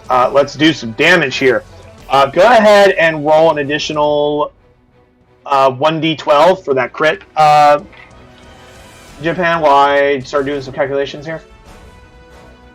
On the 9's a miss, Right. unfortunately. Yeah, 1d12. Because that second attack was... Oh my god. Alright. You bastards. Killing my people already. You think it's real funny now. Wait till you get inside the house. You just wait. We know. We're just getting there with the rank and file. You're dealing with the small fry right now. Yeah, we're there with the rank and file. We know. Yeah. Oh, wait. If that first attack had hit, he would be dead. And then you could use your bonus action to like fucking bite somebody. Oh man. Alright, let's see. Yeah. Okay, that one hit. It's a crit. You got that extra 12. And then that one hit for 5. That was 23, 24, 25, 26, 27. That was 28 points of damage.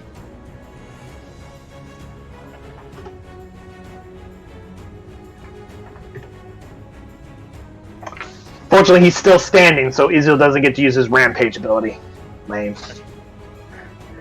But you do watch Ezio just leap, just this bounding leap, just this predator pounce towards him, hooks one of the axe hooks, because these are boarding axes, they're designed to hook on things. Hooks one around the guy's knee, pulls him down, slams once, twice, 3 times into this guy with this axe, just starts bludgeoning him with these axes, cackling the entire time. As you start to watch the helmet kind of start to kind of dent in a little bit as he's beating the hell out of this guy, who is almost incapable of fighting back because he's moving super slowly. Is he intimidating the others around him? Say again? Intimidating. Anything intimidating? Not that I'm aware of. Why? So I wonder. Okay. Let's see. I see you've moved stone. I assume you're running him up to punch somebody. Yeah. 14, unfortunately, is not enough to hit. For year-old stone. Yeah, I saw that guard. Alright.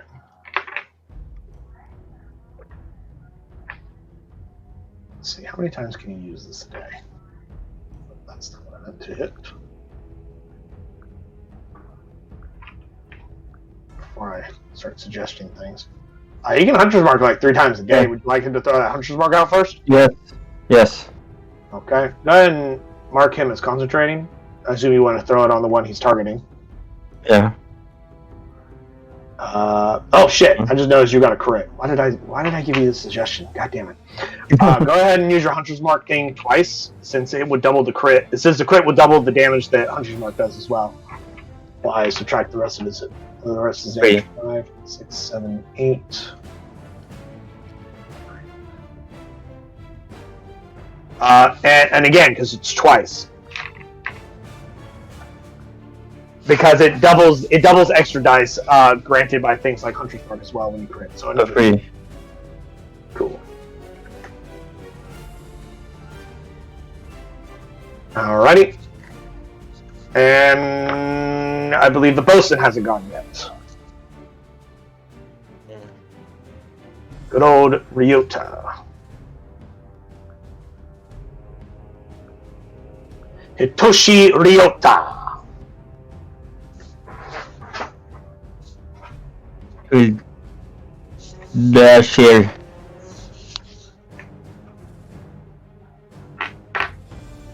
And that's my turn. Cool.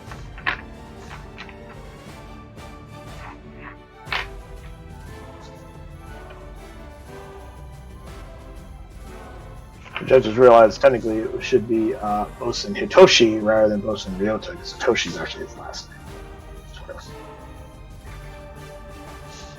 Ryota is his first name.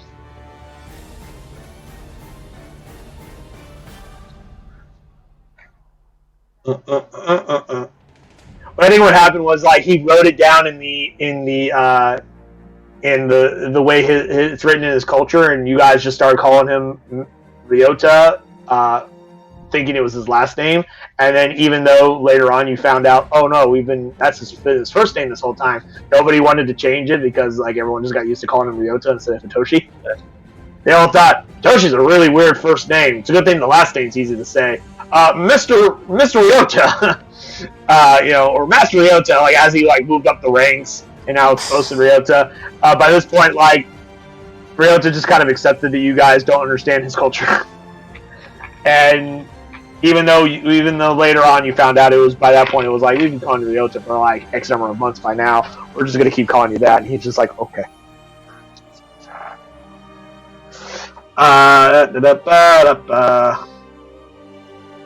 See, I assume Ryota dashed, which is why he got there. The city guards, those that are left.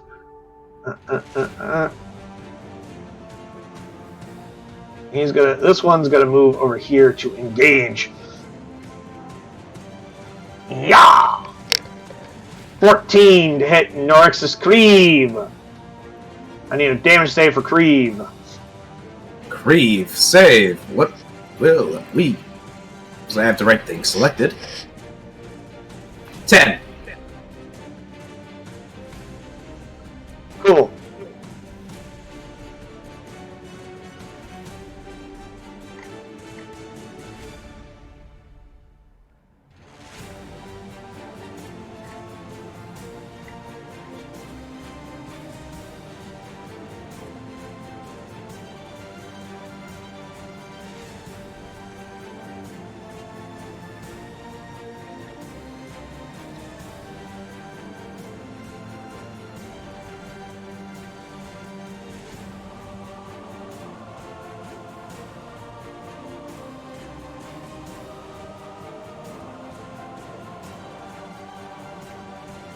Spear chucking at Stone, 18 to hit.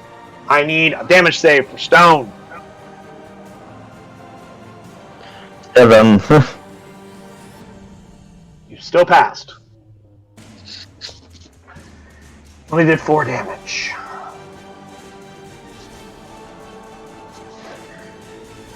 The rest of these guys are dashing. Dashing in both looks and in running. After them, the veteran guards go. Well, seeing their commander getting his ass fucked up, these guys are going to immediately move forward, and as far as they can go at their half speed, and they would have a multi-attack where they get 3 fucking attacks, but somebody dropped slow on them. So they will two-hand their long swords and start stabbing the shit out of Iziel each. 23 and 18. I need 2 damage saves from Iziel.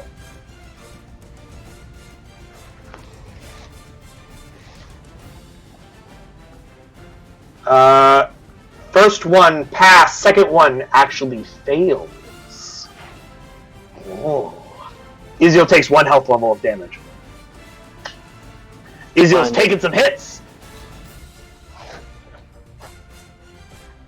You guys watch Iziel, just going to town on the. Somehow my headset ended up inside my shirt. You see Iziel going to town on this guard commander, and who is immediately essentially rescued by his subordinates, who proceed to start cutting deep into Iziel. One doesn't quite get much of a hit on him, but the other one, though, deals a significant blow and gores a deep wound into him. However, if Iziel is capable of feeling pain, you have no way to know because he doesn't even flinch. Because Iziel is a Reaver, a Berserker. He is in full Bloodlust mode. There are no City Guard archers because somebody dropped a fireball and killed all of them. Captain Torg, it's your turn. This Veron's still standing is still in my face. The only person right now is Argus. No, he's grumbling this. Oh, sorry. Continue. This one.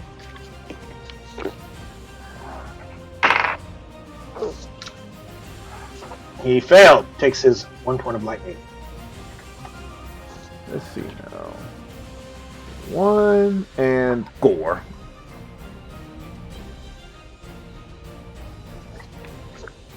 I believe for charge, you have to move at least 10 feet in a straight line.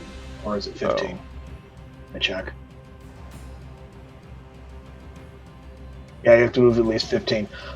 I mean, you could also walk up to him and cut him with your sword and then charge someone else. That's also entirely possible. You were like, what, right here? Yeah. I mean, yeah. You can either move here and then charge him, or you can move up to him, hit him with your sword, and then charge someone else if you kill him. But regardless,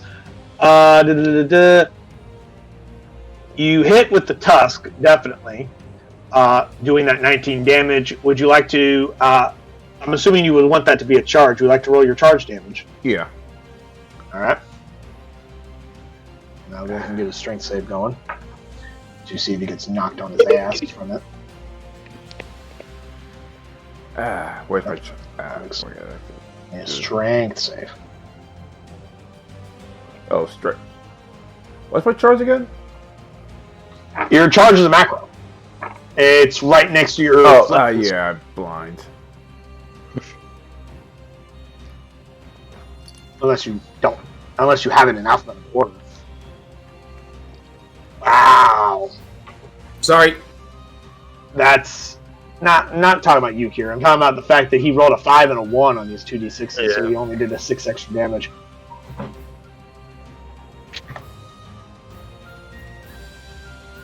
I mean, if you need to drop someone in the chat box to read it, fucking by all means go for it, my guy. I see it. I'm sitting up. No, I was talking to Kiri because he thought I was giving him shit for dropping Fairy Fire in there. It's fine. If you need to fucking drop the description, you need to drop the description. Sometimes you don't want to have to open a fucking character sheet. I understand. And Dor, you still have your 2 melee attacks for your sword if you'd like to use it. Oh, he's still alive? Oh, absolutely, he's still fucking alive. You only did 6 extra fucking damage. Fuck you. Reckless 1. Reckless 2. Alright. First one absolutely hits for another 12 damage. And...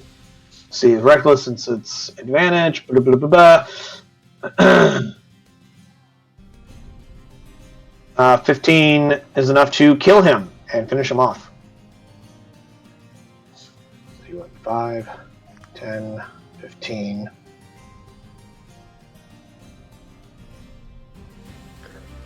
Here, hold on.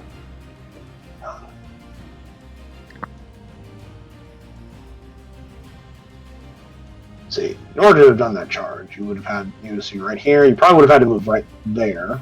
So 5 and 10 to go 5, 10, 15. So you have 5 more feet of movement if you'd like to use it. No, You have 15 more feet of movement because you're a barbarian. You have an extra 10 feet. So where would you like to go, Ty? You still have 3 more squares you can go.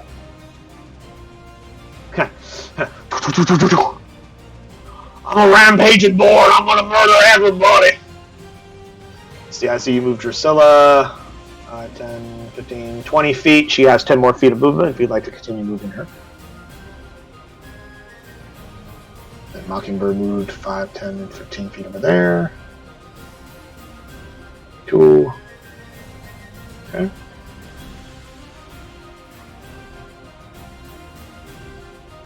Let's see now. What's the furry fire spell again?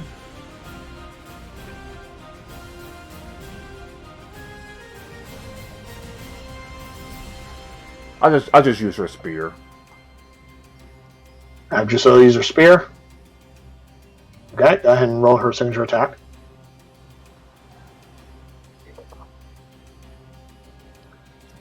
Cool. Unfortunately, if you're attacking the city guard over here, 10's not enough. Oh wait, my attack's landed. Sorry, you're right. Sorry, you're right. I forgot that part. She murks the shit out of this guy because 13 damage is enough to drop him because he only has 11 hit points. Yeah. Mockingbird and Hummingbird still have at least 5, 10, 15, 20. They still have at least 15 more feet of movement if you want them to close in to hit this guy. No, what? Jump him. Get him!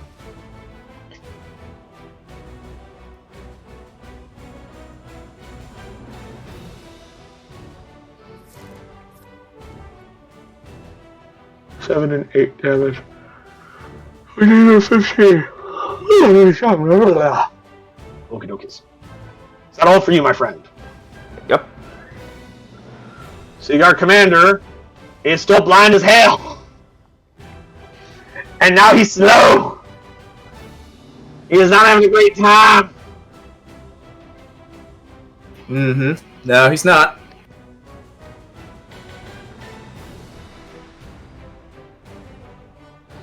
He would have used his parry action if, you could see. Mm-hmm. Because it says, parries an attack, he sees.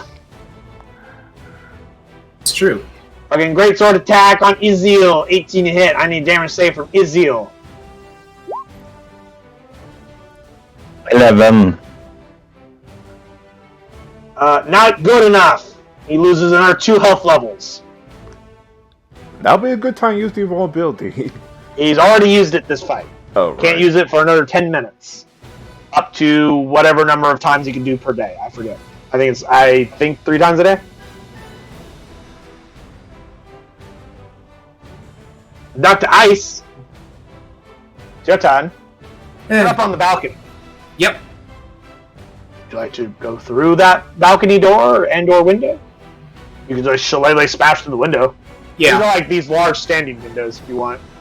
Shillelagh smash window. Cool. Make me an attack roll. While I get the stats of a window.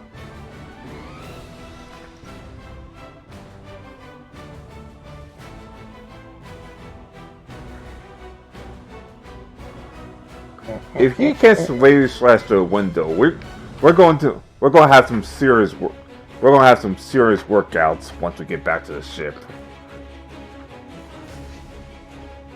Let's see. The 22 is enough to hit glass, which has a 13 armor class. And 4 damage is enough bludgeoning damage that you are capable of doing it with your staff. It's a medium-sized object, since you're a medium-sized person, it has to be big enough for you to go through it. If it was resilient, it would have 18 hit points. But because it's fragile, it has 4 hit points. You smash through the window. Nice. Carrie, I'm going to actually move your view to a different map real quick. As you're right here. And you just smash through this fucking window.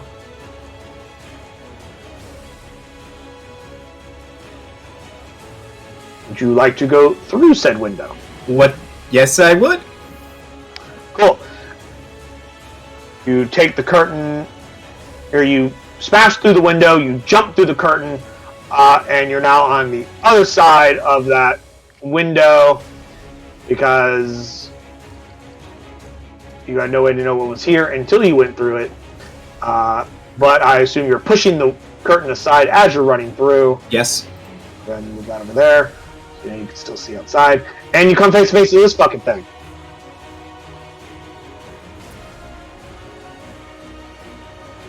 I can't see inside the room. Really?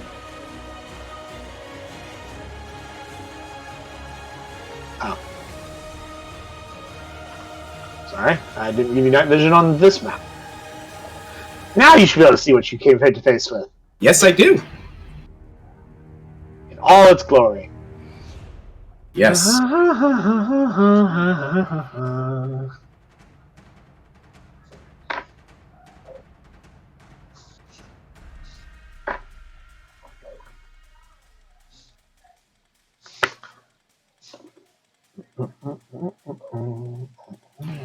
Boy.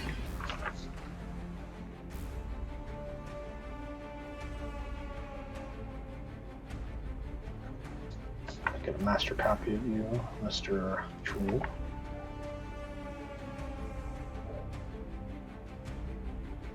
Add him into the initiative.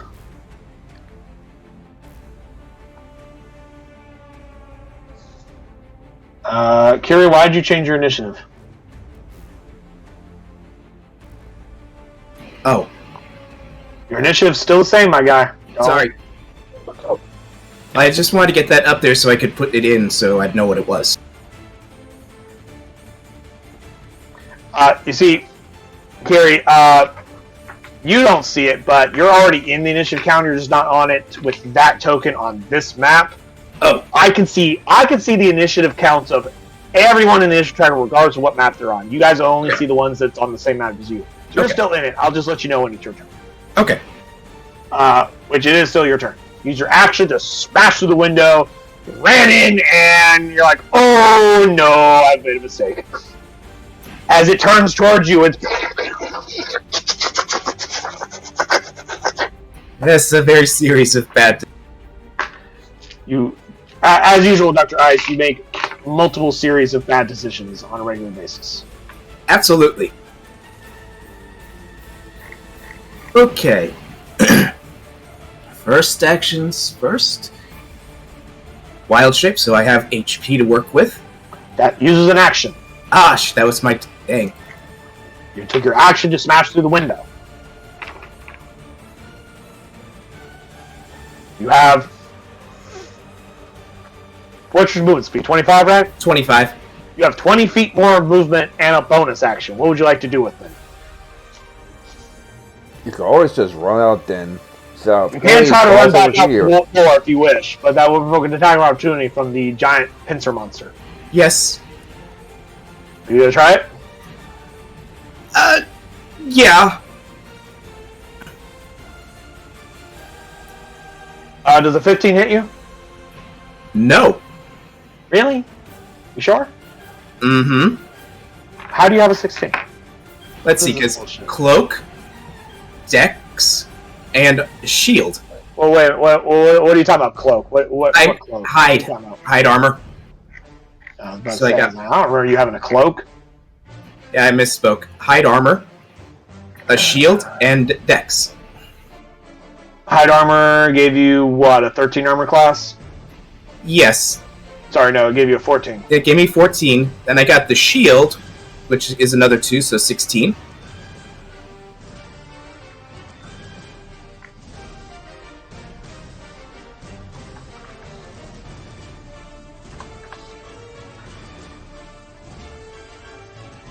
Oh, so Hide plus 1 armor shield. provides 12 plus. My dex. Hold on. It's 12 plus your dex, which your dexterity is only a 1. Uh-huh. So that brings it to 13. And I have a And plus then your 1 shield adds a plus 2, so It's you're a only at a plus 1. 15. It's a plus 1 shield. Where the fuck did you get a plus 1 shield? That was- What kind of an asshole gave you a plus 1 shield? You did! Damn it! Damn it, Spencer! Why did you give him a plus 1 shield? Nope. No lobster. No bird for the Well, lobster. Kiri, I have some great news for you. He does not hit you, which means you are not immediately grappled by his pincers, preventing you from running away. You may continue your move.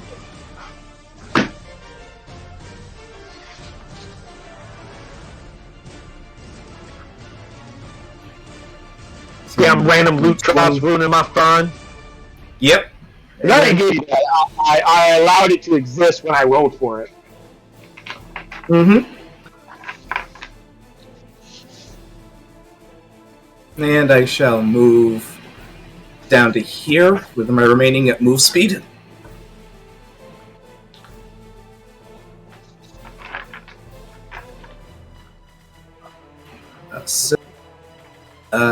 Could you drop me down a level?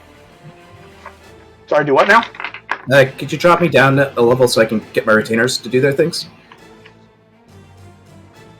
Alright. And so, for reference sake, that is where I was up there. Okay. Vola. She'll go in and attack the guard with a 21 for 7. Which guard? This one directly in front of her. The one on the left? Alright. Yes. 7 damage, alright. Yep. A very crappy little bit. And as a reminder, she has a scimitar speed. yes, which gives it to advantage. Oh yeah, so another swing. Yeah, bonus action attacks again. 24 for 18. 18 damage. What in the actual fuck? Yeah, he's fucking dead as shit.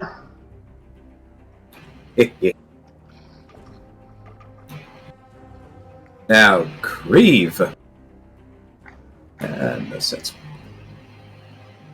fire. He will firebolt. Wait a minute.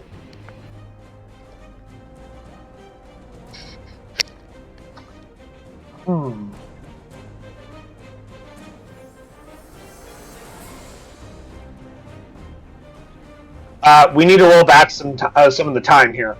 Jimpan, when you used the frenzy on the commander, how many times did you hit? I think 3 times. Well, you did 3 attacks. Only 2 of them hit, right?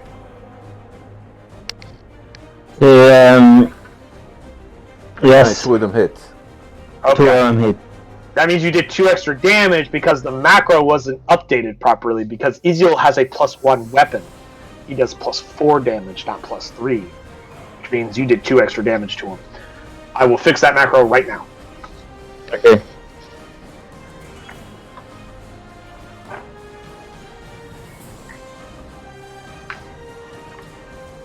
So now he will do the correct damage in the future. It wasn't enough to kill him, but instead of having 4 hit points, he only has 2 hit points now. Anyway, you said a firebolt at somebody. Who's he throwing firebolts at? A firebolt at the guard in front of him. Just so you're aware that it's disadvantage on the attack roll to do that. Yeah, but it'd still be a 20. So for 10 points of damage. Norris's Creed just takes the bolt of fire instead of throwing it. He just starts shoving it into the guy's face. He just... Yep. He has 1 hit point left. Mm. Sorry, they have 11 hit points as their average. You only did 10. Yeah. It's Is what it is. You'd roll just slightly more instead of, if you rolled, instead of a 9 and a natural 1, if you'd rolled literally anything more than a 9 and a natural 1 on that fucking damage. I was hoping to do more than that, because 2d10. On average, you should have rolled slightly better than that. Yeah, like a 13 or so. But, man. Alright, so then that'd be that. Dr. Leibowitz He's going to again try and get himself over the wall. Let me in! Let me in! Nope.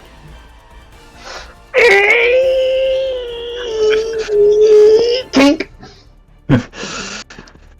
At this point, I might just consider having him see if he can just slip through them.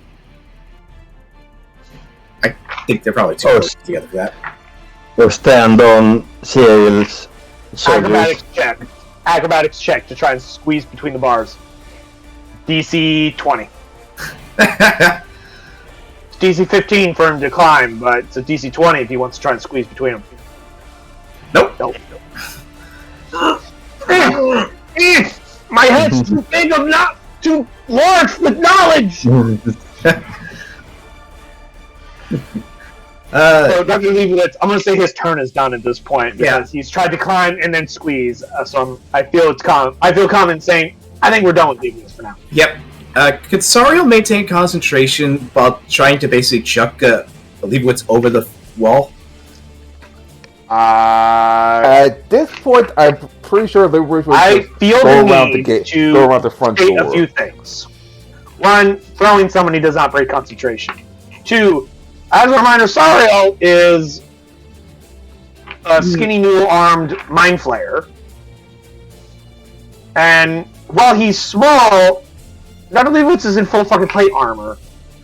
I'm going to say no on that, because while she does not have technical strength stats, as an actual strength score precisely, in so far as regards as her actual stat block, because retainers don't need to know their exact stats on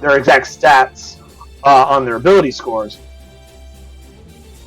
I'm going to say no on the Mind Flayer throwing anybody of sufficient weight. Dang. Because they don't do that. They're not physically intimidating creatures. Yeah, they tend to skip leg day. Skip arm day. They skip a lot of days. They don't skip tentacle day though. They always show up for tentacle day. Because their grapple strength is actually quite good with their tentacles.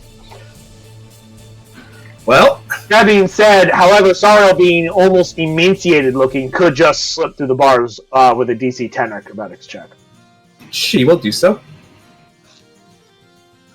Because, actually, you know what? Don't even bother rolling. Just remember, Mind Flayers are like squids. They're boneless. She literally squeezes through the bars. Doesn't even slow her down. No difficult terrain. That's 5 feet of movement for her to go through that. Alright. So she was standing behind him, so she moved 10, she has 20 feet left. As Rodriguez kind of like turns and looks at her, she's just through the bars. Almost like that fucking scene out of Terminator, is the guy just... Mm-hmm. Yep, and we'll use poison spray on that guard in front of Griff. Fast. Damn. Got a natural 14. I don't need to look at his stats to know he passed, because I know he doesn't have a negative. And the DC was a 14. I know. That's what I looked at. Dang. I know all your shit. Alright, is that all for you? That'll be it. Cool.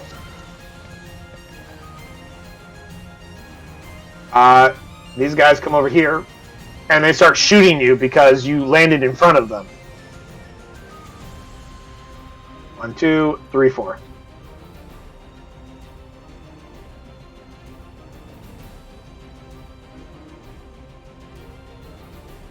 Got a 25, a 19, a 19, and a 16. So I think all 4 of those hit you. Yeah, all 4 hit. Cool. First one, 8 piercing damage. Second one, 6 piercing damage. Third one, 8 piercing damage. Fourth one, 12 piercing damage. So that was 8, 8, 6, and 12? Yes. But then it was 8, 6, 8, 12. But 2 8s, a 6, and a 12, yes. Ouch. According to your red dot, you're concentrated on a spell. Correct? What spell are you concentrating on currently? Pass that trace, right? Yeah, pass that trace. Give me 4 con saves, please, for concentration. It's not the end of the world if you lose concentration on Pass Without Trace, but if you want to use it later, you'll have to recast it. Assuming you don't lose concentration. Assuming you lose concentration. But whenever you get that concentration, fail. It's just fail. Wow! So no matter where you pass any of them, all 4 of those rolls were failed. Immediately. Damn. You failed so hard, you failed all 4. You only need to fail 1. But you took the extra mile to fail all 4 concentration checks against all 4 attacks. Do we get inspiration? Even if you were to burn No!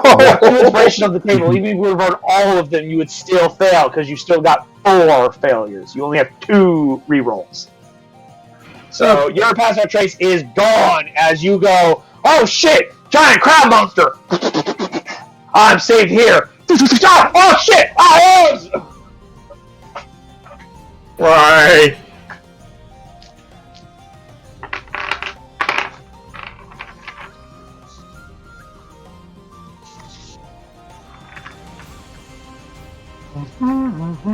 Now, far be it for me to have to tell anyone how to play.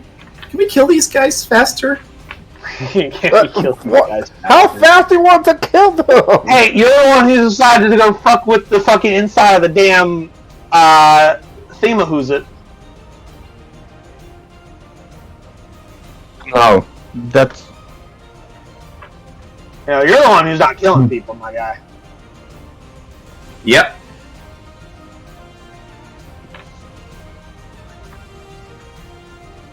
I killed the most. That's That's actually you cool. need to catch up, Fury. Argonus Farm's doing all the fucking work here. I just clean up all the leftover scrap metal.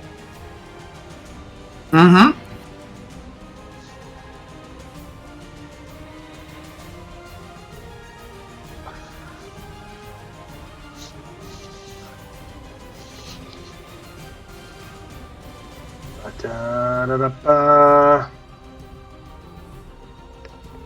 Anyway, I'll be right back through the weights. Okay. And Hold on. There's extra combatants here. okay. Kiri, chasing after you from the balcony. Not the Crabman. No, not the Crabman. This is the creature hidden underneath the bed inside that same room.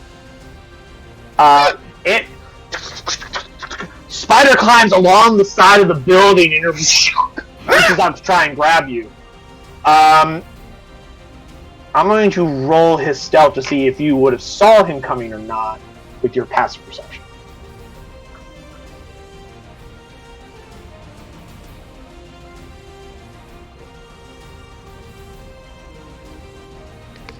He got a 25, which I think beats your passive. Absolutely. So you don't see him coming. Which means he has advantage on this first attack. Oh no. As he's like adhered to the thing here. And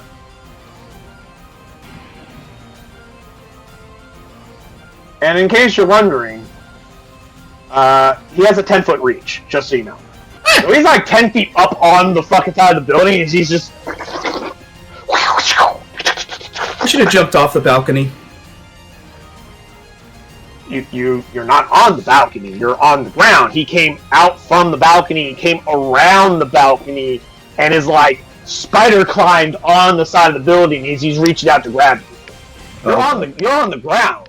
He came from the balcony. He just chased after you. He's outside now. Oh god.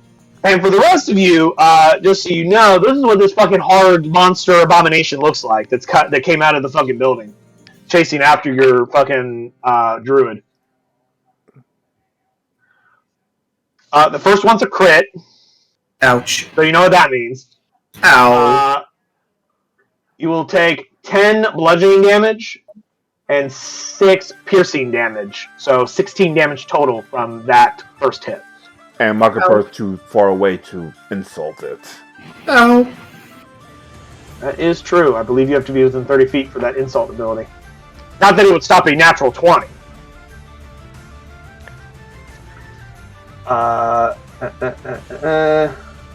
You are now grappled and restrained, and because it was a critical hit, you also cannot breathe or speak while he has this grapple on you. That being said, let me check his multi-attack. Makes 2 technical attacks. Let me check this thing right here.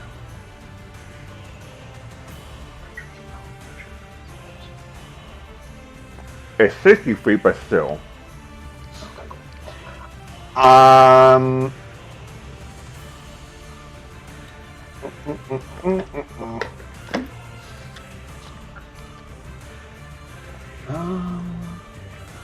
yeah, let's see those as highlights too. And he's going to grab you with his other tentacle because. Well, shit. Let's see. While restrained, he has advantage on attacks against you. That's 23 to hit, 4 bludgeoning, and 4 piercing, and you are double grappled. So 1 around the neck, 1 around your body, and he has you. Well, I'm out. Cool. Dr. Ice is now unconscious.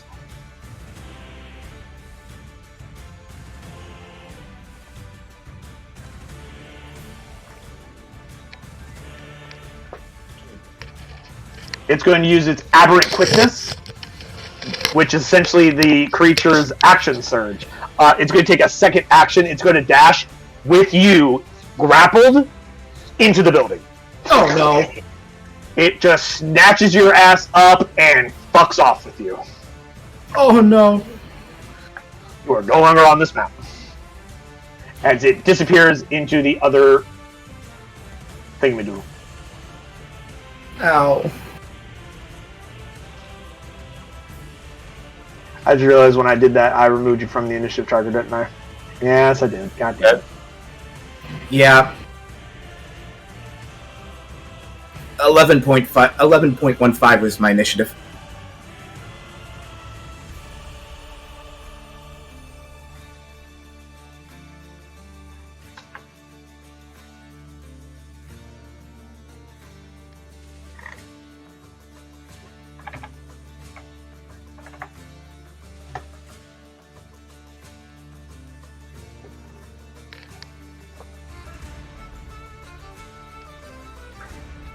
You're also your initiative will be 11.15, not 0.5. Because you have a 15 intelligence. Mm-hmm.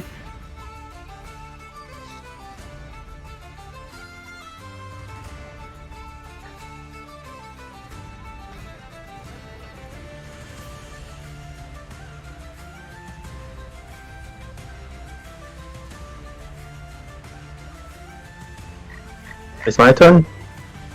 1 second. Okay. I'm sorry, it will be your turn in just a moment, but Okay. I'm doing some things. But yeah, he fucking like drags your ass in here, Kiri. Goodbye. Yeah. Good luck. No, I have a good idea. Yeah, this is what we'll do. Yeah. Yeah, unless you're stabilized, we can't save you. I mean, you guys can save him if you guys get your asses up here fast enough.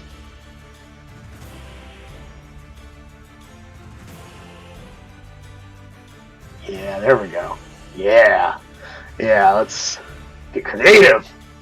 Argus Born, it is now your turn. You may take your turn if you so much. Okay.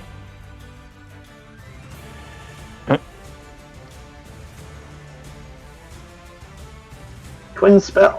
What are we twin spelling? That's lightning. Oh, chromatic orb. Fantastic. So I'm assuming you're gonna hit the one on the left first. Yep. Upcasting it as, good lord. Is that a second? No, it's a third level spell, right? Yes. Cool. Because you're upcasting as a third level spell, make sure that you are subtracting the appropriate number of sorcery points for the twin spell. It's 3, I think. 1 sorcery point per spell level, yeah. So 3 sorcery points to twin spell a 3rd level chromatic orb. And I also need you to roll a second time because it's 2 separate attacks that you're firing. Yeah. So 1 hit, you gotta get the assignment. Well, I do some.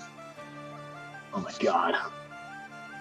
And First one was a 21 to hit, or 21 damage. Good god. 13 will not be enough to hit. I believe that your songbirds have something that might help. You mean this?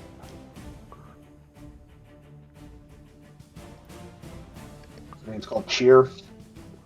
I know. I just hit. 16. 17 armor class. 16's just missing the mark. oh, Wish there was a way you could have gotten that extra +1.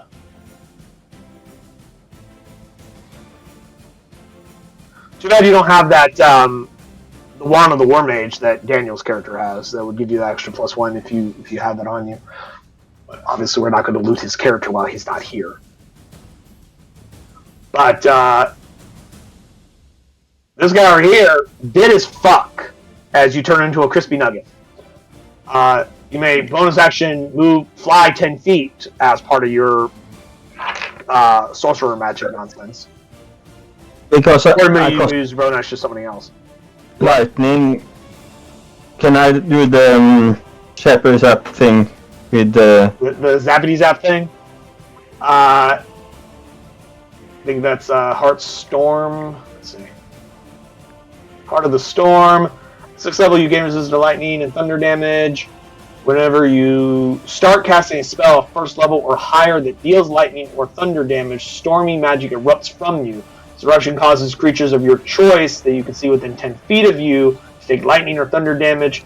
Choose each time this ability activates equal to half your sorcerer level. So yeah, you can zap the other guy with 4 lightning or thunder damage. Lightning. 4 lightning, cool. So he gets a little singed, but the other guy gets extra crispier. As you just fling these 2 lightning orbs out of you, as lightning just from you, as wind picks you up as you're flying through the air for several feet. And this guy, his armor melts into his flesh and becomes his coffin. Israel will continue to attack. The commander? Yeah. Cool. Signature attack does 16 damage. Commander is dead. If you'd like, you may have him use his bonus action to rampage. Yeah. Israel reduces a creature to 0 hit points with a melee attack on his turn. You can take a bonus action to move up to half his speed and make an additional attack.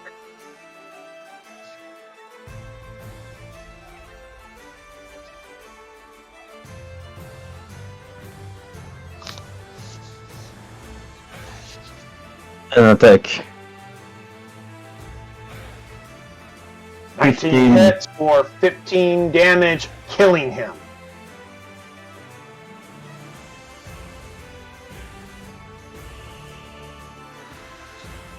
Let's see. When you moved half to speed, is that where you wanted him to end for that bonus action? Yeah. Okay. He still has his full movement because that was a bonus action, not his movement. So he still has 30 feet if you'd like him to go somewhere.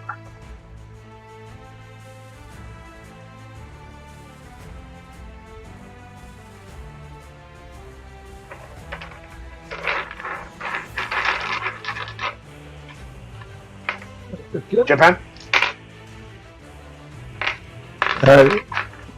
Thinking. Move here. Okay. And Ryoko attack him for 4 damage. 17 to attack and 4 damage. Okay. Well, Ryota hits automatically in this circumstance, but yes, 4 bludgeoning damage. You start punching this guy in full armor. I don't care if you're. I want to punch you to death. Mm-hmm.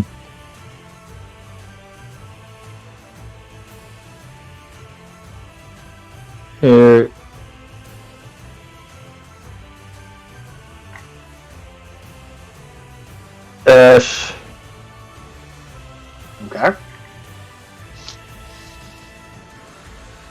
here and attack him.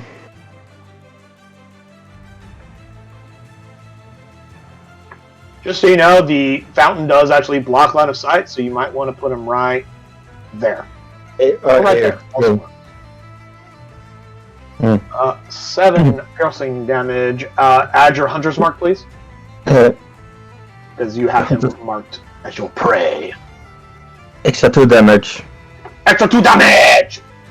Every point counts. I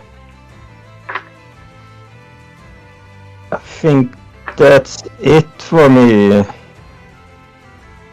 Cool. Yeah. Everyone that has a magic item, please raise their hand. The ground. Me. Cool. Me. So all 3 of the players, name retainers that have magic items, please. You're still. Ola? Drusilla. Ola, Drusilla. Is that it? Sariel, I imagine, probably has one. Does she? Well, she uses magic. She uses magic. I didn't say who uses magic. I said who specifically has a magic item in their inventory. Izio has a +1 sword. Drusilla has a +1 magic spear returning. Vola has a +2 magic scimitar, the scimitar of speed. Wait, Nezor, what's it called? Has a magic eye since I gave my old sword.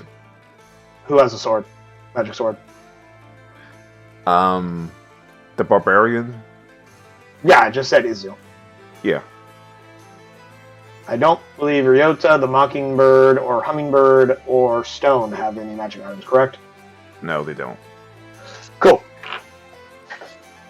This matters because of who's going to get targeted.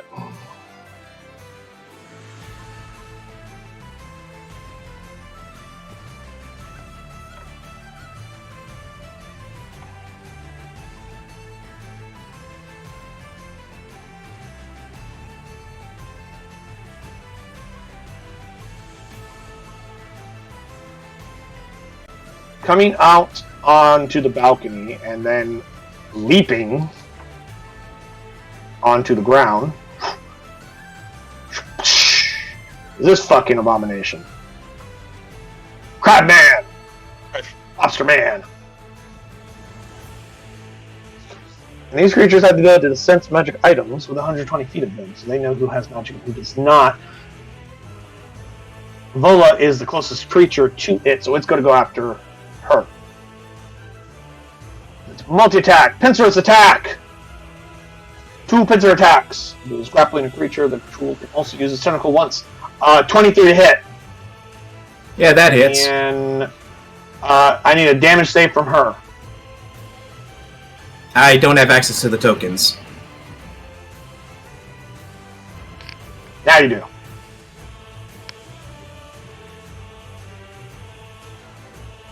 $16. She passes, doesn't take too much damage, but she is grappled. Second attack is a 12, doesn't hit. However, because she is also grappled, it's also going to get to use its tentacle attacks. I need her to make me a Constitution saving throw. This is not for damage, this is an actual con save. Which is the same macro anyway. Still. 13. You pass. She is not poisoned and does not become paralyzed from the tentacles attacking her. So this thing comes over, clamps down on top of her. This thing is large. It's bigger than she is. One claw clamps around her. The other one tries to come in from the other side. She's able to get her shield arm up to stop that one. As it pulls in close, the tentacles over her face start stabbing and stinging her. But she's able to push through the poisonous venom that is being pumped into her bloodstream from these attacks. And is not too hardly injured, but is certainly not in a good place. She is grappled until someone breaks that grapple by the tool. It's an escape DC 14. Oh boy. From inside the mansion, you hear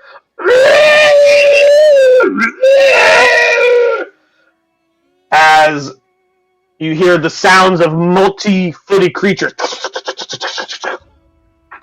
as they sense magic that they must retrieve from their masters.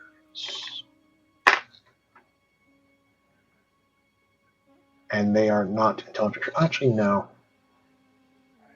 No, they were told to stay put. So only this one is coming out because it sensed enemies.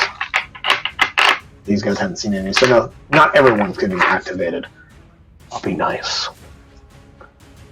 Remembering their specific instructions they were given by their masters, they are not to exit the building unless in pursuit of a threat that has witnessed them. So only the one tool gets active for now.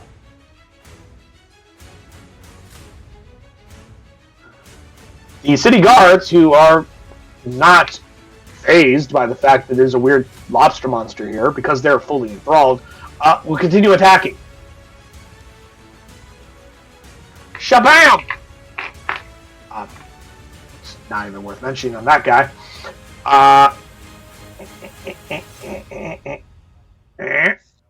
Yeah.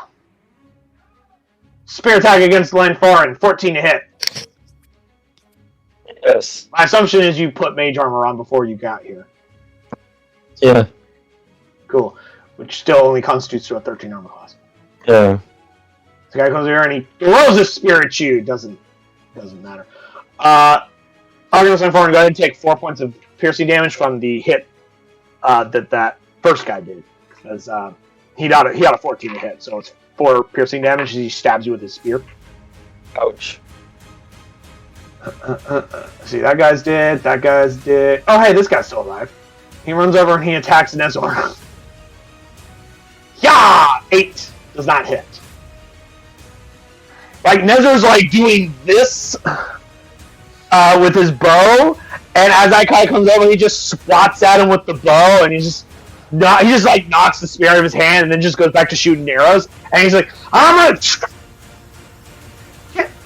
Can't do that. He goes, "Just did." It's like, you're mean. He goes, "Pirate." I don't like you. You always have an answer for everything. Sure do. Fuck off. The veteran guards are dead, so I'll remove them from the initiative. Captain Torg. Like, one step. Oh, sorry. No, never mind. Yeah, about There to is one one veteran step guard and right shoot here. the other veteran guard before I charge the Sorry. beast sword. Hold on. He still gets a turn. Hold on. Fuck you. I forgot he was there. Yeah, he's just being jumped by 3 people. He's going to do 1 attack on each of the enemies around him. 9, 10, 14. Hummingbird got hit. I need a damage save for Hummingbird.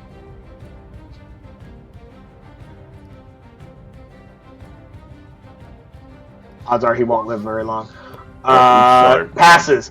Captain Torg, it is now your turn. Alright. Now step one step back. Lightning. I really wanted to take him. Lightning.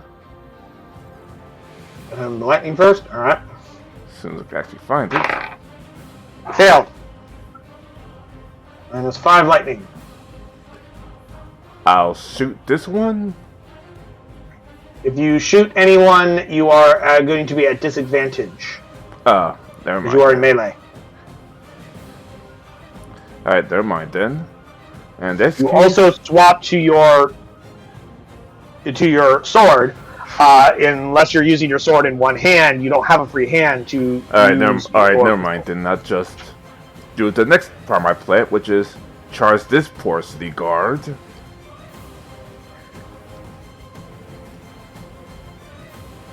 I'm assuming that sword attack was on the other guy.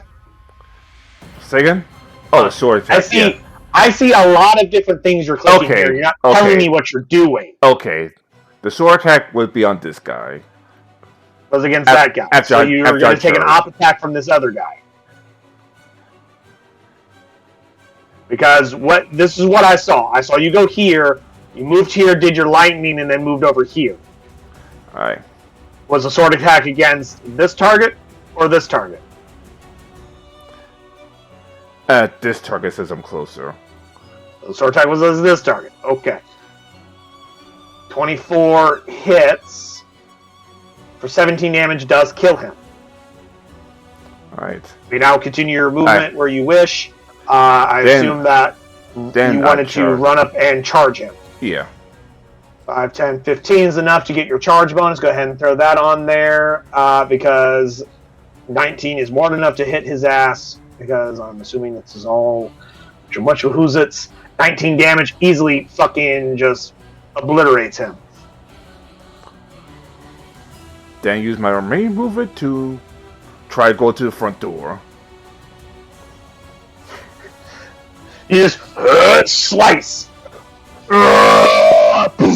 Fucking hit that guy. Just keep going. He's just like a fucking charger. We'll not forget.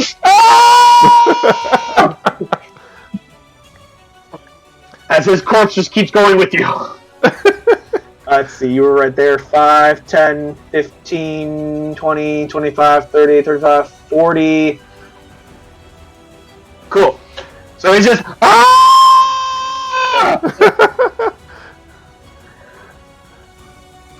Then, of course, the guard commander is dead. The other ones are file.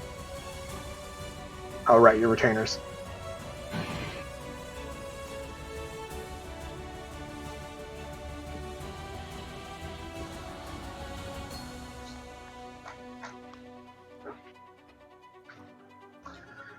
Are they doing any actions, or are they just going to move there and just hang out? Dodge actions. Cool. Dr. Ice, death save. 15.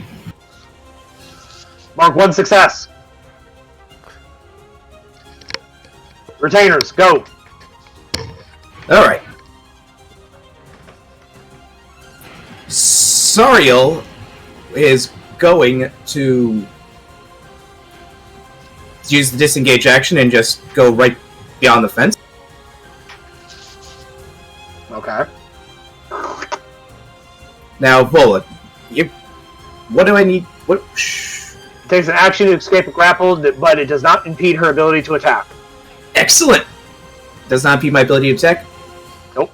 1 and She's 2. not restrained, she's not incapacitated, she's just grappled. While grappled, she gets hit with the tentacle attack every round. Essentially how that works. Mm-hmm. Wow. Yeah, both of those will fucking hit. Minus 16 and minus 7. Cool. As she starts just stabbing the shit out of this thing and slicing down on its hardened carapace. Mm-hmm. Now, Dr. Leibowitz is going to use Orison on Creve. Uh-huh. So he'll get an extra D4 to his next attack or save. Yep. That he makes in the next 10 minutes. And he will use Firebolt on the guard just so he doesn't have to deal with. Cool. Roll his signature attack with disadvantage, please. Because you're using a range attack in melee. Go ahead and add your D4. So, a 20.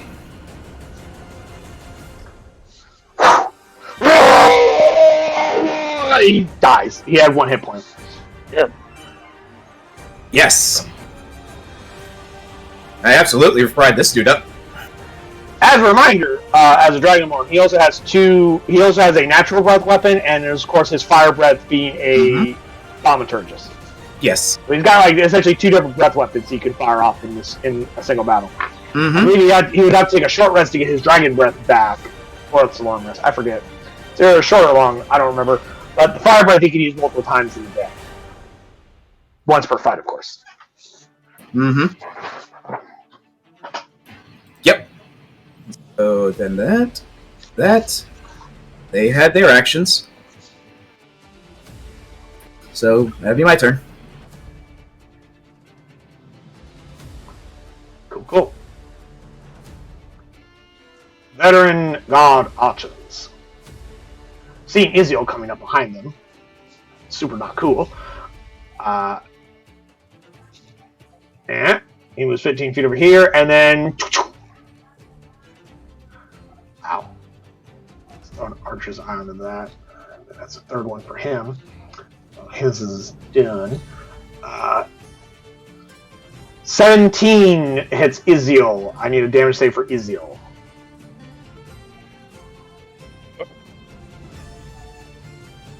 Seven.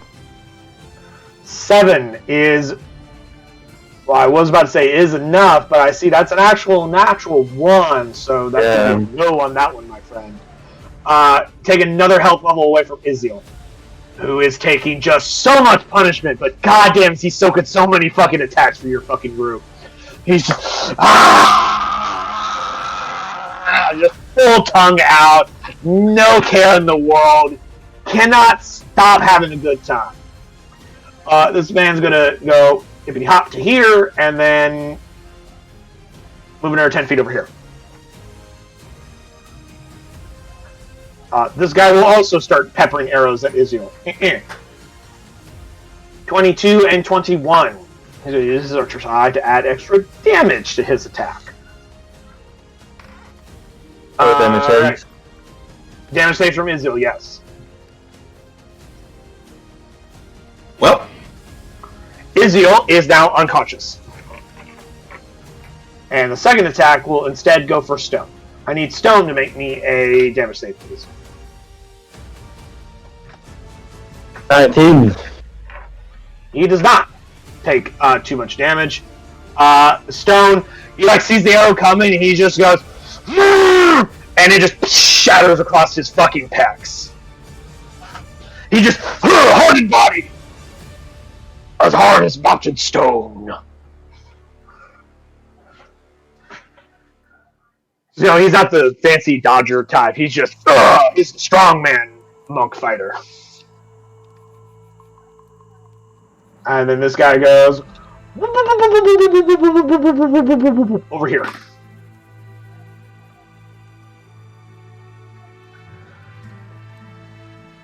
Kiri, take one death fail as the choker continues to choke you to death. ouch. So you have one success and one failure. Don't roll a 1 on your next turn and you won't die. So what did I miss was already? Iziel's unconscious. The archers are trying to run away from you guys. Kiri is having some asphyxiation foreplay in the bedroom with a choker. And it is now Arthur's and Thorn's turn. Okay. Twin spell on those two. Okay.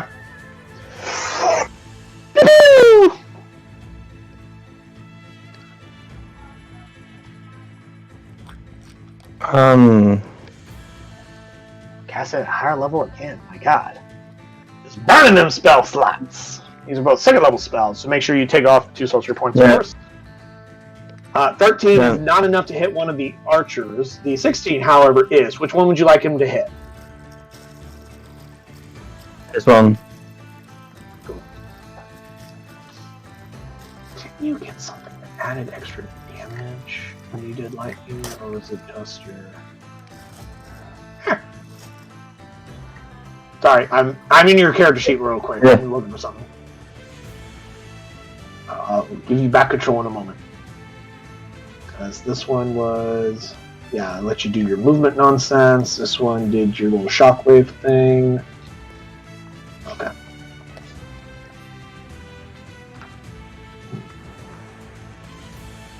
Okay. Alright, here's your spells back. I'm done. I was just checking something.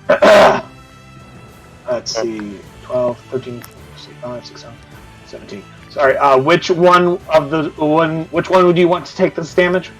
That one? Cool. Loses 17 hit points. You, of course, may activate your Tempestuous Magic to fly 10 feet before or after this attack, up to you. And then take your movement. I did move. Whatever's left of your movement. Do what? I did move, attack, and then 10 bonus more action, feet. do 10 more feet. Yeah. It's just as a reminder, you can do this before or after you cast the spell as your bonus action. Okay. So, and it doesn't provoke attacks of opportunity. So useful to know if someone's in your face, you're like, I want to cast Chromatic Orb, but I don't want disadvantage. Bonus action, fly 10 feet away, and then boo! Because it doesn't provoke attacks of opportunity. So Temptress Magic is really useful. Right, so Easy Stabilized. stabilized. Stone like walks over and just he takes him on, he examines him for a moment, and then just through a rapid succession of pressure point attacks, just Ezeold is no longer bleeding. As he stomps to the bleeding by slamming multiple pressure points in his body. Just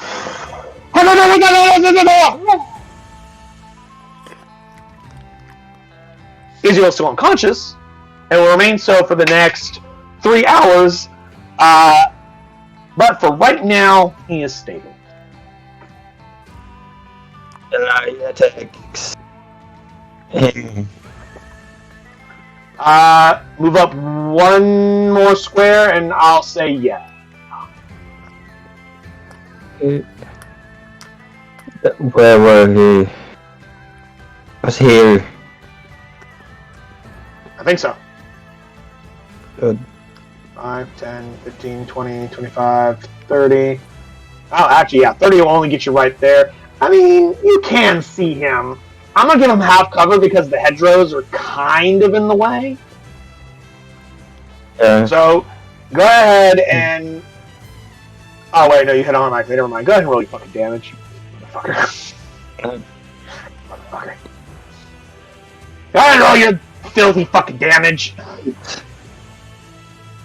8 damage. Would you have liked him to have thrown his Hunter's Mark onto the target first? Yeah. Alright. I'll go ahead and apply that and roll that damage. Boop. So there's a little leaf. 3. Another 3 damage. Alright, come on. Fucked up. -8. Then -3, not 37.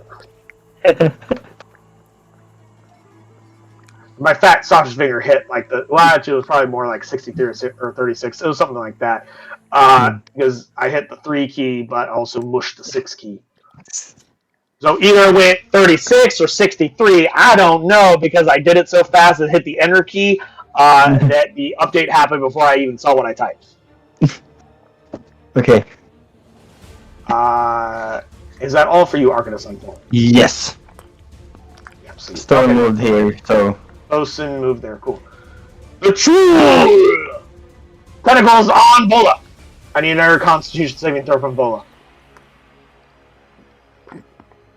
Well, it is 16. Cool. She is not poisoned or paralyzed. Jewel moves here. And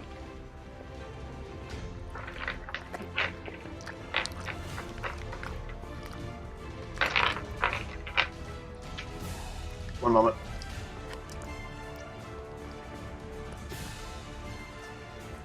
Yeah, no, I think it's far enough. It's going to use its pincer attack on Norixus Creed.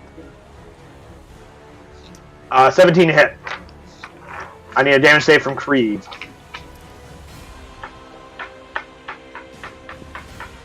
Creed being his first name, Norixus being his clan name. Much like the Japanese man you have in your party. So, Norixus Creed, anytime. Give that damage save. 16. No damage, but he's also grappled now. Ching ching! He's got 2 motherfuckers in his pincers. Just.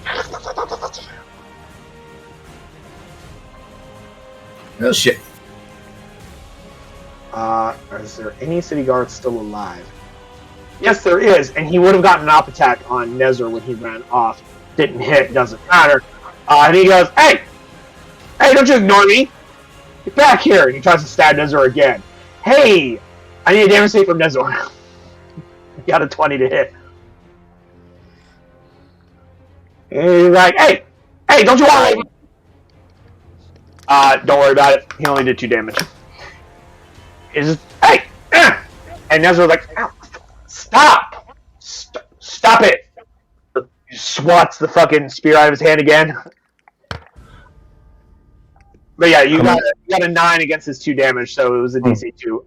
No, he didn't lose any health levels. I meant like he did 2 damage. You only had to beat a 2. Oh. Okay. You rolled a 9. Okay. You remember, because I use the macros, I don't know what their average damage is off the top of my head at any time, so I say, fuck it, whatever damage roll the macro rolls is the DC they have to beat for the damage save. You got a 2 damage, because he's doing a D6 plus, like, Okay. 1. Okay. Yeah, he got a 1. He had a D6 plus 1 of damage. He got minimum amount of damage he could have rolled. Captain Torg, would you like to continue charging through this fucking door? First, to keep my rage up, I'm just going to shoot this sea guard right here. At least to keep my rage up. Actually, he would be right here. You wouldn't have to shoot him because you reminding me he was there, so he would have run up to try and stab you and then done nothing because he does not carry silver magical swords or spears. I mean, so if you want, you may take a swipe at him on your way by with your sword. Ah!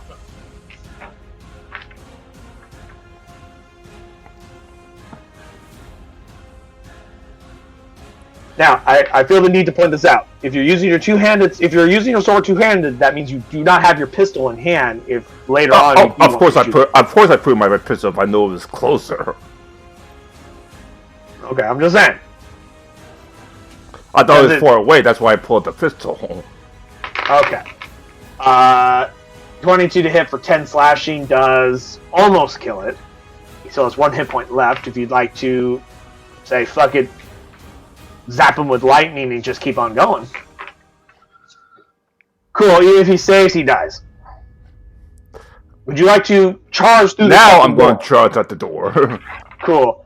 I am going to make the assumption that I'm going to let you do your charge damage, even though you're technically 10 feet away from the door, not 15 feet away from the door, for 2 reasons. You've been running up these stairs in a straight line the whole fucking time, and you have a human batteragram, because I'm letting you take this other corpse with you, because he's still locked onto your tusk going, ah!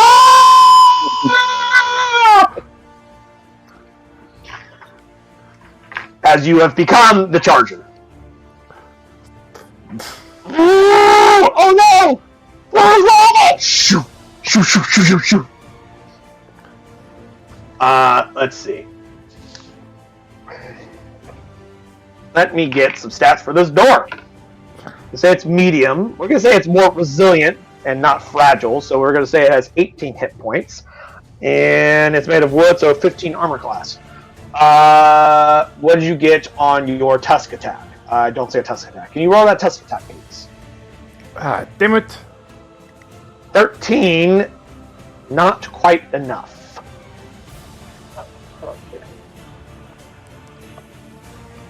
It's kind of an emergency. I'll use cheer. You've already used it this fight. No, I didn't. Pretty sure you did. As I remember earlier when... Oh, right. You're right. Oh, wait. Somebody was doing something. No, you're right.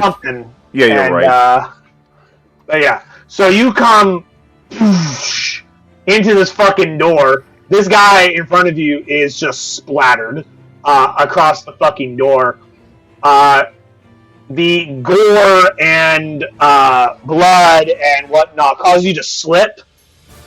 Not enough to fall prone, but enough to kind of throw off your balance slightly enough to where you didn't get a full good charge onto this door. And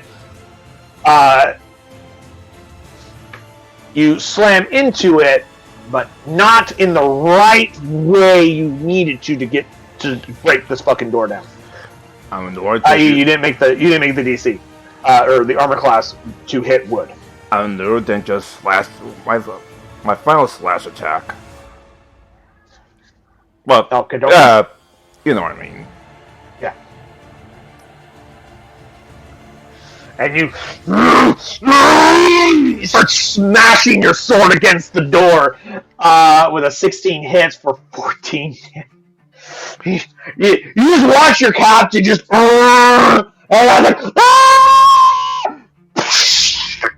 just splattered across this fucking door. He doesn't go through the door. You just watch it just start smashing the shit out of this door and just turns it to splinters.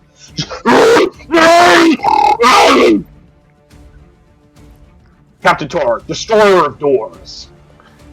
Going. And if you have any more movement, you may continue if you so wish. Think about this much movement left.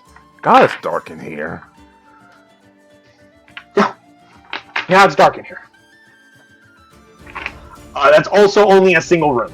That's like the foyer. There's a door immediately ahead of you. An additional door. This is like the mudroom or foyer area that's just right near the front door. It's not like the main area of the house. It was it's very common in like European styled homes as well as older style homes. Yeah, there's like another door right there. And then all of your people started following after you? Yeah. They moved, dashed, and/or dodged? Dodge action, because we don't know what's going to be behind that door. Dr. Eyes, I need another death save. Insight. That's a failure. Inspiration. 13. That's a pass. Mark 1 success. Now, retainers, go. Looking down. Down. Give me a second. Roll 20's being slow on me. Cool. Would you like your Dragonborn to start lighting this bitch up with fire? Yes. Would you like him to use his Dragon's Breath or his Fire Breath? Because there's two separate attacks. Let's see which one is which. I think they have the same DC, but I think one does slightly more damage because it has slightly bigger dice. Fire breath. Yeah? Yep, so I need a dex saving roll. Yeah, because I believe they're both decks with a 15-foot cone. Mm-hmm. Yeah, the Dragon Breath did 2d6, the Fire Breath does 2d8. And you can use the Fire Breath 3 times a day, whereas the Dragon Breath you can use once a day. Yep. But you can only use Fire Breath once this fight for now. Mm-hmm. But you can also later on use Dragon's Roar at some point in this fight if you so wish, which you can do that once per day. Ah. Yeah, Dragon's Roar is a once per day ability. Fire Breath is a 3 times per day ability, but they can both only be used once every 10 minutes.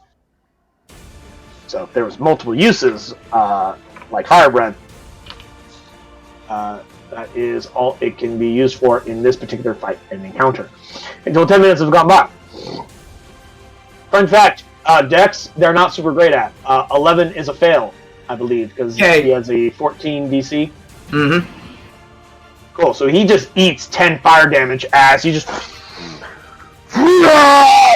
blasts a breath of flames in a 15-foot cone at this giant crab monster. Yep. And Vola, slash. Screeches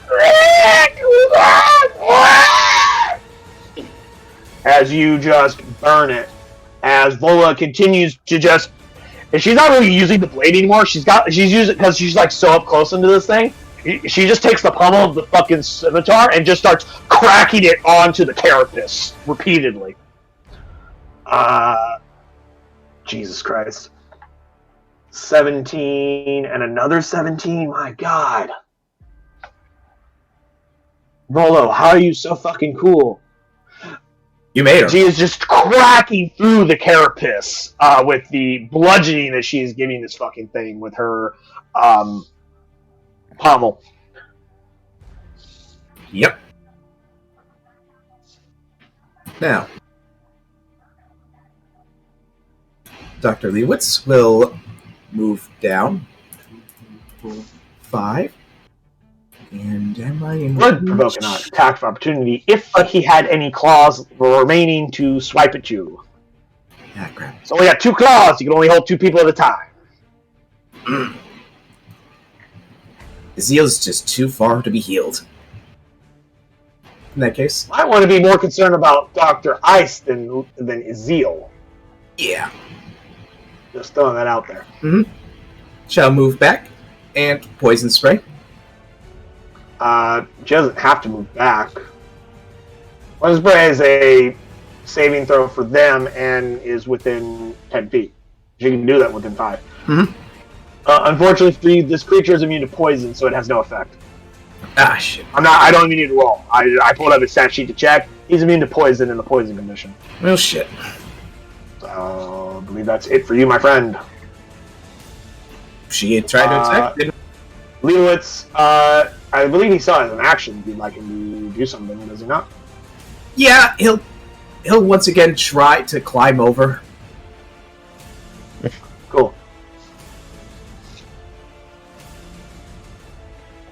No!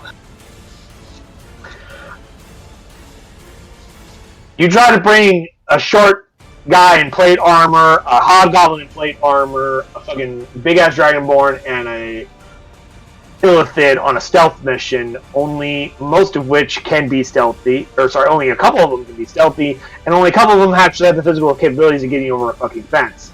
You picked the wrong team, my guy. Your plan, you picked the wrong fucking team. I tried. As a reminder, Sariel has an ability called Levitate. Although, as I say that, I think she can only cast that on herself, actually. Let me make sure.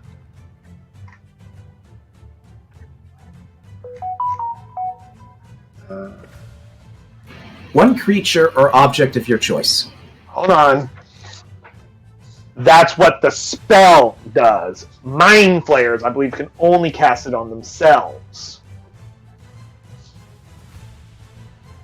Let me make sure, because I don't see my markation on it, but I'm fairly certain that that is, in fact, the case. Never mind. I was saying, in It's that not. case, can I make a suggestion? Have Dr. Ice stand on something. Have Dr. Leewitz stand on something and have her levitate that. Well, if it was stuff only, it wouldn't matter if it was a person or an object, my guy. But it's not. She can levitate anyone or anything that she chooses. And I'm going to have her When levitate her regression. action comes up, she can just Next turn. levitate Leibowitz over the fucking fence and be like, whoop. Yeah. Like, it's an innate psionic ability that her character has as a mind flayer, because they can just at will cast that. But some at will abilities tend to be self only. So I wanted to make sure whether or not she could levitate just herself or other people and objects. But anyway, that was Dr. Ice's turn. Yep. Arnold's and Foreign, you're going to get a fuck ton of arrows at your way because they're noticing you do a lot of fucking damage. These veteran archers are going to start blowing shots at you. 1, 2, 3, 4, and we'll throw an archer's eye on one of those. Do the damage rolls. Okay, cool. First attack, 10. Second attack, 23 to hit for 12 piercing damage. I do roll a D10. I remove 10 damage from it. Your gloves of arrow snatching? Um, Fuck. Okay, you reduce that from 12 damage to 2 damage. As you're like...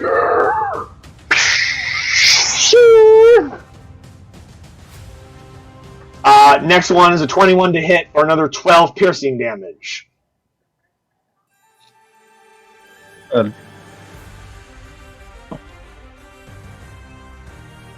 And the last one is not a hit. Go ahead and add 1 more piercing damage. because they can add they have a thing called Archer's Eye. They can add either to an attack or a damage roll. I'm gonna throw it on that second hit. So instead of 12, it was 13. Because they only rolled a 1 on a D10. They can add like a D10 to attack rolls or saving throws like 3 times. Attack rolls or damage rolls like 3 times a day. They use your bonus action and it applies it. Okay. Cool. And then they go over here into cover, so you can't keep robbing those fucking orbs.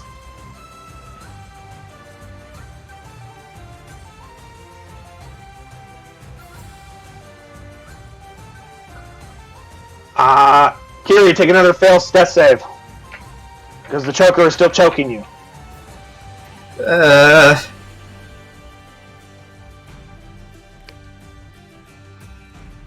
Argus line foreign.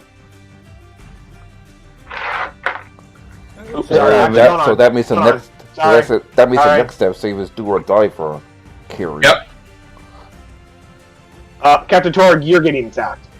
Because I forgot there was another one over here in play that you activated when you came busting in here. Multi-attack tentacles! 15 would not hit you if we added that extra +1 to your armor class for being in werewolf form. Well, damn. It's going to use his aberrant quickness to do 2 more tentacle attacks. Because I really wanted to hit you.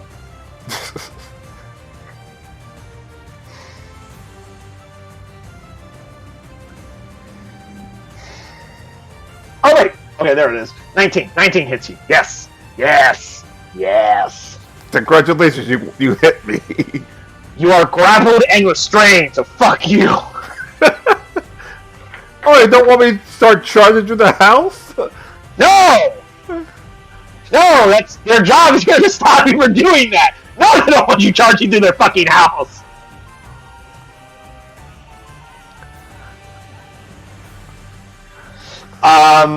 However, though, because its spiny tentacle attack things are not magical, he does not do any damage to you.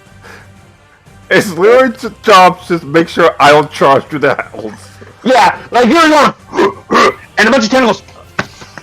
The fuck? Oh, what the fuck? Get off of me! Ah! You just get like these 4 tentacle attacks, and only one of them actually latches onto you. And like I said, you see this fucking thing, like it's inside like a fucking what's it called? It's like in like this like bookshelf looking thing. It's like squeezed in between the shelving where you wouldn't have seen it as it's reaching out to grab you. As you notice these things are able to fit into really tiny spaces.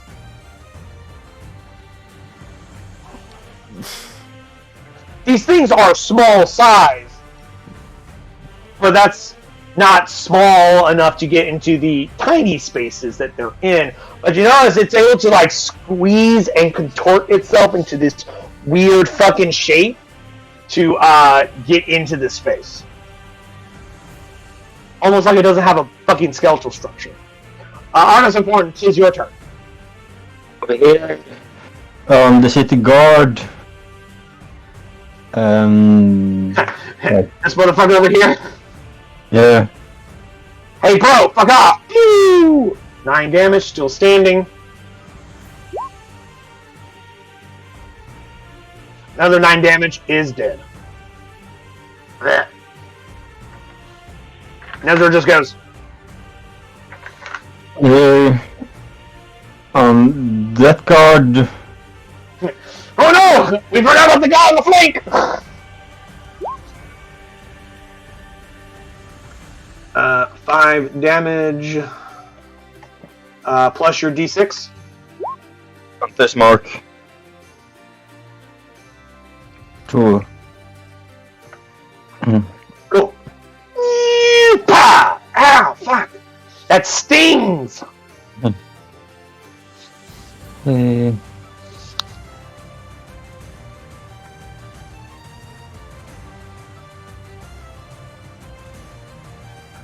Uh,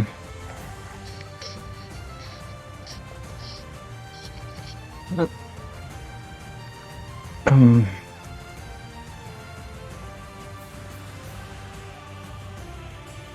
here. Um, defensive stand or Dodge? dodge. Yes, dodge.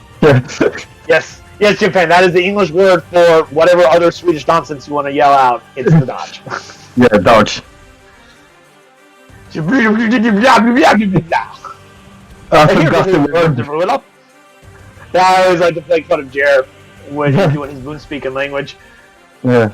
Cause he likes to do his fucking. He likes to speak in Swedish with like the super heavy accent, even almost as heavy as yours. Jag vet, They'll men... just start throwing Swedish nonsense at me. I'm like, you damn moon-speaking foreigner, Ja, absolut. speak American. And he's like, How did- you're the only motherfuckers. What he likes to say to me is, he goes, the Americans are the ones who went to the fucking moon. You have the moon-speaking language. And it's like, oh no! Ja, det är du. Det är bara du som har säger sånt. Let's see. Okay. Artemis, you're done. From the other room, Captain Torg, sensing you here, it's gonna just start smashing this fucking door. Oh yeah, this door is fucking toast.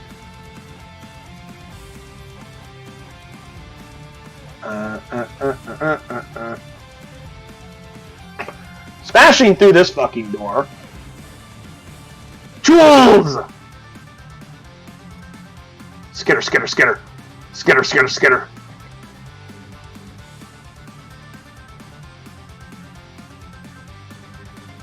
Technically, they can't occupy the same space, but what they're actually doing is they're actually squeezing in here because they both really want to get at you, which means their attacks will have disadvantage. Attacks against them will have advantage. That being said, you've reckless attacked several times, so they have advantage on you, which cancels it out, so that's the straight rolls for them. They're going to start pincer attacking you. 1, 2.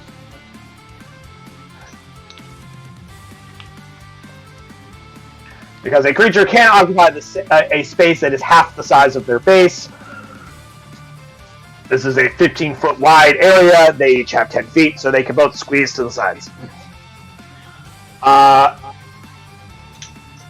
25 will hit. The 11 will not. Captain Torg, you are hit. They also do not have magical damage attack claw things. But when he has you grappled, he's going to use his tentacle attack. I need you to make me a Constitution saving throw to avoid getting poisoned and paralyzed, which your ordinance does not stop.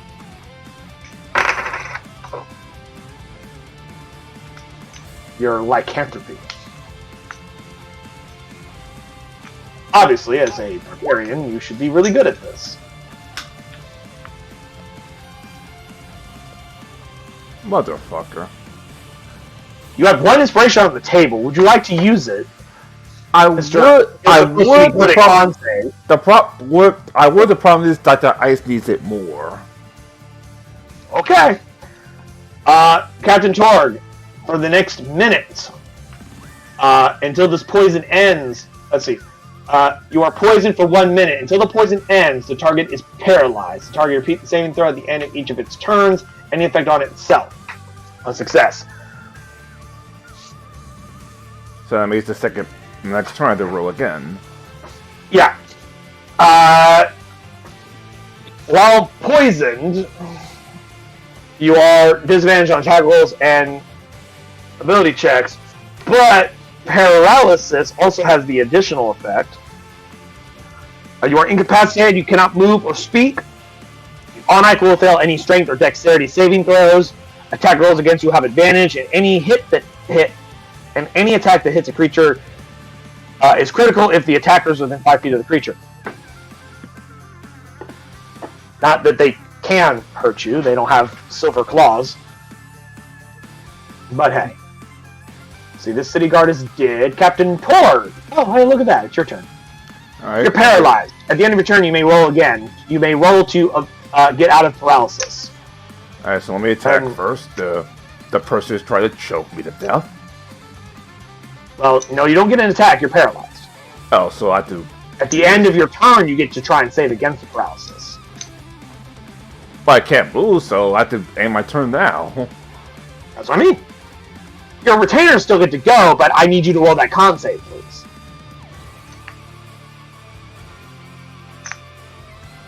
$18? Cool. You're no longer paralyzed. As you're slightly stunned for a moment, as these two crab monsters latch onto you, and one of them starts all over you. You're like, oh, what the fuck? Ow, ow, fuck, ow, fuck, ow. Alright. Yeah. That was weird. Alright, spare returning on... Spare return on the Retainers choker. may go. Spare return the choker. Actually, no. Fairy fire in here? Huh? You're gonna drop a fairy fire? Yeah. Cool. Just so you know, fairy fire is indiscriminate. It could hit Oh, forward. so it actually could hurt me. However, you reckless attack all the fucking time, and no one can actually hurt you, so you then getting advantage on you is actually pretty irrelevant. But just in case it does matter later on, go ahead and make a dexterity saving throw with disadvantage because you're restrained. I believe. Actually, no, let me make sure.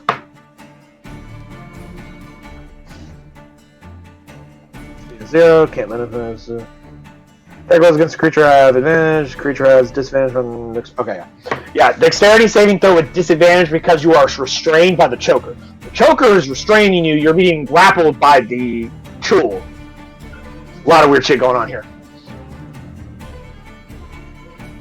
So what's the thing now? Dexterity saving throw with disadvantage because you are being restrained by the choker. Motherfucker. Because unlike the tools only grapple you. Chokers, they grapple you, which applies restraint. Because their grapple attack is a little bit different. Even though they're smaller. Significantly smaller. They're actually 2 sizes lower. And I'm going to take some damage, I know. You would take damage if any of them could actually hurt you. 13? I believe that is not enough. Both, shockingly, one of the tools actually passes. As I almost said they both passed, and I remembered they're squeezing in this space. They should have disadvantage on their fucking dexterity saves. I will use this symbol for Fairy Fire.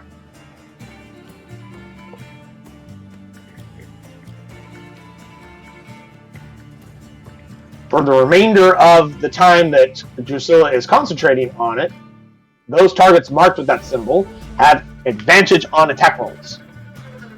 Or you have advantage to attack those guys because they're now outlined in pretty fairy fire. Oh, okay. Essentially, she just glitter bombed this whole fucking room, and other than one tool, everybody got hit. And they also shed light now. Alright, that makes sense.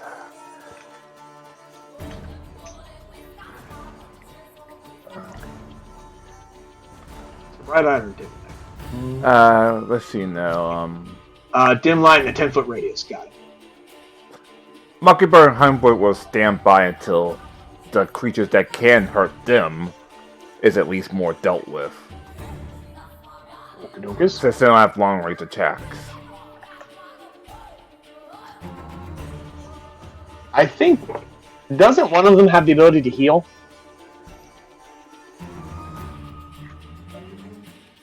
Doesn't one of them have a heal ability? Once again.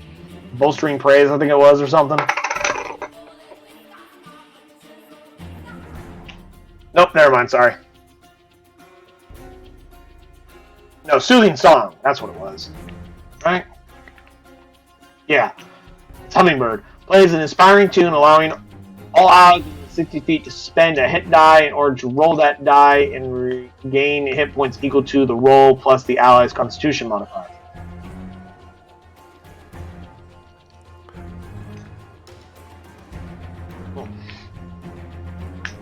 Could use that to get Iziel up. That's probably a good idea. I didn't even know Incio was down. Iziel's been down this whole fucking time. He went down a while back. He went down like 2 rounds ago. Alright, I'll run over there. It's within 60 feet, so she can cast it right there and hit multiple people with that. Cool. Iziel will regain, I'll say, 1 health level. Because he doesn't actually have hit dice. Argon Thorn, you will roll your hit dice and regain that number of hit points back. And mark off 1 of your hit dice for this, because this ability spends hit dice.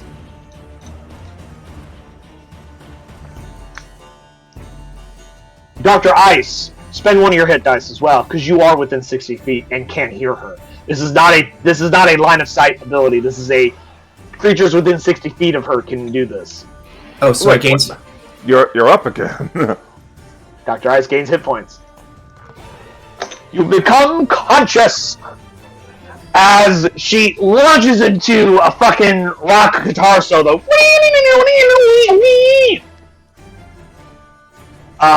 Everyone within 60 feet of her gets to spend a hit dice and heal that number of hit points.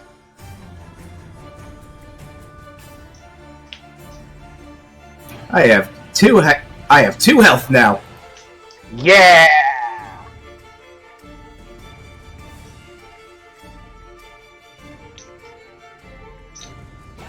Area and hit points equal to rolls plus the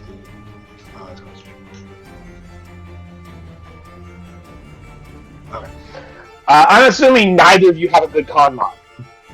Above 0, right? Yep. Cool. Oh, wait. Argus Fern does. Oh, but I see you actually use the actual hit dice macro. Okay, never mind. Never mind. Yeah. Argus Fern gained 5 hit points, Dr. Ice gained 2.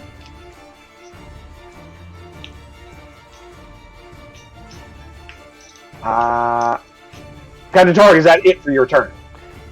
Yep, because Mockingbird will take a dodge action. Cool. Dr. Ice! Let's switch you back over here real quick, Kiri.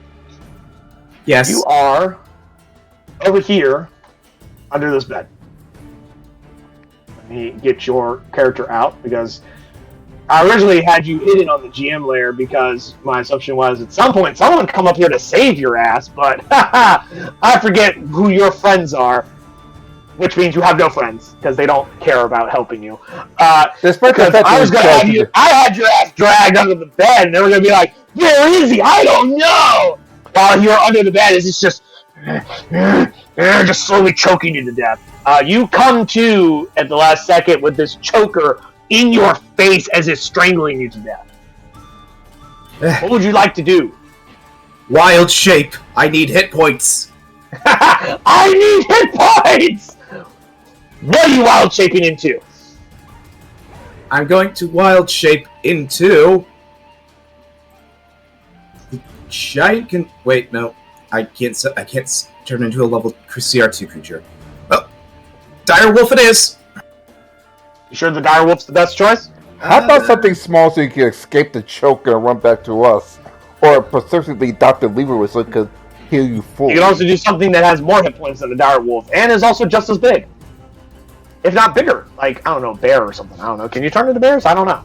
Yes. I don't know what your bigger hit points is. or fly to help. Your choice. Yep. I'm turning into a bear. Here, hold on. What is your CR limit, my guy? 1. You can turn into a CR1 creature. Alright, let's go through the list here. For beasts.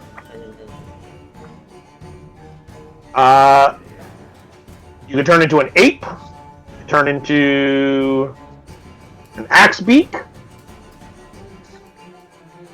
You can turn into a baboon, a badger, a bat, a black bear, a bloodhawk, a boar, a brown bear. Brown bears have 34 hit points, by the way. I think that's the highest one I've seen so far. Mm-hmm.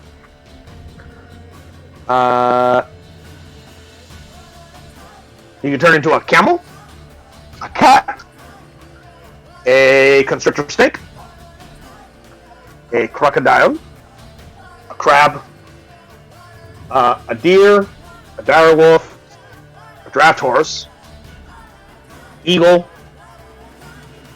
I almost said an elephant, but that's a CR4. You can turn into an elk, a frog, flying snake, Guarantee enough. A flying snake.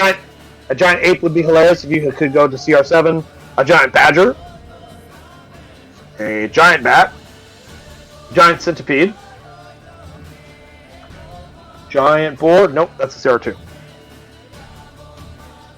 Yeah, flying snake is literally a snake with wings. It's common in Chalt, actually, is from where you're from. At least I think they are. Giant crystal snake is a no. You can turn into a giant crab. Not that one. A giant eagle. A giant fire beetle. Hey, yeah, you can turn into a giant ass fire beetle. That's fucking hilarious. You're saying you guys need light, you can have your fucking druid turn into a fucking fire beetle. A giant frog. Giant goat. Giant hyena. Giant lizard. Giant octopus. Giant owl. Giant poisonous snake. Not a scorpion. Giant rat. Giant seahorse. Giant... Nope, not a giant shark. Giant spider. Giant toad. Giant vulture. Giant weasel. A giant wasp. Giant wolf spider. A hawk. A goat. A hyena. A jackal. A lion. A lizard. A mastiff. A mule. An octopus. A panther. An owl. Not a face spider, that's a monstrosity. Nope, not a polar bear. You can't turn into a polar bear, that's a CR2 monster. Poisonous snake, a pony, a quipper, a rat, a raven. I don't believe you could turn into swarm creatures, so not a swarm of bats. You could turn into a regular ass scorpion though. Riding horse, reef shark, a seahorse, a spider. As you've used with giant spiders. Tiger. Turn into a tiger. You turn into a vulture. Warhorse. A weasel. A wolf.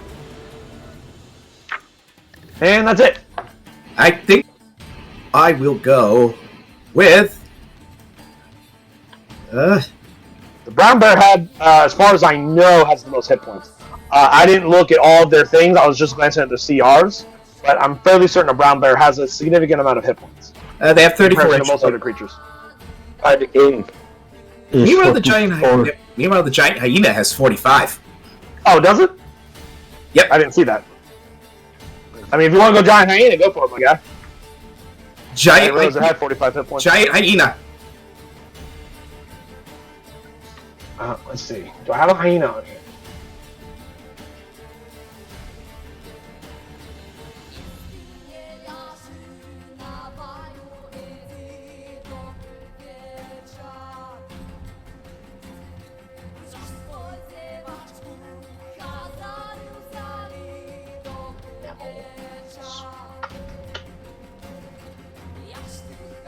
I do not have any hyenas on hand. That is unfortunate. We'll just have to pretend. So you turn into a big-ass hyena. Yes. You're still under this bed. The bed gets like... You guys fucking struggle with this thing under the bed.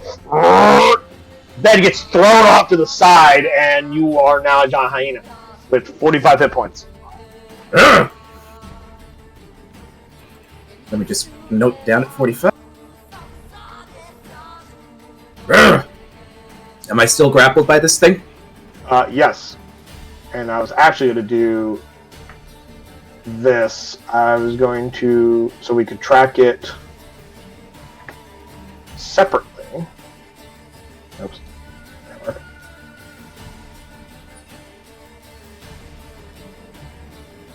Oh, never mind. Doesn't matter.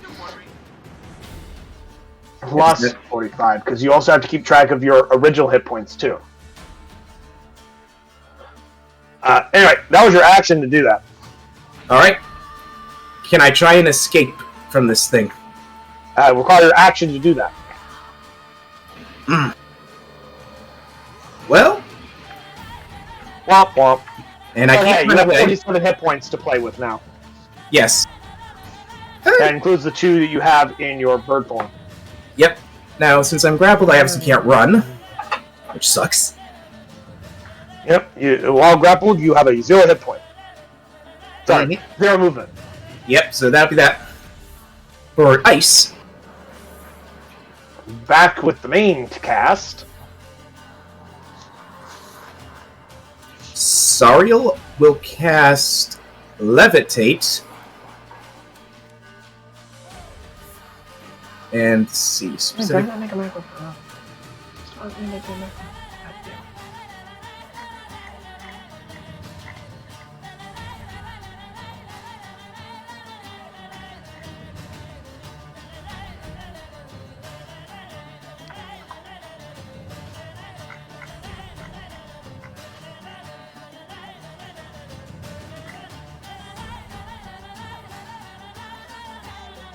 Anyway, you said you were going to cast Levitate on Leibowitz?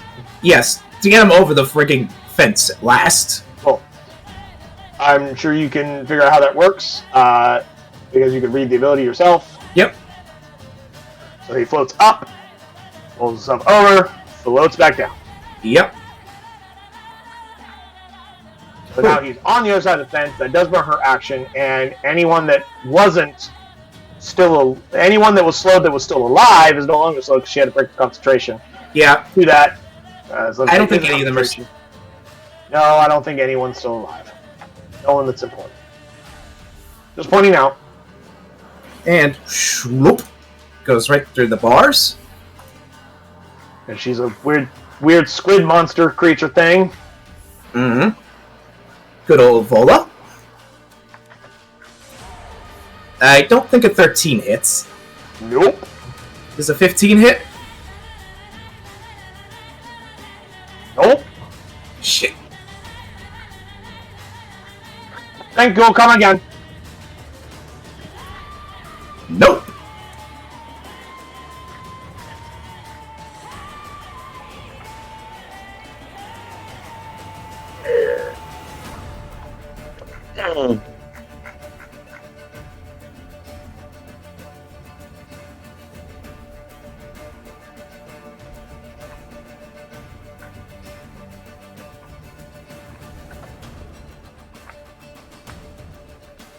I need to clean up the text.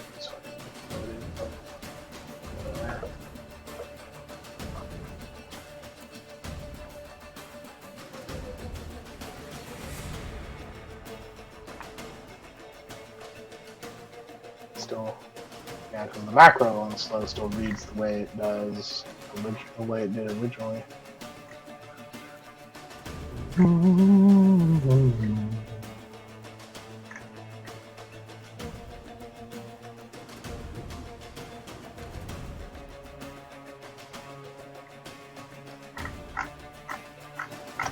Okay, cool.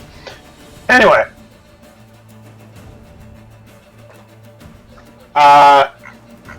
If I Anything else you're doing? If I recall, Kiri's time was almost up. Yeah. It's getting kind of late. Oh, I just noticed, yeah, it is 5 o'clock. Let's go ahead and finish this round first, though. Alright. Is there anything else you're doing on your turn, my guy? Because I believe... I heard Vola go, I heard Leibowitz moved to get on the other side of the fence. He still has his turn that he can take. Mhm. Sariel did her thing. She did her action and her move. Well, she can probably move farther than that. Is there anything else you're doing with your retainers, my guy? How much move space is used to have Leibowitz climb up this 5-foot thing? 5. Alright, so 5 to go up. And then 5 to go over, so 10 feet total to go from that square to that square. then that's as much as he can move. He was right here, and he went 5, 10, 15, 20, yeah. Mm-hmm. Cool.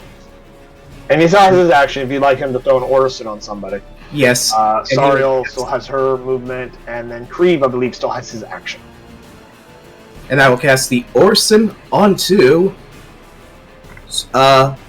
Stone. Cool. Stone gets an extra d4 to his next attack. Would you like Kreve to do anything? Like another Dragon Breath, perhaps? Or use his Dragon Breath, since he already used his Fire Breath. Wow. Wow. So he eats 6 fire damage because he rolled a 2. Man.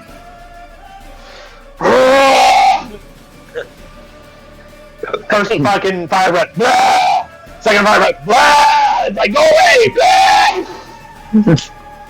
Why would you burn?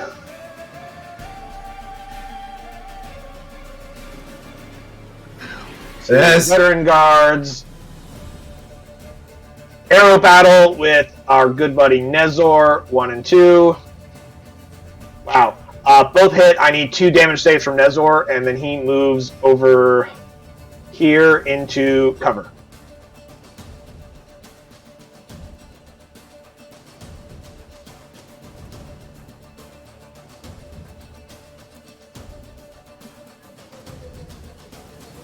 The second guy also takes 2 shots at Nezor, only 1 hit. So I need 3 total damage saves from Nezor.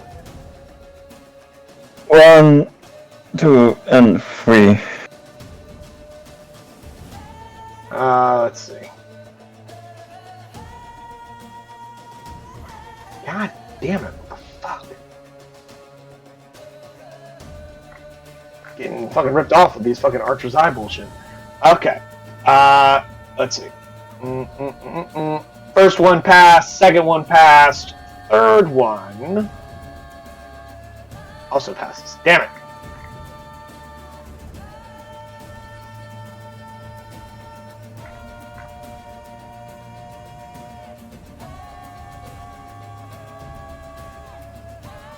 Strangulation. Kiri, eat another 1 point of bludgeoning damage as it's continuing to strangle you. Because you're still grappled. Captain Torg, you would also take bludgeoning damage if it could hurt you. As you watch the thing, you feel the thing squeezing on you, and it's not harming you, and it doesn't understand why. Oh, Must get harder. Argus and Foreign, it's your turn. On that one, I got Eldritch Blast. Cool. You have advantage on attacks against that one because of Fairy Fire. Critical hit for the 9 force damage. And God damn it! 2 crits in a row? well, it's not Get the out of my fairy. game! It's not the Get out of fairy. my game! Fuck you! I was gonna say it's not the fairy fire. It's a close tightness, but still, it still beats both critical hits.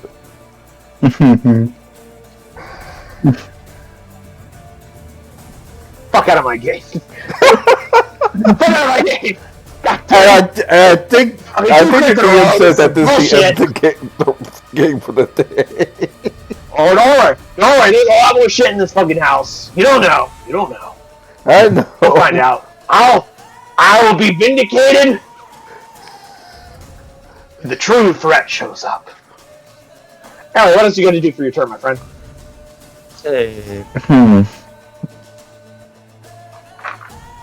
Move here. And can you fire on him from here? On the archers?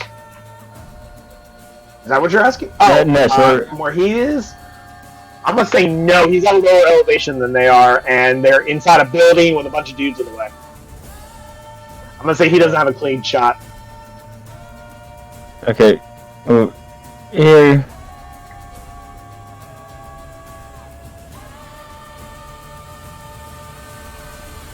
Move here. And Back that up one more, and now you're at the red spot because you try to move him in the same space as that guard. So he's right there. Unless you want to move him right there. yeah. Okay. Punchy punch? No. Cool. Stone, I assume you want him to do something as well. Here. Fist And also of punchy punch. Fury. Fist of Fury!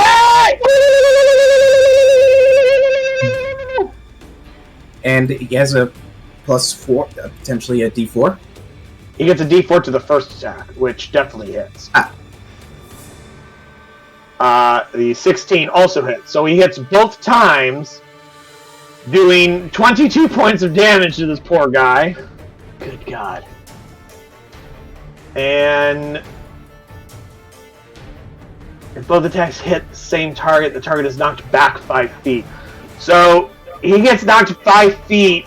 I'm gonna say he goes through the fucking hedge maze and eats another D6 of fucking damage because you just punched him through a fucking hedge. A hedgerow. That shit hurts. You just punched him through it. It's not enough to stop his movement completely. So I'm gonna give him an extra D6 of fucking damage as you just punched him through a fucking bush. And the bush sliced the shit up out of him.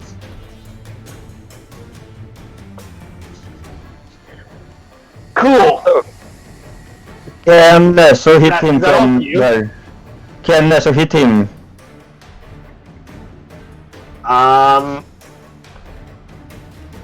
Yeah! Unless he has 3/4 cover, but sure! 19. Not enough. Okay. 3/4 cover gives him +5. They have a 16 on the class, which means with +5 he has 21.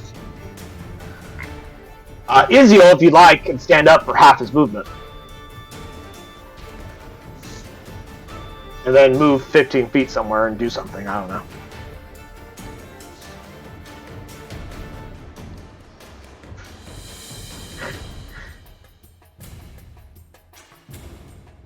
Here. So, done. Okie dokies. The Chules go.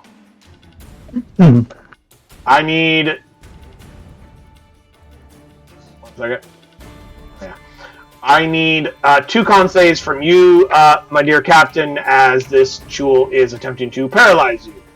I would also like a Constitution saving throw for Norixis Creed this time, as the Chul tries to paralyze him. What did you need from Creve? Con saves. Con saves from everybody. Captain Torg and Creve, specifically.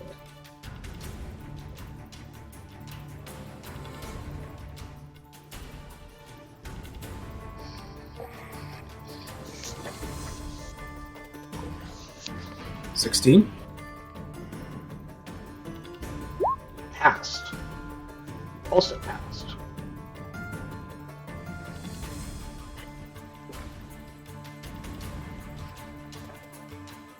You hear the sounds of doors getting smashed in, as I check some speeds here, as more Chules floods in the general direction of what's going on in this nonsense.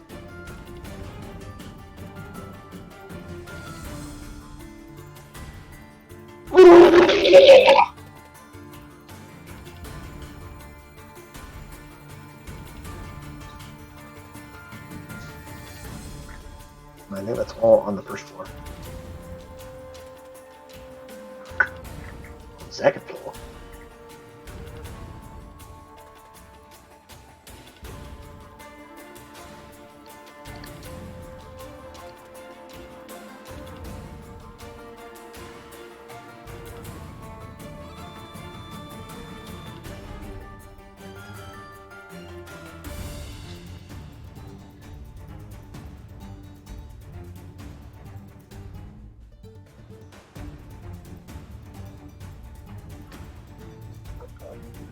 Dropping up from above, more Chules from the second floor smash down onto the ground from the windows and come up to here. See, pincer attacks against Mockingbird. 11's not enough. 20 is. I need Mockingbird to make me two different con saves. One for the damage from the pincer attack, and the one from the poison. From the tentacles that they're about to get hit with. So 2 con saves from Mockingbird. Damage saves, I should say. Or con saves. I mean, they're both the same thing. Cool. So, she fails to not take the damage.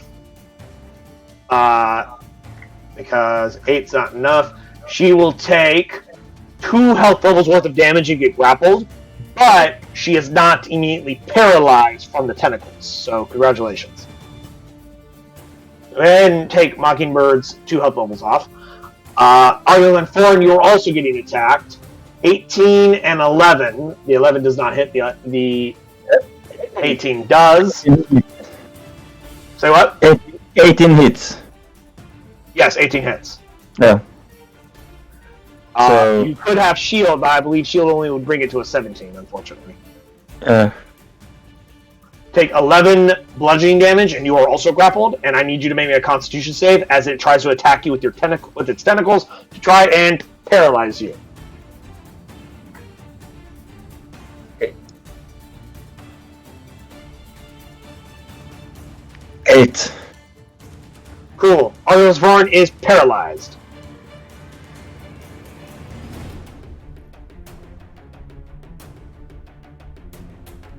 And Kiri, in the room you are in, an additional tool comes busting through the fucking door. Ah, crap.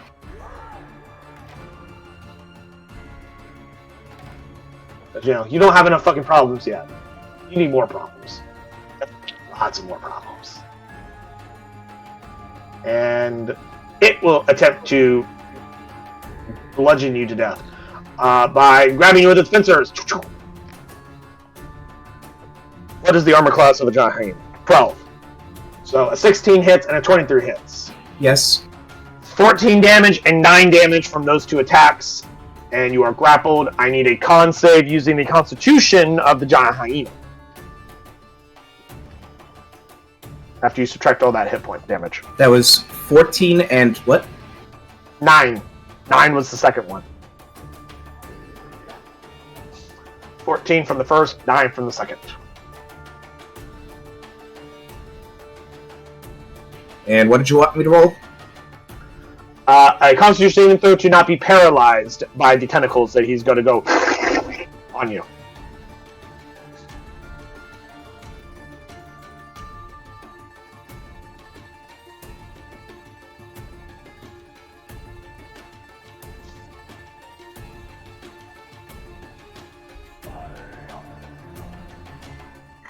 I don't know why that didn't show. That's weird. So then 12? 12 is still a failure, unfortunately.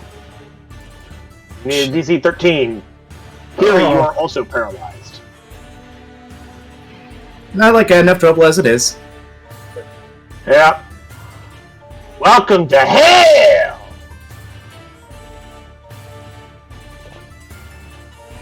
Why did I decide to go upstairs? Because you're a fool! I can always count on you, Kiri, to start sticking his face into things that he really shouldn't be in.